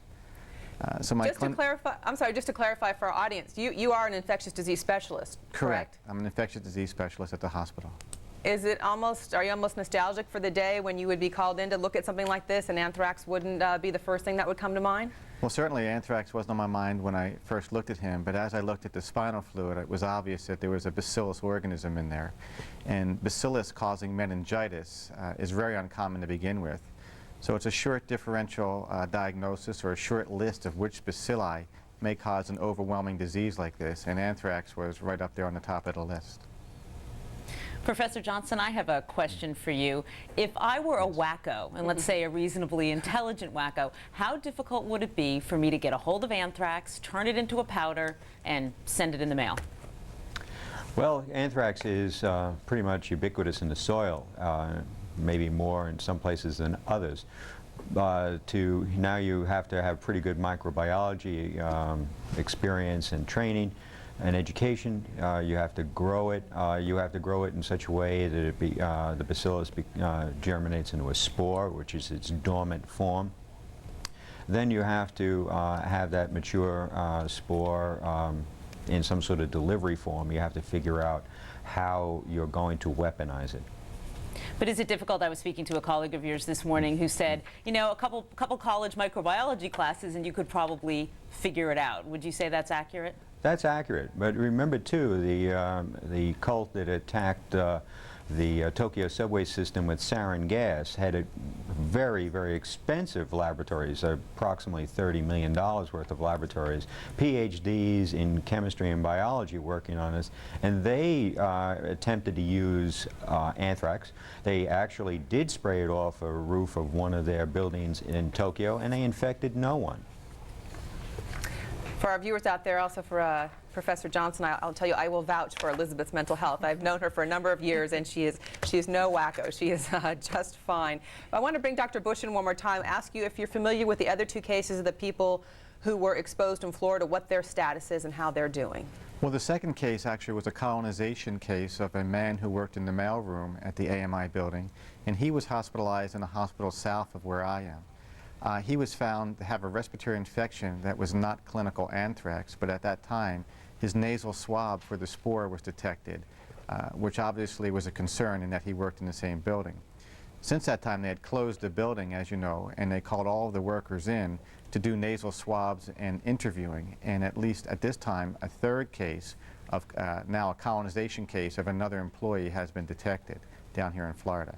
She's on prophylactic antibiotics, as are all the employees from the AMI building. And so they're doing okay, as yes, far as we know? As far as I know, they're clinically fine. And whereas we have a lot of questions about where this came from, one thing we do know, these people didn't get it from each other, right? Because it's not contagious once you have it. Exactly. I mean, it appears at this time that they all contracted at least a colonization, and in Mr. Stevens' case, the disease, the active clinical disease, with contact of the organism in the building where they worked. Dr. Bush, Professor Johnson, we're going to have you stand by. Our viewers are phoning in, a lot of email, a lot of questions for both of you on anthrax, and those questions and the answers are coming up after this. First, a quick break. Stay with us.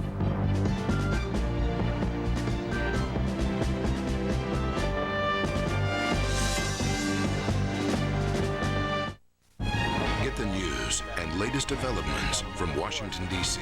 with John King. Another reason why you can depend on CNN.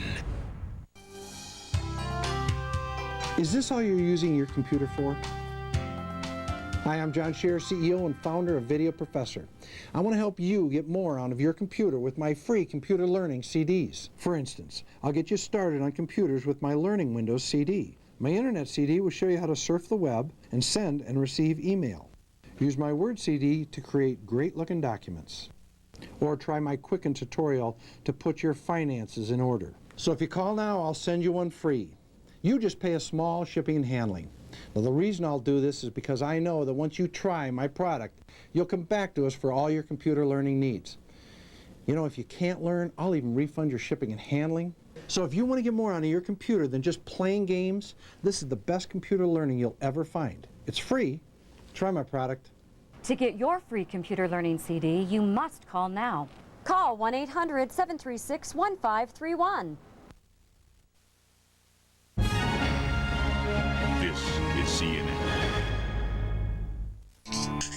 This is a complete broadband solution with a nitro-powered on switch. This is igniting your mission-critical applications on the fattest optical IP pipe on the planet. This is your business, screaming 1,000 times faster than yesterday. This is moving beyond connected. This is riding the light. This is the technology that makes it happen. Quest.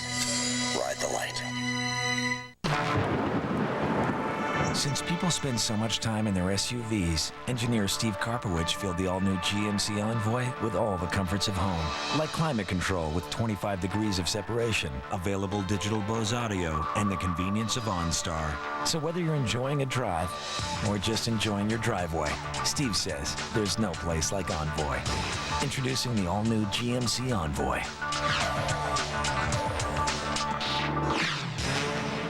It's the start of your day, and you've got to get moving. But what happened last night? What's happening today? And how will it affect you? Good morning, everyone. Thanks so much for joining us. I'm Paula Zahn. For the latest news, check in with Paula Zahn and catch up with the world around you. There is now firm evidence linking... Take advantage of over 20 years of knowledgeable, trustworthy experience. Start your day with Paula Zahn every weekday morning at 7 a.m. Another reason you can depend on CNN.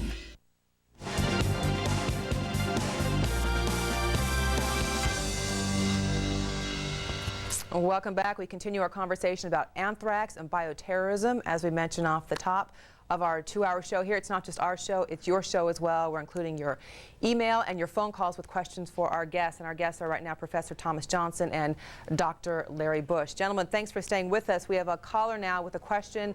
The caller is from New Jersey. Go ahead. Caller, can you hear us? Hello? Yes, go ahead. What's your question for either Dr. Larry Bush or... My question is that when an envelope is opened and it contains the powder, which has the spores, what is to prevent it from being airborne? Professor Johnson, why don't you take that one?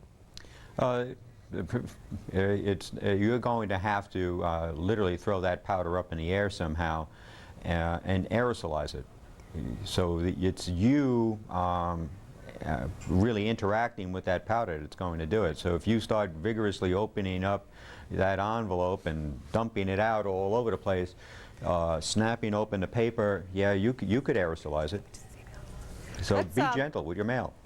Be gentle with your mail, but it's not like if someone just opens a package or an envelope in the middle of a mail room or in the middle of an office that suddenly everybody in that office has a chance of being contaminated. You really have to try hard to come in contact with these spores. Right. I think at least the preliminary evidence from Florida shows that if indeed Mr. Stevens opened it at his desk in the office, that, I mean, one spore ended up on his keyboard, from what I understand. And if that's the case, then you might say that he got an overwhelming dose, but it really didn't even spread too far from his desk. But isn't it even possible, though, that, just to focus on Mr. Stevens for a second, that he didn't get it from his keyboard? Maybe he was infected, and that came from him as he was touching his... No, he didn't get it from his keyboard. I was saying if he opened up his mail, opened up a piece of paper and aerosolized it, only, you know, it didn't even travel that far. All right, Dr. Bush. All right, thank you, Professor Johnson. Dr. Bush, this email is going to be from you. It's from Mike. He's wondering what I think a lot of Americans are wondering about the symptoms and what they should look for when a person first comes in contact with anthrax. Are they easily distinguishable from other forms of illness, such as the flu or the common cold? And perhaps the first thing you should talk about is you might not have any symptoms when you first come in contact with anthrax. There could be a long delay. Correct. You know, there's very little described of outbreaks of clinical anthrax. As you know, inhalation anthrax has only been described in this country in approximately 18 people, the last one approximately 23 years ago.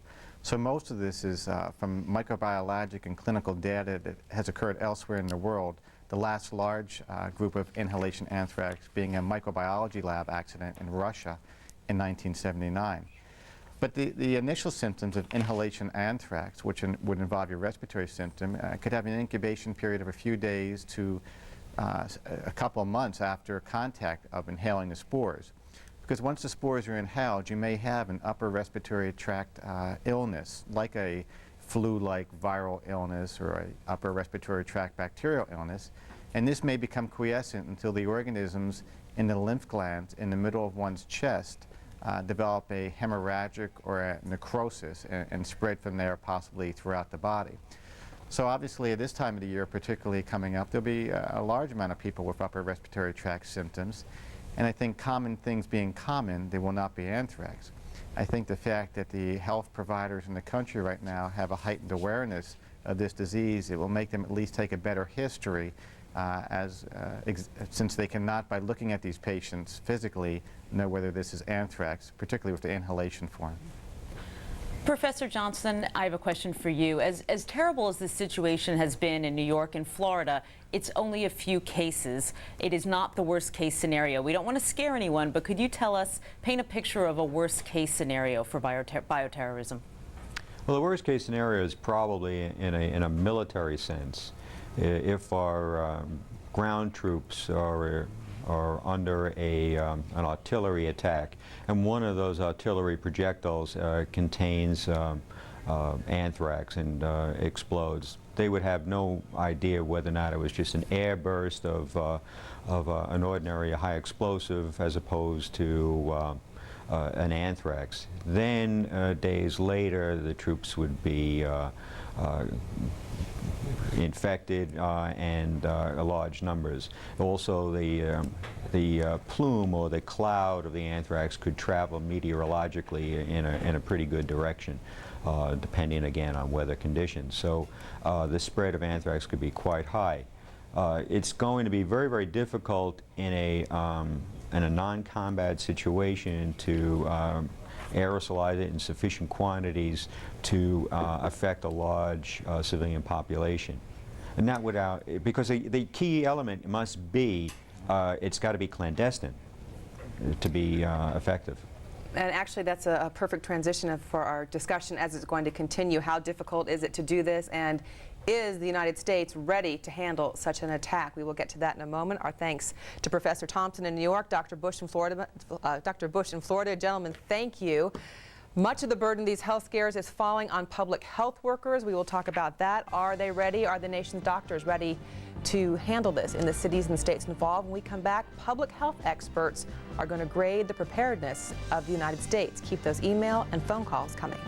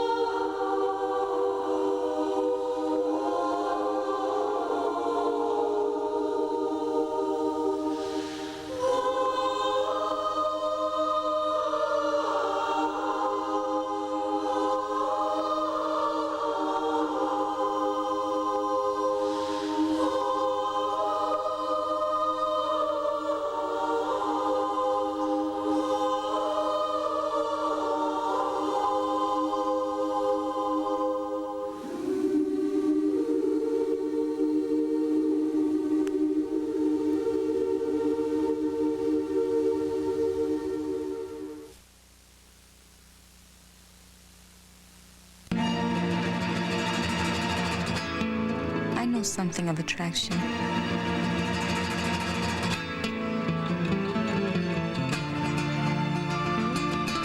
I know something of power. The new car, I think it knows too. The all-new Lexus ES 300, a new world of luxury. This is the time when trust matters most, and the world is watching CNN, the only cable news network with the experience and global reach to report events as they happen. With anchors Paula Zahn and Aaron Brown in New York, John King in Washington, news-making interviews from Larry King and Christiane Amanpour, live from the front lines. In this time of change, America and the world turns to the most trusted name in news. Depend on CNN.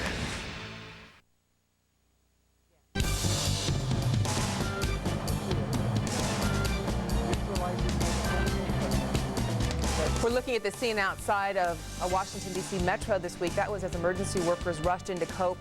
What they feared was a biological or chemical weapons attack. It was not, but officials there and around the country are on guard. Joining us now here in Washington, the former Commissioner of Public Health in the District of Columbia, Mohammed Akhtar. He is now Executive Director of the American Public Health Association. Also with us, Dr. Margaret Hamburg. She is former Commissioner of Health for New York City. She is now with a new organization called Nuclear Threat Initiative here in Washington. I'm sure, first of all, welcome to both of our guests. Good to have you with us, and I'm sure in your profession you have been privy to lots of information that you know a lot more than we do, and have maybe more trouble sleeping at night than some of us because of all the information that you have. Dr. Hamburg, let me start with you, focusing on New York City, because in fact we've already gotten a number of email about this. Is New York City ready to handle a bioterrorist attack?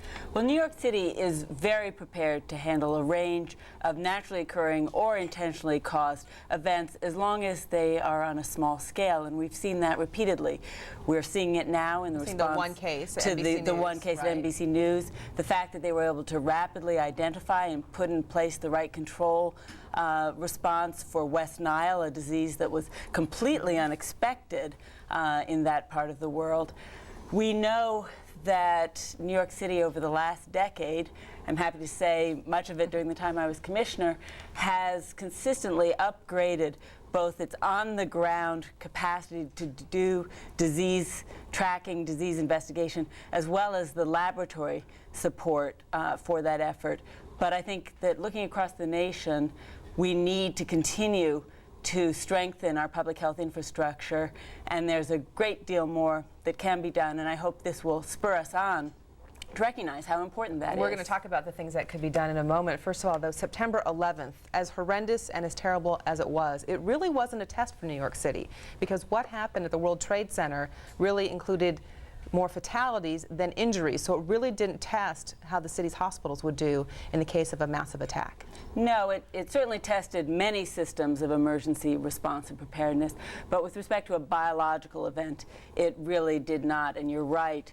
Sadly, there weren't casualties to manage in the hospital care system, and there was not an infectious disease agent that we needed to worry about in terms of containment and control. So that test has yet to be done. Let's bring in Dr. Achter here. You wrote a very strong editorial in the Washington Post this week, and I just want to take one little quote from it, very short, but I think it gets your point across, where you write, "The only thing scarier than an outbreak of the Black Death is knowing our public health system is woefully unprepared to do much about it." That is a very scary thought for people across America, Dr. Achter. It is true. You know, the big cities, the New York, South Florida, the Los Angeles, they have good systems, they are fully prepared, they have done their work right, and they can respond.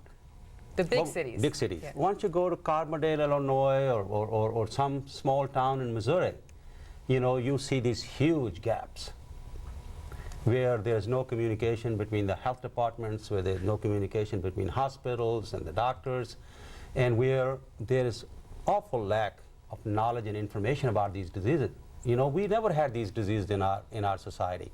So our physicians are not knowledgeable about these things. And so until people become knowledgeable in medicine, if your mind doesn't know, your eyes don't see what you're looking at. Education's important. And Elizabeth, so why don't you jump in here? Important. Well, both of you have testified to Congress several times and have said, you know what, we have a lot of work in front of us. We've got to beef up infrastructure for hospitals and public health agencies. We need to increase our intelligence and our communication. Those are the kind of things that take years, and we don't really have years. Well, some of it is underway, and I think we have a good foundation, but we have to build on it. We need to strengthen it. We need to expand it, and we need to enter into some new areas as well. And it will take time. But we're not starting from scratch, and also we're not inventing new activities. And I think the good news here is that the investments that we're going to make are going to have a lot of benefits for naturally occurring infectious disease threats. We're not really prepared as a nation to deal with a very serious flu outbreak, and it could happen this season, let alone a large-scale bioterrorist attack. So knowing the extent to which we're so unprepared, I mean, how do you sleep at night? Well, I think, you know, that we have the basic systems. And I think, you know, that we also have to recognize that while there's enormous attention and concern about the threat of the intentional use of a biological agent to do harm, and it is very frightening, it still remains a very low probability event. And we're talking here really about one death in the entire nation. That's not to discount the importance of that loss, or to discount that this is something we have to take very seriously.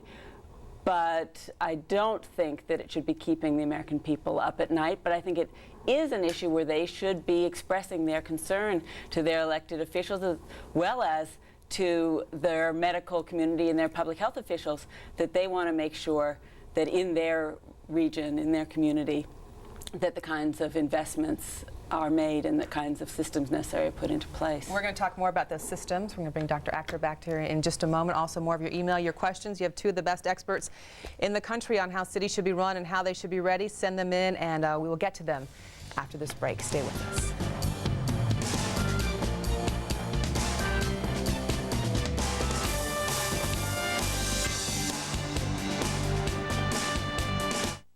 How well do you know your dog?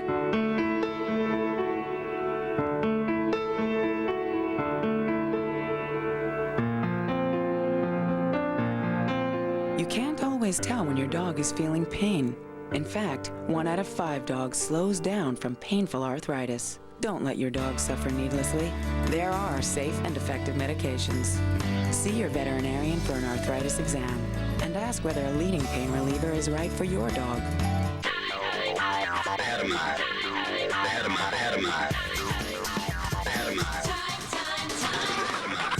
High-definition television, made possible by Panasonic.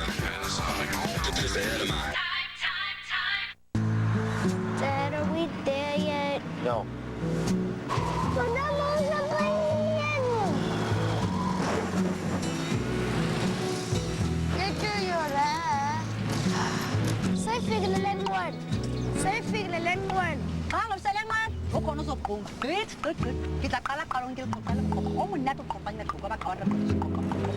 Family vacation on the wings of Goodyear. We Americans are going through a tragic time. We all have painful emotions following these hideous events. Here are some ways to get through this time of crisis. Please ask for help if you need it, and participate in any way you can. Donate money, donate blood, or volunteer. For information, contact your local American Red Cross chapter or visit redcross.org. Together, we can save a life. He became an American hero, commanding U.S. troops in the Gulf War. Now he's facing one of his toughest battles, the new war on terrorism. Just who is Secretary of State Colin Powell? This week on People in the News. Today, 4:30 Eastern on CNN. An important source of information for you about the news of the day, the terrorism investigation, and how public health authorities are responding to the anthrax infections in Florida and New York.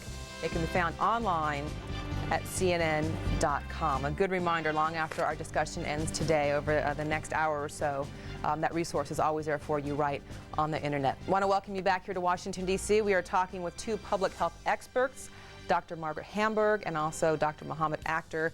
Great resources to have here with us. Welcome back to both of you. A big question for a lot of people is what government can do. But you know what? A lot of people are sitting at home saying, I can't wait for the government. I have to figure out what I can do for myself. And in fact, that's what Donna from Geneva, Alabama apparently is thinking about, because she sent in this email. And Dr. Akhtar, we're going to let you take this one, okay? She says, we are informed about what actions to take during tornadoes, hurricanes, and floods. However, what should we do in the case of a bio or chemical warfare? Should we have an extra supply of food, gas masks, or even maybe bunkers? I want to go off of Donna's point and ask you two questions. First of all, I grew up in Southern California. I know exactly what to do in an earthquake, because from the time you're this big in Southern California, you have earthquake drills and you know to go under the desk or into the doorway. Why in America do we not do drills where we know what to do in a case just like what Donna is talking about? But this is something very new. We never had to face this threat. We did, but you know from from your business that it's not that new. Yeah. So no. Something like anthrax or plague or smallpox, these things are very new. And so what we have not been able to do so far is to really present to the public at large. The health commissioner or health director, local health director, the police chief, the FBI people get together and say, folks, here is what we have made arrangements to deal with this situation. So there's nothing like that out there. Yeah, and here is what you will do. Stay at home, don't panic, leave your kids at school, they're safe. We will come to you, we will provide you the information, listen to your radio, television. If you need medication, we will provide the medication. If you need to be checked up, we will come to you. So stay calm, stay home. But here is what we have arranged. We have so many beds at this hospital. All the doctors are ready. They are knowledgeable about take care of your situation. We have communication systems set up among ourselves. So people should understand that we are prepared. So most communities don't have that right now. No. Don't you think that would be a good idea to develop that? That's absolutely essential if you want to calm people's fear down. I think we need to be prepared, the public health community, the intelligence community, the public security people. But public need to stay calm. They need to have the information exactly. It's very specific to their local community, that if I am in Springfield, Missouri, what would I do? And it should come from the local person. It's also really critical to understand that there is no generic response plan for a biological attack. You don't know exactly what because you're we talking don't know what might be used, how it might be released, where it might be released, and who might be exposed. And so for each particular instance, we're going to have to tailor a response to meet that particular context. What we can do and must do, and government has a critical and central role to play, is make sure that the systems are in place to allow response, and that also we have thought about the different contingencies that we might see, and for example, stockpile certain pharmaceuticals, antibiotics and vaccines that exist against the agents of greatest concern. And we also need today to be doing the research to better prepare us tomorrow in terms of new drugs, new vaccines, and better detectors so that we can rapidly recognize what's going on. I want you to help Donna in Geneva, Alabama do a checklist here. Okay, if you're living in Geneva, Alabama, would you want at your house just to have, would you want to have an extra supply of food? Would you want to have a gas mask? Or would you even have bunkers at your house? I will have none of the above. Really? Absolutely.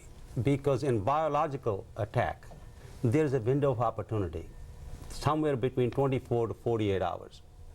And the government is organized in such a way that we can provide you with the drugs, with the medication within 12 hours. CDC has made this commitment that any place in the country, if there's a need, the drugs, the supplies, the vaccines will be there within 12 hours. And so there is no urgency like tornado or earthquake where you need to have it, either you have it or you don't have it. There is a window of opportunity in which this thing will take place, so people need to stay calm. The authorities need to work. The public health community need to work very, very hard and move very swiftly to serve their people. But people need to be told this ahead of time. What do you think about in Israel? They all have sealed rooms. One room of the apartment or house is made a sealed room, sealed off. They have to do it by law. Any sense in that?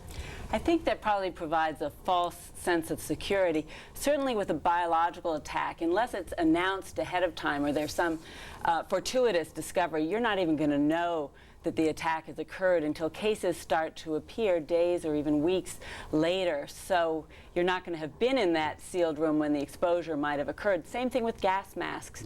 They don't provide you with protection unless you wear them all the time. And I can tell you, having worn various kinds of masks for clinical purposes, they're very uncomfortable and they're unattractive. I was reading a magazine about this. They painted this horrible scenario. They said two guys are at a football game and they have these little aerosol cans kind of down by the sides and they're spraying smallpox and nobody knows it. Everybody goes home, the incubation time passes, they're all sick, they've infected their family, smallpox is so contagious. Is that science fiction or could that happen? Well, it's a great concern, and it's certainly our worst case scenario that we think will probably never happen, but we should be prepared for. Smallpox currently exists in only 2 known stocks in the world. It's not easy to get your hands on smallpox, but I think we can't be complacent and say, well, therefore, something like this will never happen. And that's why the government has a smallpox vaccine stockpile. It's not as large as we think it should be, given the changing world we live in and the growing concern about the possible use of biological agents as weapons. And so we are also, I shouldn't say we, but the United States government, our government is also contracting to produce more smallpox vaccines so that we will have enough to rapidly get it to you if you need it in the case of exposure, because we can control and contain smallpox if we follow good traditional infection control procedures. You identify the cases, you isolate them, you identify the people who've been exposed to those cases, and you vaccinate them. And using that technique, we were able actually to eradicate smallpox as a naturally occurring disease around the globe. Dr. Achter, let's get your comment in here on smallpox. If you've never been vaccinated, if you're under 30, or maybe your vaccination is worn off, is this something you need to be concerned about? Not at the moment. I think this depends upon what the threat level is. If we find out through our intelligence sources that there are going to be incidences where smallpox will be leaked out, remember there's this thing with anthrax. My concern is that this is in the wrong hands. Okay? If I find out the same way about the smallpox, that it's in the wrong hands, I would be very vigilant. I will say, let's get the stockpiles ready, let's get ourselves prepared. But today? Today, no. Okay. And the good news about smallpox vaccine is that if you have been exposed to smallpox and you get the vaccine, it will protect you from going on to develop disease, and even in the early symptomatic stages, it will reduce the likelihood of serious and or fatal disease. So not all vaccines work that way. Some require a longer period before they provide protection against disease. But with smallpox, if we have the vaccine and we can get it to the people who need it after an exposure has occurred, we can really protect them and contain the ongoing spread of the disease. Well, on that little bit of good news, we're going to have to go to break here. We do like spreading some good news and some reassuring news. It's not just all about scaring folks out in America. I want to thank Dr. Achter and also thank Dr. Hamburg. Thank you very much. We're going to talk a little bit more. We're going to talk about mourning and moving on. Of course, a big part of this is not just the physical, but the psychological toll of September 11th on the victims' families and the country. And we're going to talk about coping with that when we come back.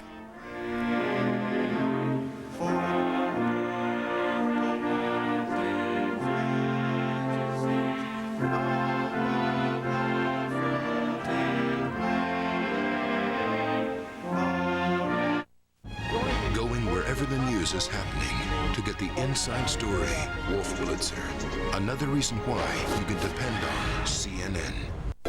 Here's all you'll need to install your own dish. 1 screwdriver, 175 feet of RG6 cable, 4 leg screws, a ground block, whatever that thing is, more wire, lots more. All this stuff. Oh, and 1 dish. Now here's everything you need to install Comcast digital cable. That's it. Comcast digital cable. Easy to get, easy to enjoy. Call today. Is it 5/16 or 9/32? Does it take a standard socket or metric? What you need is the Gator Grip, the amazing socket that works on over 1,000 nuts, bolts, and fasteners. Watch, no matter what size fastener, nut, bolt, wing nut, square nut, eye bolt, hook, most anything, Gator Grip holds on tight to finish the job. Now hang a plant, work under the hood, or set up a Christmas tree stand quickly and easily. The secret are these retractable steel rods that form to fit most any size or shape, standard or metric. Even damaged and stripped bolts are no problem. Amazing! You get the Gator Grip with this heavy-duty ratcheting handle for only $19.95. Plus, we'll include this adapter for your power drills and drivers free. Gator Grip comes with a lifetime replacement warranty. If it ever fails, we'll replace it free for life. Call 1-800-672-0909 to order your Gator Grip for just $19.95 or send check or money order to this address. Call 1-800-672-0909. Do you know how much income you're going to need to maintain your standard of living after you retire? Anywhere from 70 to 90% of what you're pulling in now. You can figure on about 40% from Social Security, but where is the rest going to come from? A combination of your employer's pension plan, if you have one, and your own private savings. You can do it if you start now. To learn more, call the Department of Labor at 1-800-998-7542. Do it now, because saving matters. This is CNN.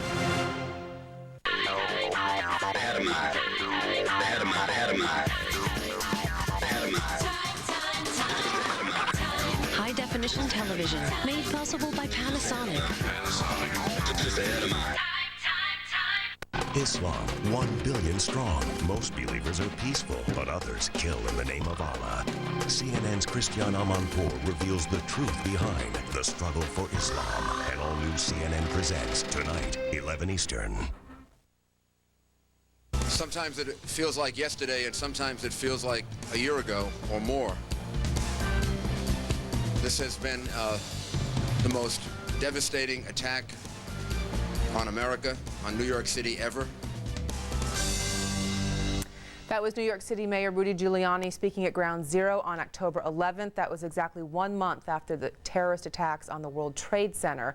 We're now talking about the psychological toll of the terrorist attacks. And before we go to that, I just want to mention that we are standing by. We are waiting for Mayor Rudy Giuliani in a moment. We're expecting him to have a news conference with the latest information on that anthrax case that turned up in New York City. When that happens, and there you see a live picture from New York, we will go back there live. Meanwhile, let's talk about something that a lot of Americans are facing, and that is simply being scared since September 11th. With me, my partner today, CNN medical correspondent Elizabeth Cohen.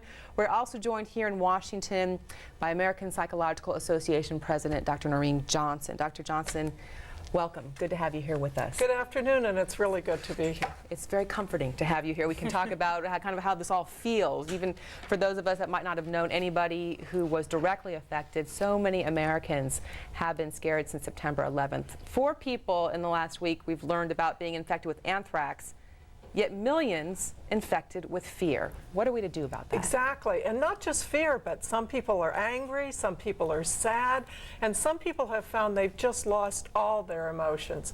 All Just those kind of gone numb. They've gone numb. That's a really good way to put it. All those are very normal reactions, and the important thing is to realize that to have emotional reactions after this horrible event that none of us understand is very normal, and emotions will change.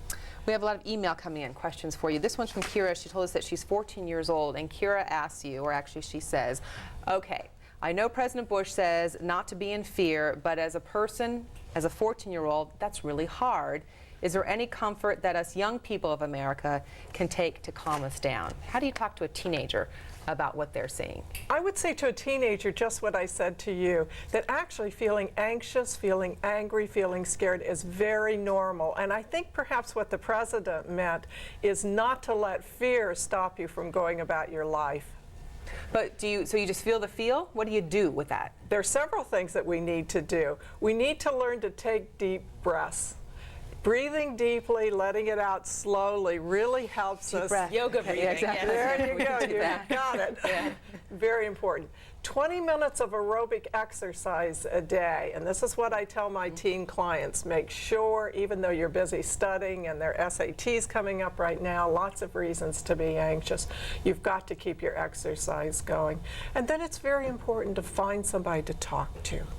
It's important to talk about our fears, and we have to find people who know how to listen. And we're going to use you for that a bit more coming up. Dr. Johnson, stand by. Elizabeth has some questions for you, and I know our viewers at home have questions as well. Much more ahead on America Strikes Back. We're going to take some deep breaths here and feel the feel and talk more about that. Also, more talk on national security, plus we'll have with us the chairman of the American Medical Association on how your family doctor may be on the front lines of the fight against terrorism. Stay with us and keep sending those emails.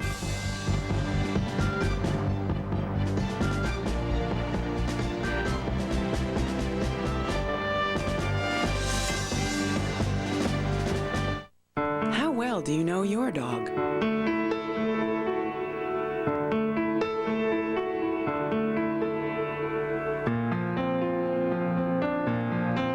You can't always tell when your dog is feeling pain. In fact, 1 out of 5 dogs slows down from painful arthritis. Don't let your dog suffer needlessly. There are safe and effective medications. See your veterinarian for an arthritis exam and ask whether a leading pain reliever is right for your dog.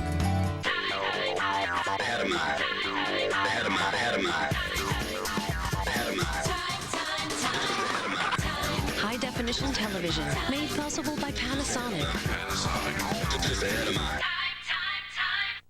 What are the newest weapons of war?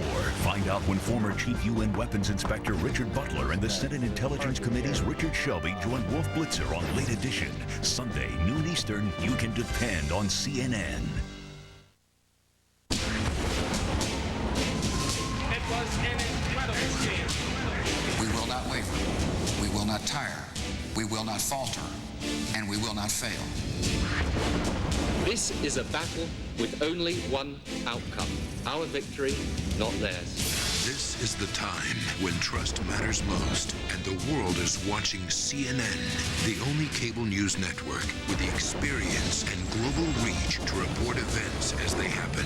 With anchors Paula Zahn and Aaron Brown in New York, John King, Judy Woodruff, and Wolf Blitzer in Washington. Analysis from Jeff Greenfield and Greta Van Susteren. News-making interviews from Larry King, Lou Dobbs with Market News, and Christiane Amanpour, live from the front lines. In this time of change, America and the world turn to the most trusted name in news. Depend on CNN.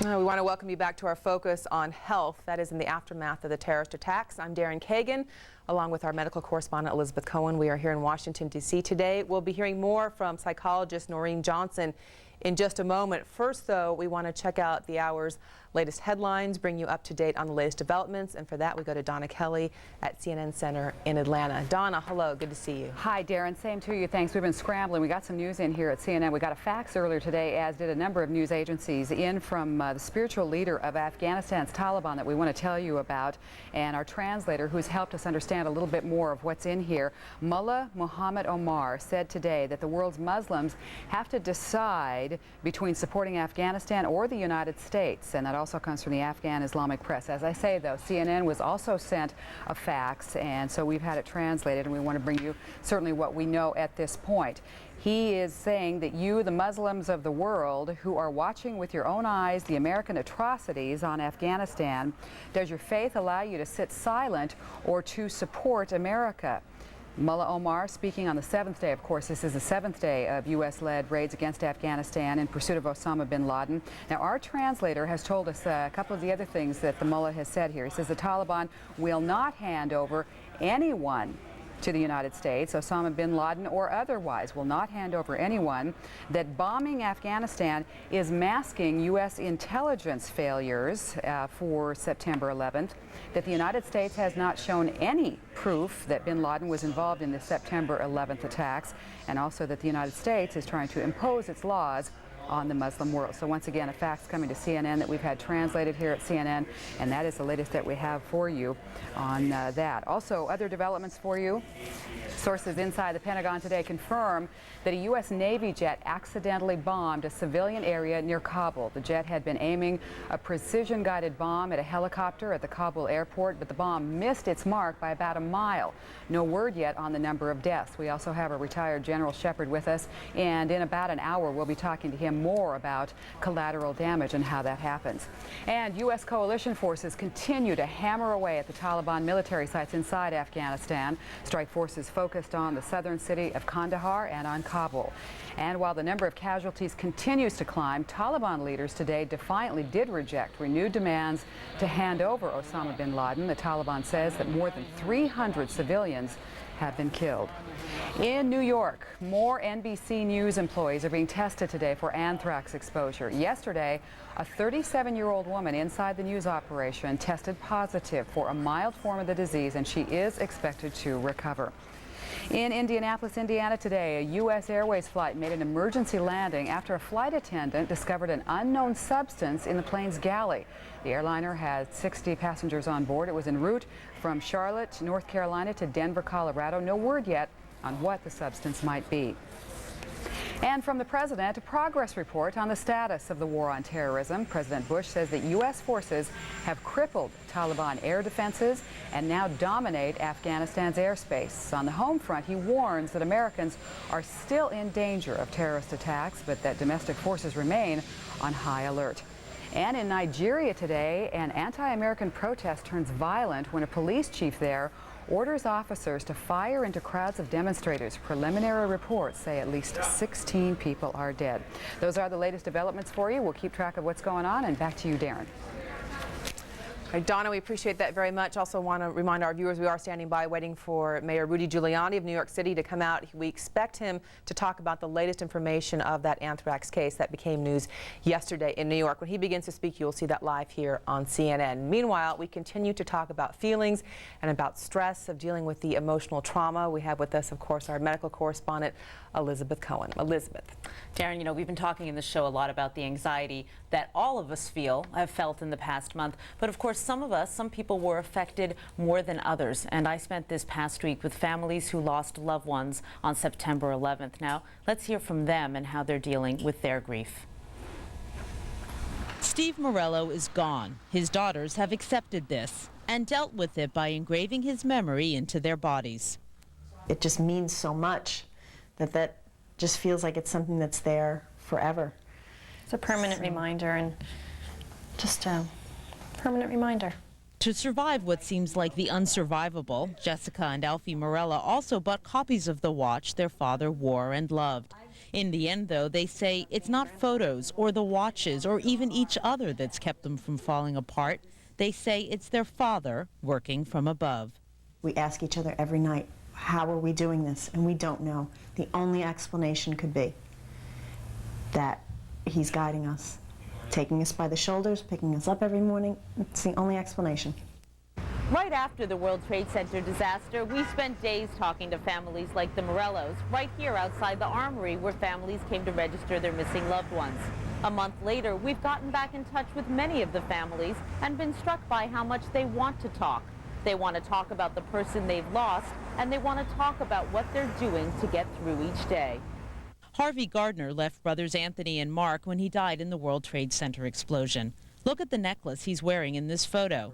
Now see it on his brother Anthony, who we met September 15th at the Armory. I'm wearing my brother's necklace. Wednesday, he's going to kill me when he comes home. Wednesday, I went to his apartment and I took this as his favorite necklace, and I'm wearing it until he comes home. And I'm going to give it back to him when he walks back in the door. He never walked through the door, and now Anthony knows he never will. But he still wears the necklace. I look at it as a little piece of my brother that I have that, since I can't have him now, this is some way to keep him close to my heart.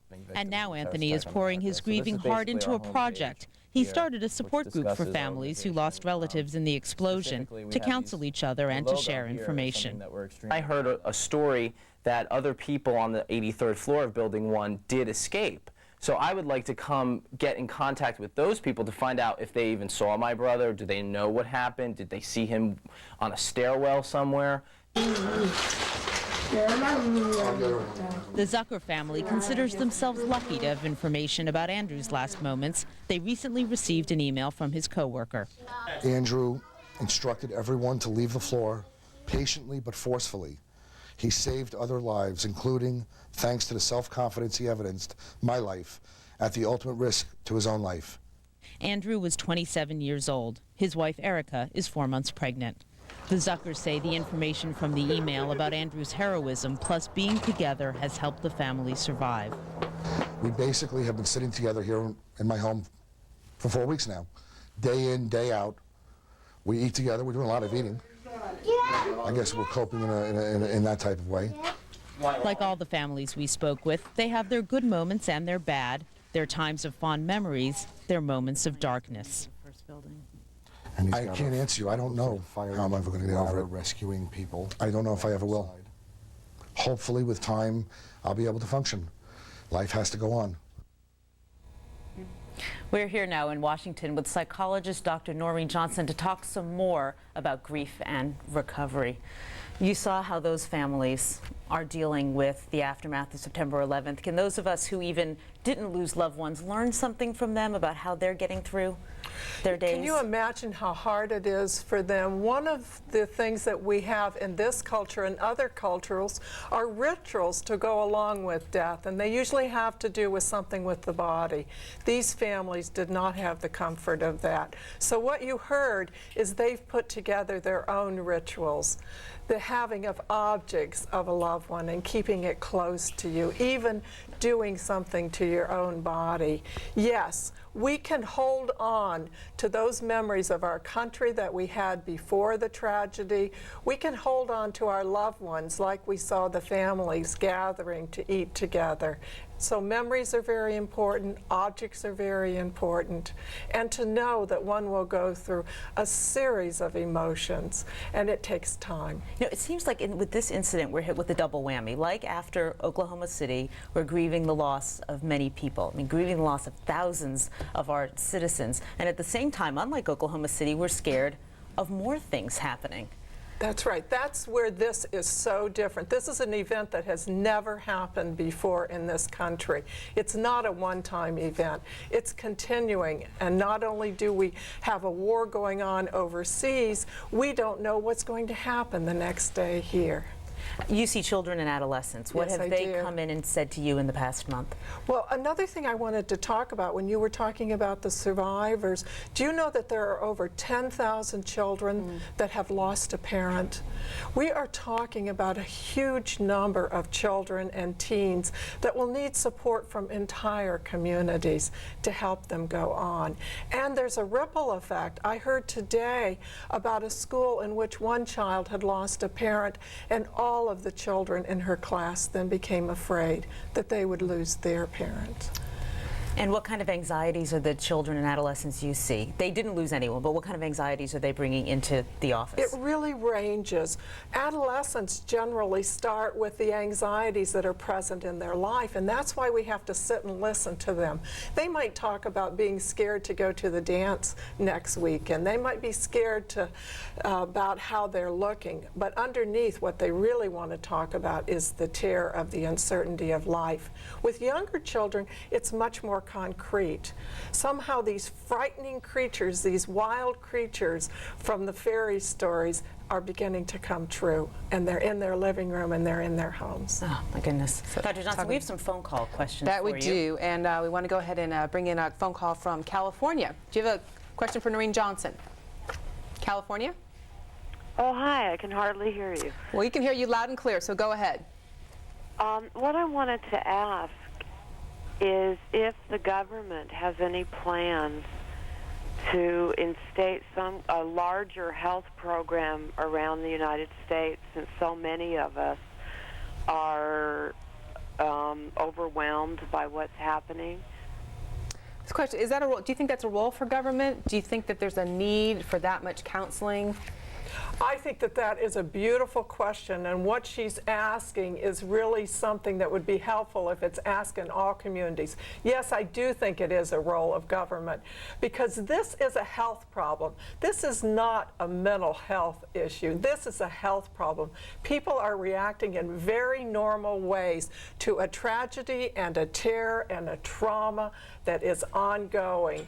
And if somebody had a cold or strep throat, they would be allowed to go for treatment. People are reacting normally, and they ought to be able to go and get appropriate help for it. Of course, we could do a whole show on America accepting mental health, but that's a topic for another time. Let's go ahead and go to the phones again. I think another call from California is coming in. Go ahead, please. Caller, can you hear us? From California?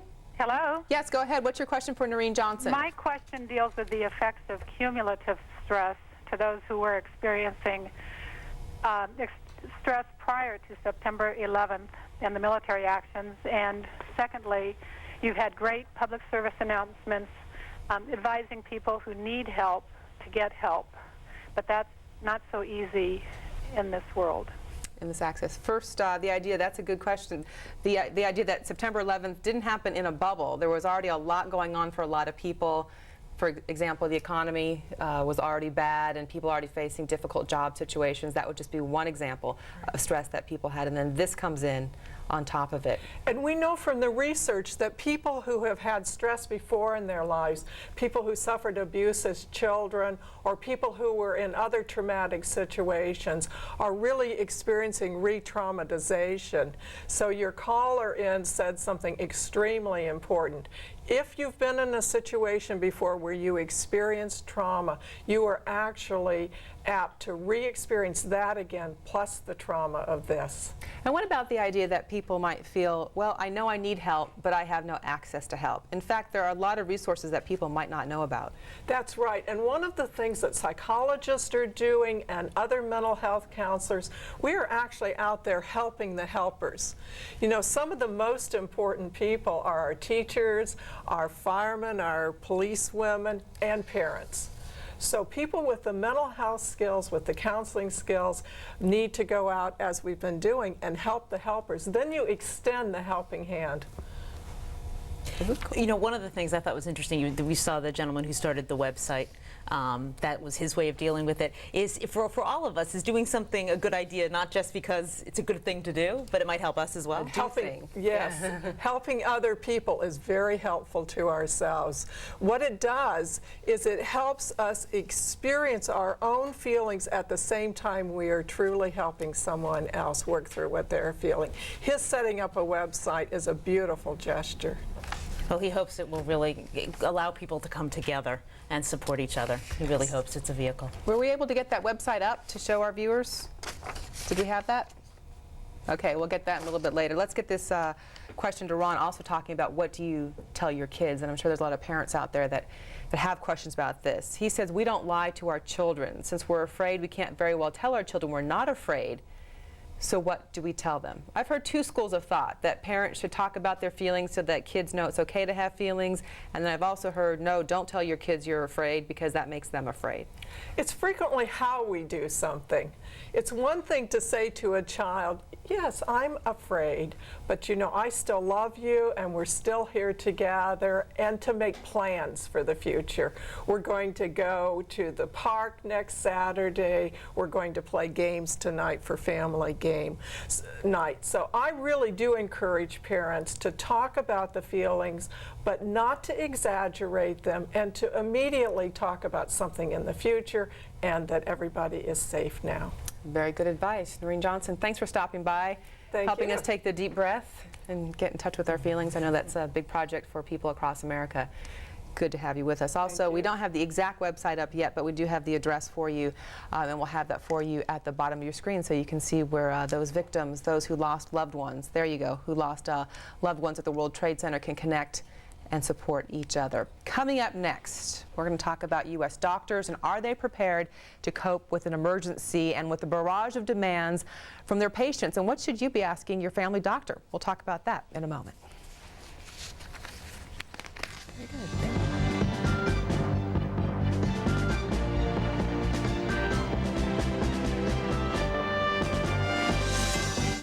Unconventional thinking, giving you a unique look into the issues at large. Jeff Greenfield, another reason why you can depend on CNN.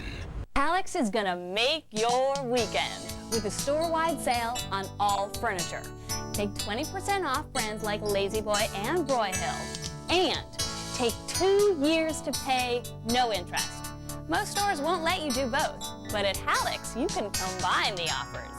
20% off Lazy Boy and Broyhill, and 2 full years to pay, no interest. There's no place like home, and there is no place like Alex. I've always loved working on computers, and in the Army, that's what I do. If you never thought about the U.S. Army or Army Reserve, think about this. There are 212 ways for you to become a soldier and work at a job you'll love. Call the number on the screen right now for this free video to find out which job is right for you and discover the 212 ways you can be an army of one. I love what I do.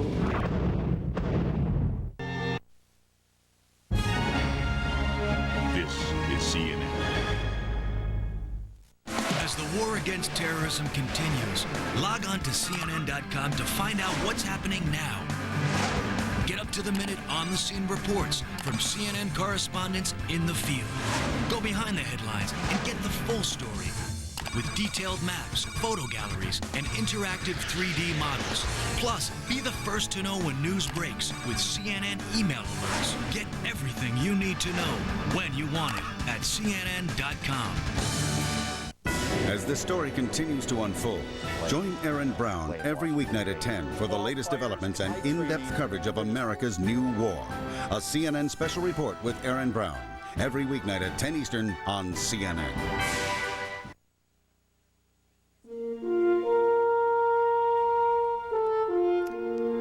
I want to show you these pictures we're just getting in from Ground Zero in New York City, side of the World Trade Center.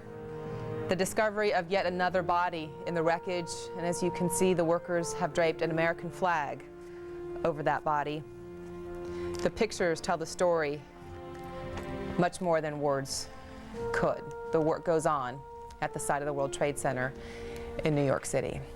And with that, since September 11th, physicians around the country have been getting calls from anxious patients about how they want to obtain antibiotics. They want to stockpile in the event of a bioterrorist attack. How should doctors respond? What should you say to your family doctor? With more on that, let's bring in our Dr. Sanjay Gupta, who is joining us now from Atlanta. Sanjay, hello. Good morning, Darren. Good afternoon.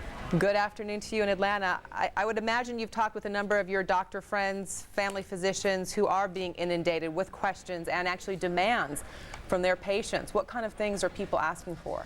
Well, there certainly has been a lot of patients, educated people out there who are very concerned, appropriately so, I think, about anthrax and have heard that there are antibiotics that may offer some help, especially if taken early, ciprofloxacin being the most commonly known antibiotic for this.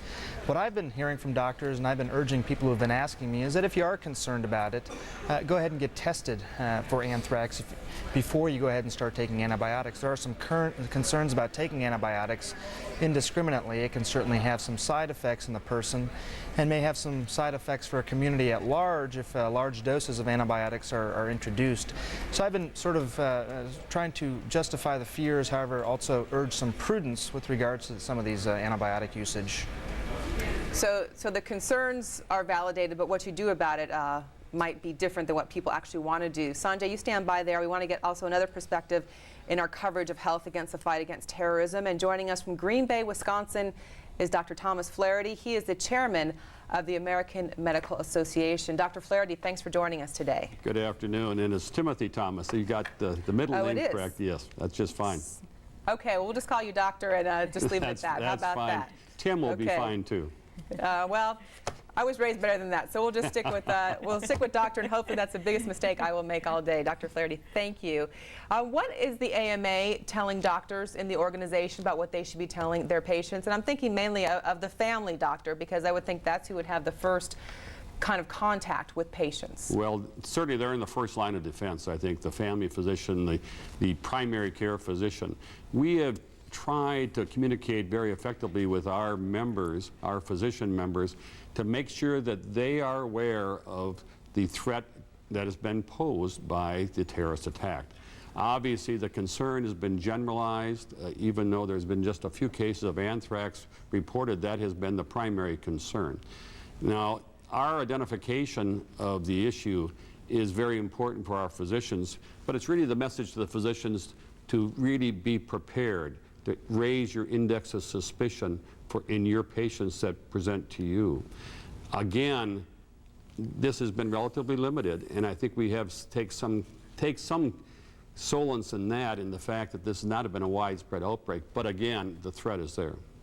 The infection has been limited, but the scare and the fear has been widespread. What would you say to patients who say they want antibiotics and they want them stockpiled in their medicine cabinet at home? Dr. Gupta gave good advice. We don't encourage that. I think this is an idea that really shouldn't be done, not something that obviously the antibiotics should be available to you, and they are available to you in stockpiles, but having them at home in preparation for or prophylactic use of is not encouraged. The issue of antibiotic resistance was mentioned by Dr. Gupta. I think that's a very, very important point. You only have so much resistance out there right now, and lowering the resistance to antibiotics is a very major concern that we have.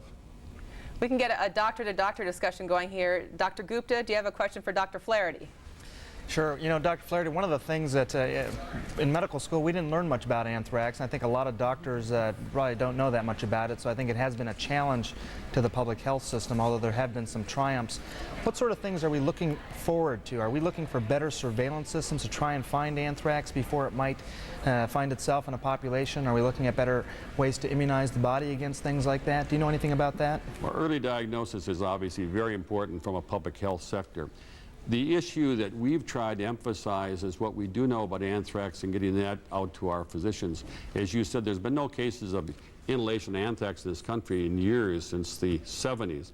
So consequently, that delay has really put this on the shelf, and we haven't paid attention to it. Now we have to pay attention to it. And what we've done is put articles up on the JAMA, the Journal of American Medical Association website, on these bioterrorism elements, so that physicians can really be re-informed, to rekindle that knowledge they got a long time ago in medical school.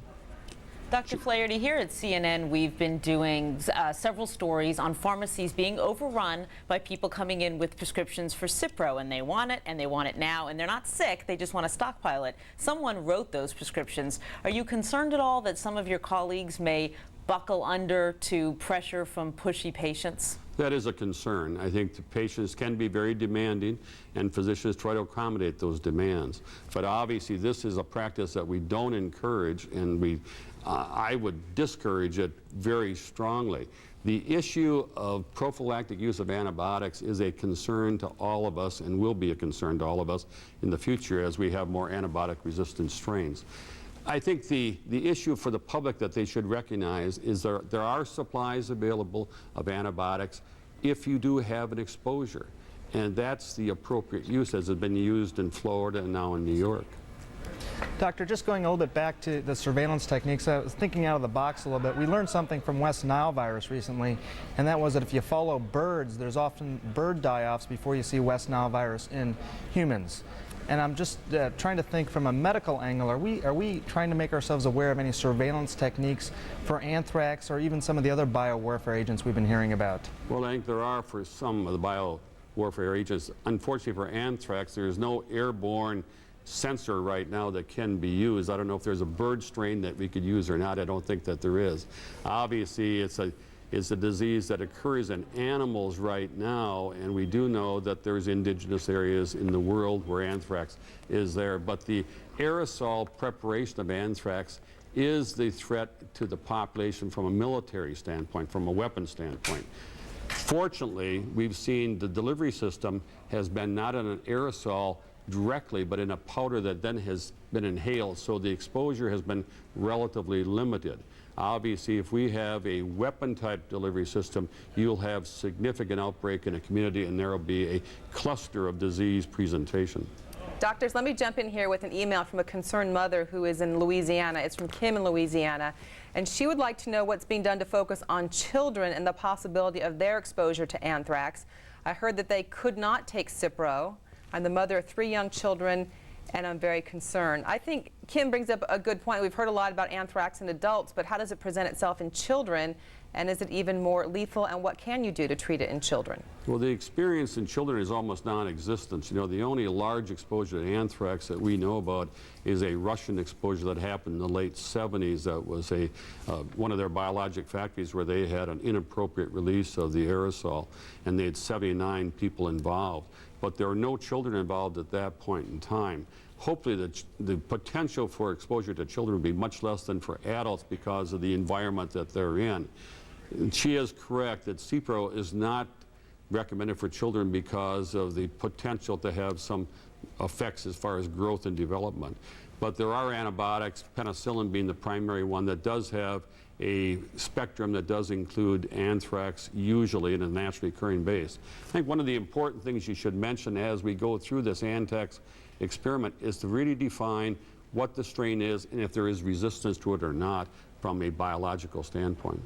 Here's another disease we were talking about here earlier before we went on the air, that the case with smallpox, and some of us vaccinated, some of us not. But the question from Rick in Jacksonville, Florida, he wants to know if someone years ago was vaccinated for smallpox, like my wife and me, are we still protected against smallpox? We were all comparing where we have the little mark, you know, whether it's on the side of your arm or your hip or somewhere else. And if you do have that, does that mean you're free and clear with smallpox? No, not free and clear, but it certainly should give you some protection. Smallpox vaccinations were discontinued in this country in 1972. Obviously, I qualify for smallpox, and I've got my scar in my arm, as you've identified. We may have some limited protection, but the protection for smallpox vaccination is really usually thought about to be about 10 years in duration. So if it's longer than that, you probably will have protection, but not a full protection that you would have with a current vaccination. Dr. Gupta, I know you did some work and some stories this week on what the status is of smallpox vaccinations in this country. It's not like if you want one, you can just go to the doctor and get one. Isn't that right?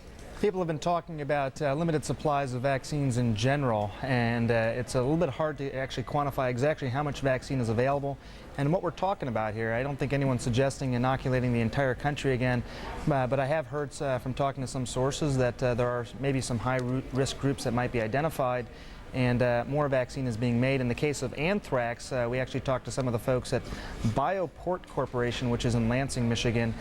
Just to give you a frame of reference, Darren, before the Gulf War, they were making about 3,000 doses a year. They were able to confirm that they're making at least 1 million doses a year now, so they've significantly increased production. Incidentally, they don't say that that was in relationship to the September 11th tragedy, rather that they've been increasing production for quite some time as they've thought about anthrax. Let's go back to the phones and take a question from a caller from New York. Go ahead. Hi, my question also is related to vaccines, particularly with the children. Let me just lower my TV, hold on. Why wouldn't we go ahead and get our children at least the smallpox vaccine, and additionally the Prevnar vaccine, which is, I believe, against bacterial meningitis? Would that have helped Mr. Stevens, for instance? And I know that that's available for children. As a matter of fact, I'm taking my one daughter who doesn't have it next week to get it. And I think that's about it. Okay, Dr. Flaherty, let's start with the smallpox vaccination. If it was good enough for our parents to get for us, why shouldn't that woman be getting that for her daughter? Well, there's been no cases of smallpox in the world since the 1980s. So obviously, without cases, the need for vaccination is not there. There is risk of the smallpox vaccine. That we've had cases where you actually have a case of smallpox due to the vaccination. So there is some risk with the vaccine, and I think other than for workers as might be identified with a smallpox outbreak, you probably would not consider vaccination. Dr. Gupta is correct. We've got, according to the Secretary of Health and Human Services, about 15 million doses of smallpox vaccination stored right now, and they're preparing another 40 million doses. These may be able to be divided, so you might be able to multiply that number if we had divided doses.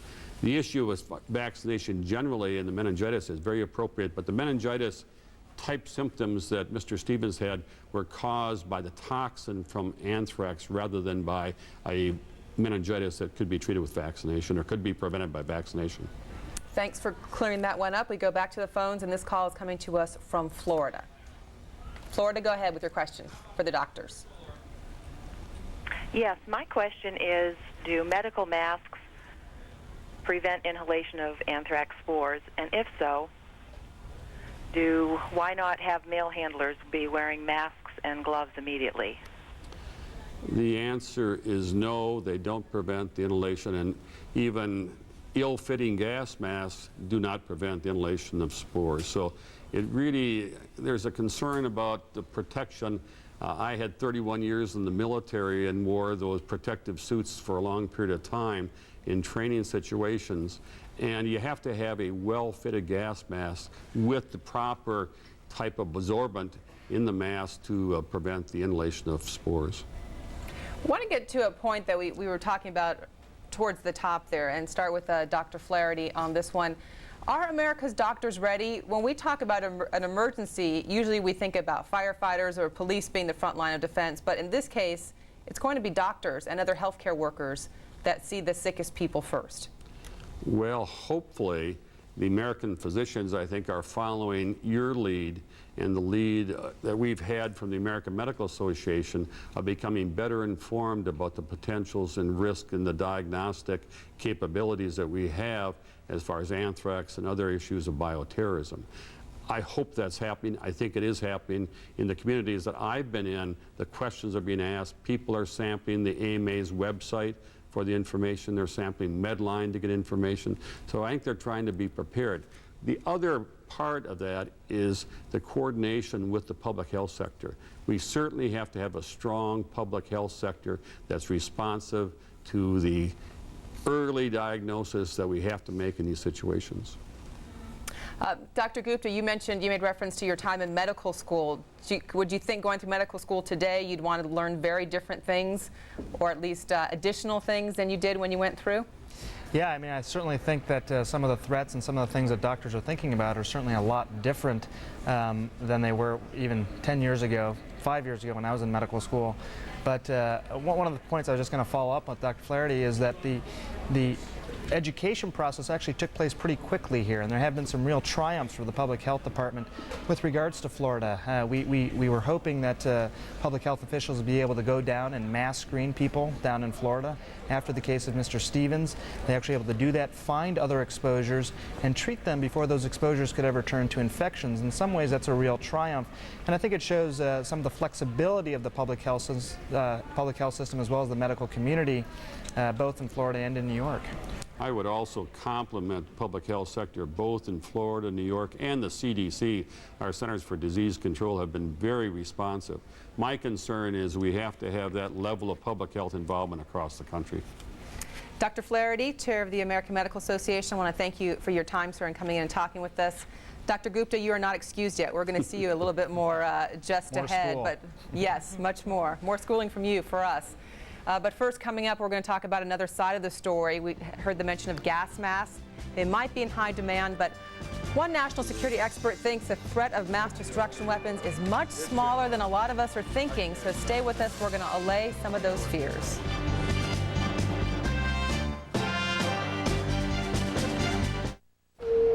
Hello, Mrs. Lindsay. William? Hello, Stephen. You're not by any chance computer shopping, are you? Mm-hmm. If I can get some help. Well, right now, you can get a complete Dell system with an Intel Pentium 4 processor, which is so nice, for only $899. Really? She's intrigued. Excellent. Because right now, it comes with your choice of a printer or a Palm M100. And as far as service and support, Dell's won more awards than any other PC company in the last 5 years. Just call or go online. Tell them what you want, and right to your front door comes America's favorite PC. Thanks, Stephen. Now you can get a Dell desktop with an Intel Pentium 4 processor, which delivers performance where you need it most. And 6 months of DellNet by MSN Internet access for just $8.99. Call or go online today and get your choice of a printer or Palm M100. There's great deals on notebooks, too. Dude, you're getting a Dell. Easy to buy, easy to own, easy as Dell. This is the time when trust matters most, and the world is watching CNN, the only cable news network with the experience and global reach to report events as they happen. With anchors Paula Zahn and Aaron Brown in New York, John King in Washington, news-making interviews from Larry King and Christiane Amanpour, live from the front lines. In this time of change, America and the world turns to the most trusted name in news. Depend on CNN. In a world that changes by the minute, turn to CNN Headline News.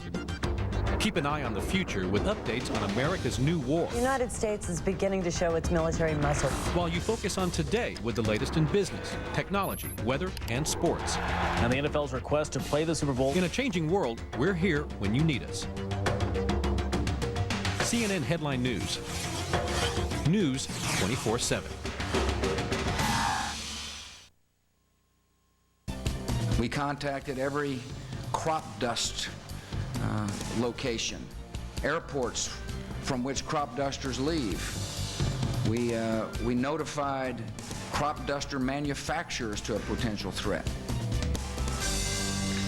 And that was President Bush assuring the nation that the government is taking appropriate action at the first sign of what he calls any credible threats. We do want to give potential terrorists, we don't want to do it too much credit about the ability to control complicated technology. Helping us to sort through this aspect of the terrorism story is Elisa Harris. She is a research fellow at the Center for International and Security Studies at Maryland, also a former staff member of the National Security Council.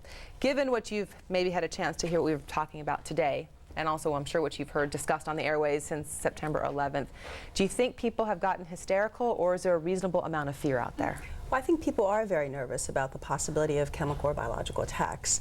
But I think it's important for them to understand that for a terrorist group in particular, this is a very, very difficult undertaking to employ chemical or biological agents on a large scale and produce significant casualties. That's a terrorist group, but as we've seen in the past right here in this country, individuals sometimes take matters into their own hands, and in fact we don't know who has been sending these anthrax envelopes to different people up and down the East Coast. That's absolutely right. We don't know at this point whether these are biocrimes, copycat incidents, isolated incidents, or whether they're part of a larger, more concerted effort by a group to cause casualties and fatalities. You know, I asked a guest earlier today, I'm going to ask you the same question. If I were a wacko, a relatively intelligent wacko, and I wanted to, let's just take anthrax as an example, find some anthrax, make it into a powder, mail it to someone I don't like, and I had a couple of, let's say, college microbiology courses. Could I do it? It would be very difficult to do. The first hurdle one would have to overcome is selecting the right strain of anthrax, because like all pathogens, there are different strains. Some are more lethal than others. Once you select the right strain, if you can do that, you then have to produce it on some scale. You have to purify the agent. You have to stabilize the agent so it remains alive through whatever dissemination process. If you're hoping to aerosolize it, you have to make sure that the particles are the right size so they get inhaled into the lungs. If they're too large, they'll be caught in your nose. If they're too small, people will breathe them in and breathe them back out.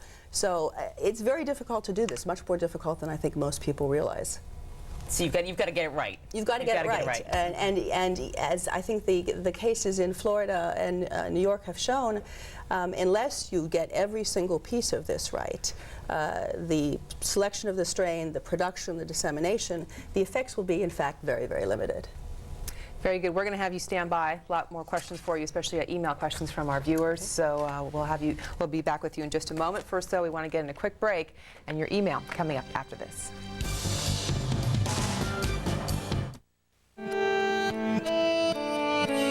The joy you find in life, the way you feel inside, comes in mouthfuls and handfuls, foods to make you smile. Believe it, lower in fat, and yeah, meatless. Food that really fits your life. That's Boca. Boca me, bring it on. Boca me, let it go. Boca me, feed your soul. Boca me, bring it on. Your voice network, your data network. Bring them together and see what you can do for your customers with converged networks from Avaya. Communication without boundaries. He became an American hero, commanding U.S. troops in the Gulf War. Now he's facing one of his toughest battles, the new war on terrorism. Just who is Secretary of State Colin Powell? This week on People in the News. Today, 4:30 Eastern on CNN. What are the newest weapons of war? Find out when former Chief UN Weapons Inspector Richard Butler and the Senate Intelligence Committee's Richard Shelby join Wolf Blitzer on Late Edition. Sunday, noon Eastern. You can depend on CNN. We're going to get back to our discussion with Elisa Harris and talking more about bioterrorism and what is and what isn't probable. But first, we have an incredible opportunity to talk with our Nick Robertson. Nick has had the chance to travel with the Taliban, and he's joining us by phone. He's in eastern Afghanistan, just outside of Jalalabad. Nick, what have you been experiencing? Well, Darren, about an hour ago, the Taliban allowed the first group of journalists into the country in about the last month. A group of international journalists, about a dozen of them. It was under cover of darkness, and there were many heavily armed Taliban armed with machine guns and rocket launchers at the border with Pakistan. The group of journalists is now en route for the city of Jalalabad, which has apparently been under attack this evening. Now, the Taliban are very keen to bring in journalists at this time because they say that the world is not getting a clear view of what is happening to innocent civilians inside Afghanistan. And particularly, they brought this group of journalists inside Afghanistan to visit 3 villages around Jalalabad that they say were completely destroyed, that the Taliban say were completely destroyed. In fact, a spokesman for their Ministry of Culture and Information told the journalists that they would be taken to see hospitals and these villages and injured people and would see the sites of these bombardments. Now, this is the first time that the Taliban have allowed in a group of international journalists because they say that their view of what is happening inside Afghanistan is not getting out to the world. Darren?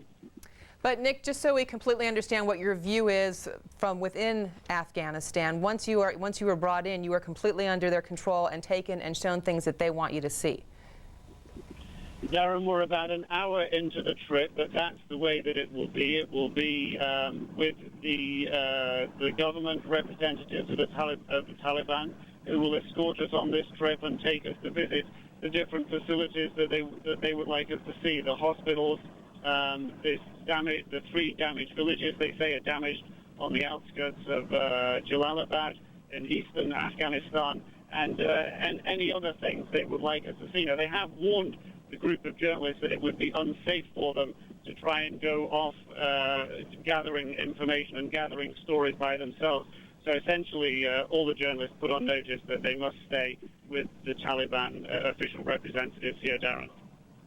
There's been a lot of talk in the Western media, Nick, of defections from the Taliban, from soldiers heading into Pakistan or just simply leaving the Taliban and its troops. Have you been able to find anything about that, or are you just going to get the party line from the people that you're traveling with? Darren, very difficult to judge at this stage. Certainly a lot of armed Taliban along the roads driving into the country. It is nighttime here. There is a curfew in place, and there are no civilians that we have seen out on the road. Certainly a large number of checkpoints that appear to be well manned, and the soldiers that appear to be manning them appear to be well armed as well, Darren. Nick Robertson, our correspondent inside Afghanistan and the eastern part of that country, traveling with the Taliban. Nick, we ask you please, more than anything, please be safe as you bring us those reports. We go from Nick to New York City, where we listen to Mayor Rudy Giuliani on the latest on anthrax. New Jersey, but therefore people can be alerted to that particular postmark. The other letter was postmarked the 20th of September, and that was from St. Petersburg. There are two other St. Petersburg letters, one to the Times postmarked October 5th, and one to the St. Petersburg Times postmarked October 5th. Those letters, although they contain powder, the powder was determined to be negative. At least the early tests on the powder delivered to the New York Times, it appears to be negative. It is basically what is done here is you try to develop a culture and to see if anthrax can be found. And I'm told we're 20 hours into it and there's no anthrax found in the powder that was sent to the New York Times. And that, of course, was the case with the powder on the 20th of September that was sent to the Times. We had a lot of people go to emergency rooms yesterday. We had a lot of people checked yesterday. And the fact is that the surveillance system that we have does not yet indicate any incidents of anthrax. So I say that to people, not because I want them to go to emergency rooms. In fact, don't go to emergency rooms. I'm saying it to them so that they have some confidence and calm down with the notion that there's some kind of, spread of some kind of disease going on. That is not happening. Right now we have, one case that has been dealt with. And then there are the people at NBC have to all be tested, and some of them are on Cipro already. There could be situations there, but beyond that, there is no indication of any kind of spread of anthrax or of any kind. And we can have confidence in that because we've tested many people, and at least the early indications are, again, these tests take a couple of days to be absolutely sure, but the early indications are that there doesn't seem to be any spread of the disease. From the point of view of NBC, we will now have to move the date back somewhat. The people that need to be tested are people that may have been in those areas from about September 19th to September 25th. That would be the period of time in which the letter was either received, handled, passed around. So 358 people so far have been tested at NBC. We will have to go back somewhat and see if there are more people that need to be tested. In other areas, the numbers, the missing person report now is 4,688, as well as so far 445 bodies that have been recovered, of which 388 have been identified, 57 unidentified. The recovery operation continues, and we continue to move a great deal of debris out of the area. On Monday morning, we're going to open the Holland Tunnel, starting at 5 in the morning, to vehicles that have 2 or more people. Remember, that ban applies to all entrances to the city below 63rd Street, where you have to have at least 2 people in a vehicle. And as we open the Holland Tunnel, it will apply to the Holland Tunnel as well. Otherwise, things in the city appear to be pretty normal. I think people absorb this news about anthrax. I think they now understand a lot more about anthrax than they ever wanted to know. But there are things about it that they should be reminded of. It is not contagious. It can be treated and cured.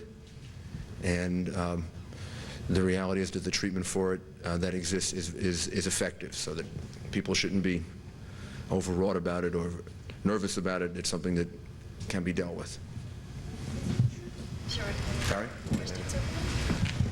The only thing I'd add to the mayor's words is he mentioned to you that there were 3 negatives from St. Petersburg, those envelopes which were postmarked St. Petersburg.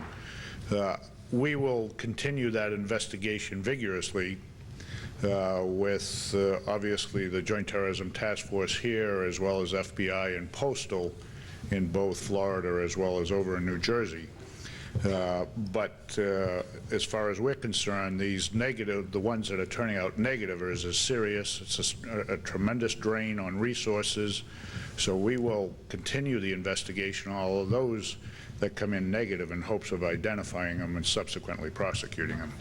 Are those negatives on those 3? Is it now extremely unlikely that there was anthrax in any of those 3, or is that, can you at this point not? I guess it depends on the date.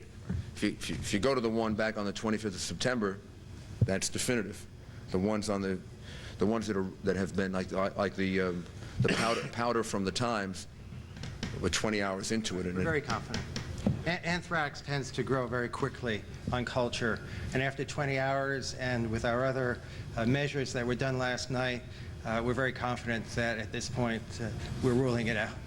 And we'll go forward with holding the culture for an extended period of time, but we're quite confident now that we're not seeing what we've seen in the letters that came to NBC News earlier in the month. And it's also important to point out that letter has been tested in multiple laboratories multiple times and has been consistently negative. Which letter? The one from the St. Petersburg from the 25th. You are ruling it out. I'm sorry, Dr. Khan, that you are.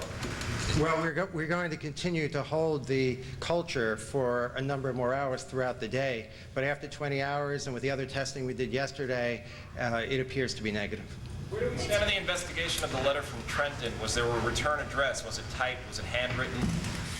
Yeah, all I'd give you on that is that there was no return address. It was an anonymous letter, white envelope, postmarked Trenton on the 18th, as the mayor indicated. When was it found? We're still looking at that, and we're talking to all of the people at NBC that had any contact with the letter, as well as to the actions that were taken with the letter. Contain a grainy substance in there. There was a thread in the letter, but I'm not going to give you the wording. The letter contained a granular substance inside it, as some report says. Yes, our understanding is that it was a brown granular substance that initially was, most of which was thrown away. Yesterday, the police received several threats. Which ones do the police consider credible? I mean, aside from the New York Times one and the second NBC letter, are there other credible threats that the police received? None credible. Stack one. And what about the, is it true that there's another television personality who also received a threat in the mail? Maybe the best way to sum it up is the things that we know are credible and that we are seriously dealing with is the one that the mayor mentioned, which is the Trenton, postmarked the 18th. And then the other one, obviously, is which preceded or is ongoing, is the one down in Florida. Those are the only two known anthrax positives that we're dealing with at this time. When did the FBI first learn of the Trenton letter? And when did he test? And when was it? Before we move ahead, I want to thank NBC for their cooperation in this investigation and also express to them how sorry I am that they have to go through this.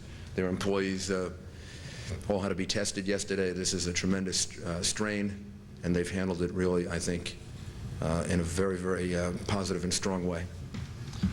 I also want to think it is very important to note that for NBC this is there is a real benefit here. Now we have identified the missing link, so to speak, the actual cause of the anthrax which has created this whole situation, and we're no longer dealing with an unknown time, date, and place, so that's very important. And I'd also point out that Dr. Ostroff, who is here from the Center for Disease Control, has been very upbeat about the prospects of the areas and the ability to go on about our businesses very quickly, and that's also very encouraging.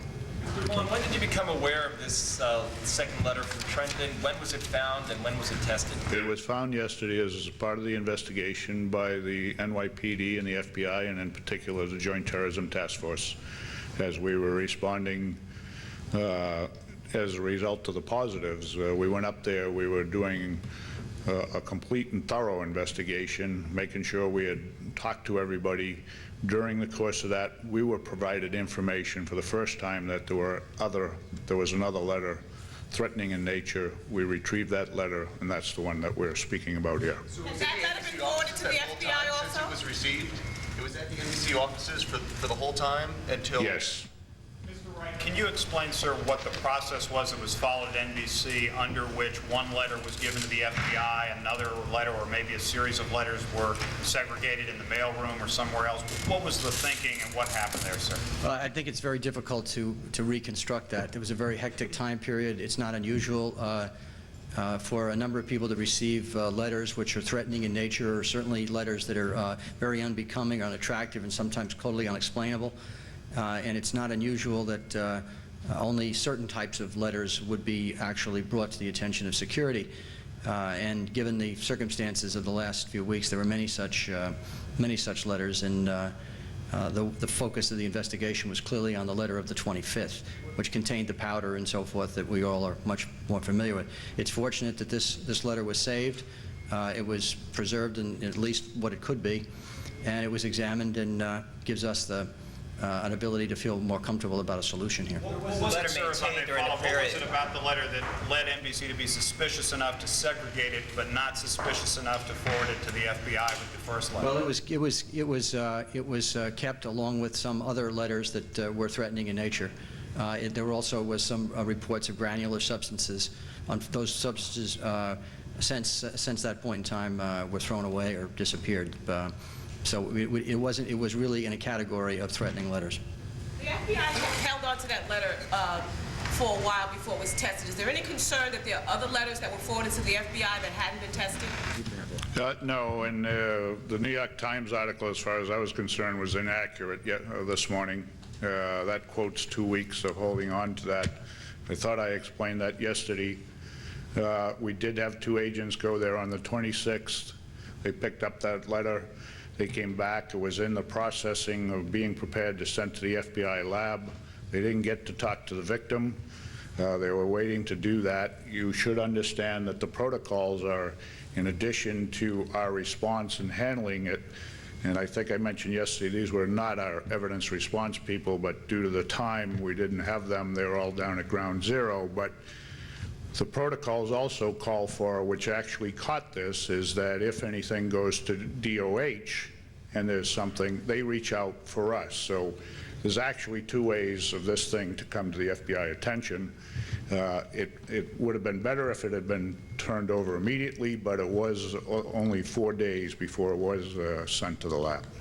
Last question. Mr. Long, can you tell us anything about the investigation into these 2 gentlemen that were pulled off the flight, the Delta flight last night bound for Amsterdam? CNN is reporting that they had one-way tickets, that they were of Arabic descent, and that 2 other Arabic men attempted to buy one-way tickets. I'm not going to get into any detail other than the fact that we were conducting an investigation. Again, the JTTF out at the airport. There were some individuals that, as far as their ticketing and their status, we were checking, and that is ongoing. They did have one-way tickets? 30. We've been listening to New York City Mayor Rudy Giuliani giving the latest on the anthrax situation in that city. We learned in that news conference that apparently another letter sent to NBC News that tested positive for anthrax, but some positive news in there, and that there were 2 other letters sent from St. Petersburg, Florida, both with powder, and both of those letters have tested negative for anthrax at this time. Also out of NBC, it looks like more employees there will have to be tested because the original letter in question might have arrived earlier than they originally thought. That news conference, while very informative, unfortunately ate up the time of the rest of our discussion here. So I want to give thanks to Elisa Harris. Thank you so much from the Center for International Security Studies at Maryland. I'm sorry our time to talk was so short. Big thanks to Elizabeth Cohen for helping me do the heavy lifting here in Washington today, and also our thanks to Dr. Sanjay Gupta in Atlanta. I'm Darren Kagan in Washington. I will see you later today. Have a good day.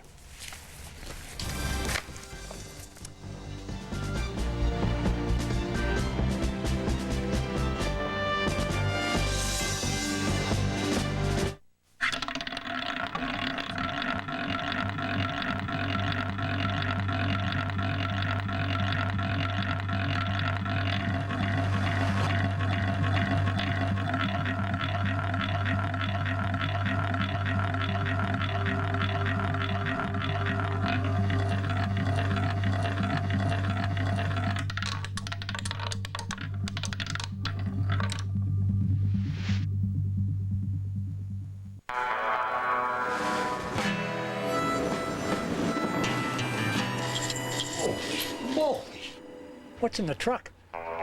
It's kind of hard to explain. Open it up. Delphi may be new to some people, but we've been around, developing advanced technologies that use electronics to replace mechanical systems and creating new energy solutions for the vehicles of tomorrow. Delphi Automotive Systems, driving tomorrow's technology. You have 4 Voicemail, email, faxes. With unified communication from Avaya, put them all in one place, and the one message you need finds you. Avaya, communication without boundaries. Good afternoon and welcome to CNN's continuing coverage of America Strikes Back. I'm Leon Harris in Atlanta. And I'm John King in Washington. In the next hour, we'll check in over at the Pentagon, where the Navy acknowledges dropping a bomb, it says inadvertently, on a residential area in Afghanistan. And we'll check in at Camp David, where President Bush is monitoring the latest in America's war on terrorism. Leon? All right, John, we'll get back to you in a moment for that. But first, we want to check in on this hour's latest developments. A U.S. Navy jet accidentally dropped a bomb on a civilian area near Afghanistan's capital, Kabul. Senior Pentagon official tells us the precision bomb missed its target by about a mile. It had been aiming at a helicopter parked at the Kabul airport when something went wrong. Casualty reports not yet confirmed at this time. Intense airstrikes continued near Kabul to the north and in the southern Afghan city of Kandahar. As night fell, a Taliban military headquarters was hit. Sources say there were no reports on casualties there. President Bush is at Camp David, where he met today with his national security team by video conference. He's also preparing for his China trip next week. In his weekly radio address, Mr. Bush said that the bombing in Afghanistan has achieved the goals for the first phase of the campaign. Workers at the Ground Zero site recovered a body today. Firefighters paused in their work after they did so, removing their hats, and then they carried the flag-draped body away from the rubble. Several bodies have been recovered at that site in the past few days.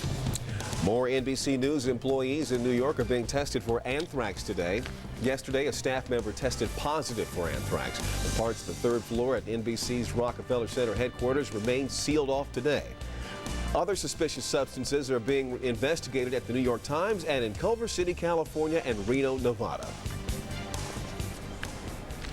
Well, as Leon just mentioned, U.S. planes pounded targets in Afghanistan for another day, and the Navy is acknowledging at least one mistake. It's now nighttime in that part of the world, and for the latest on the military situation, we turn to CNN's Kathleen Koch live at the Pentagon. Kathleen? John, what the Pentagon believes happened was that just around dawn on Friday, a U.S. Navy FA-18 Hornet swooped into the airspace near Kabul airport, targeting a military helicopter. However, apparently the 2,000-pound Joint Direct Attack Munition, or JDAM, that the helicopter dropped, that the fighter dropped, instead veered off course about a mile away, striking a residential area. Now, the Pentagon says in a statement, quote, "We regret the loss of life of any civilian life. U.S. forces are intentionally striking only military and terrorist targets. They take great care in their targeting process to avoid civilian casualties." The Pentagon is investigating this incident. It may take several days, but the preliminary indications are that what happened was called a, quote, targeting process error. Now, these missiles, the JDAMs, were first used during the war over Bosnia, over the former Yugoslavia, in 1999, and the military considers them to be very reliable in their initial development stages, achieving an unprecedented 95% accuracy rate. So it's very unclear as to what happened here. These missiles are guided by both global positioning satellites and then a tail control system. They're dropped, as we said, by a variety of aircraft. In this case, the Hornet, the Navy's FA-18. This is an aircraft that has been used quite a great deal in this current conflict. It provides position and velocity vectors for the weapon when it is dropped. The FA-18 is one of the first tactical aircraft that was designed to carry out both air-to-air and air-to-ground missiles. It flies at over 1,100 miles an hour and has a range of 1,777 miles. Now, the Pentagon, of course, obviously regretting this latest incident and unsure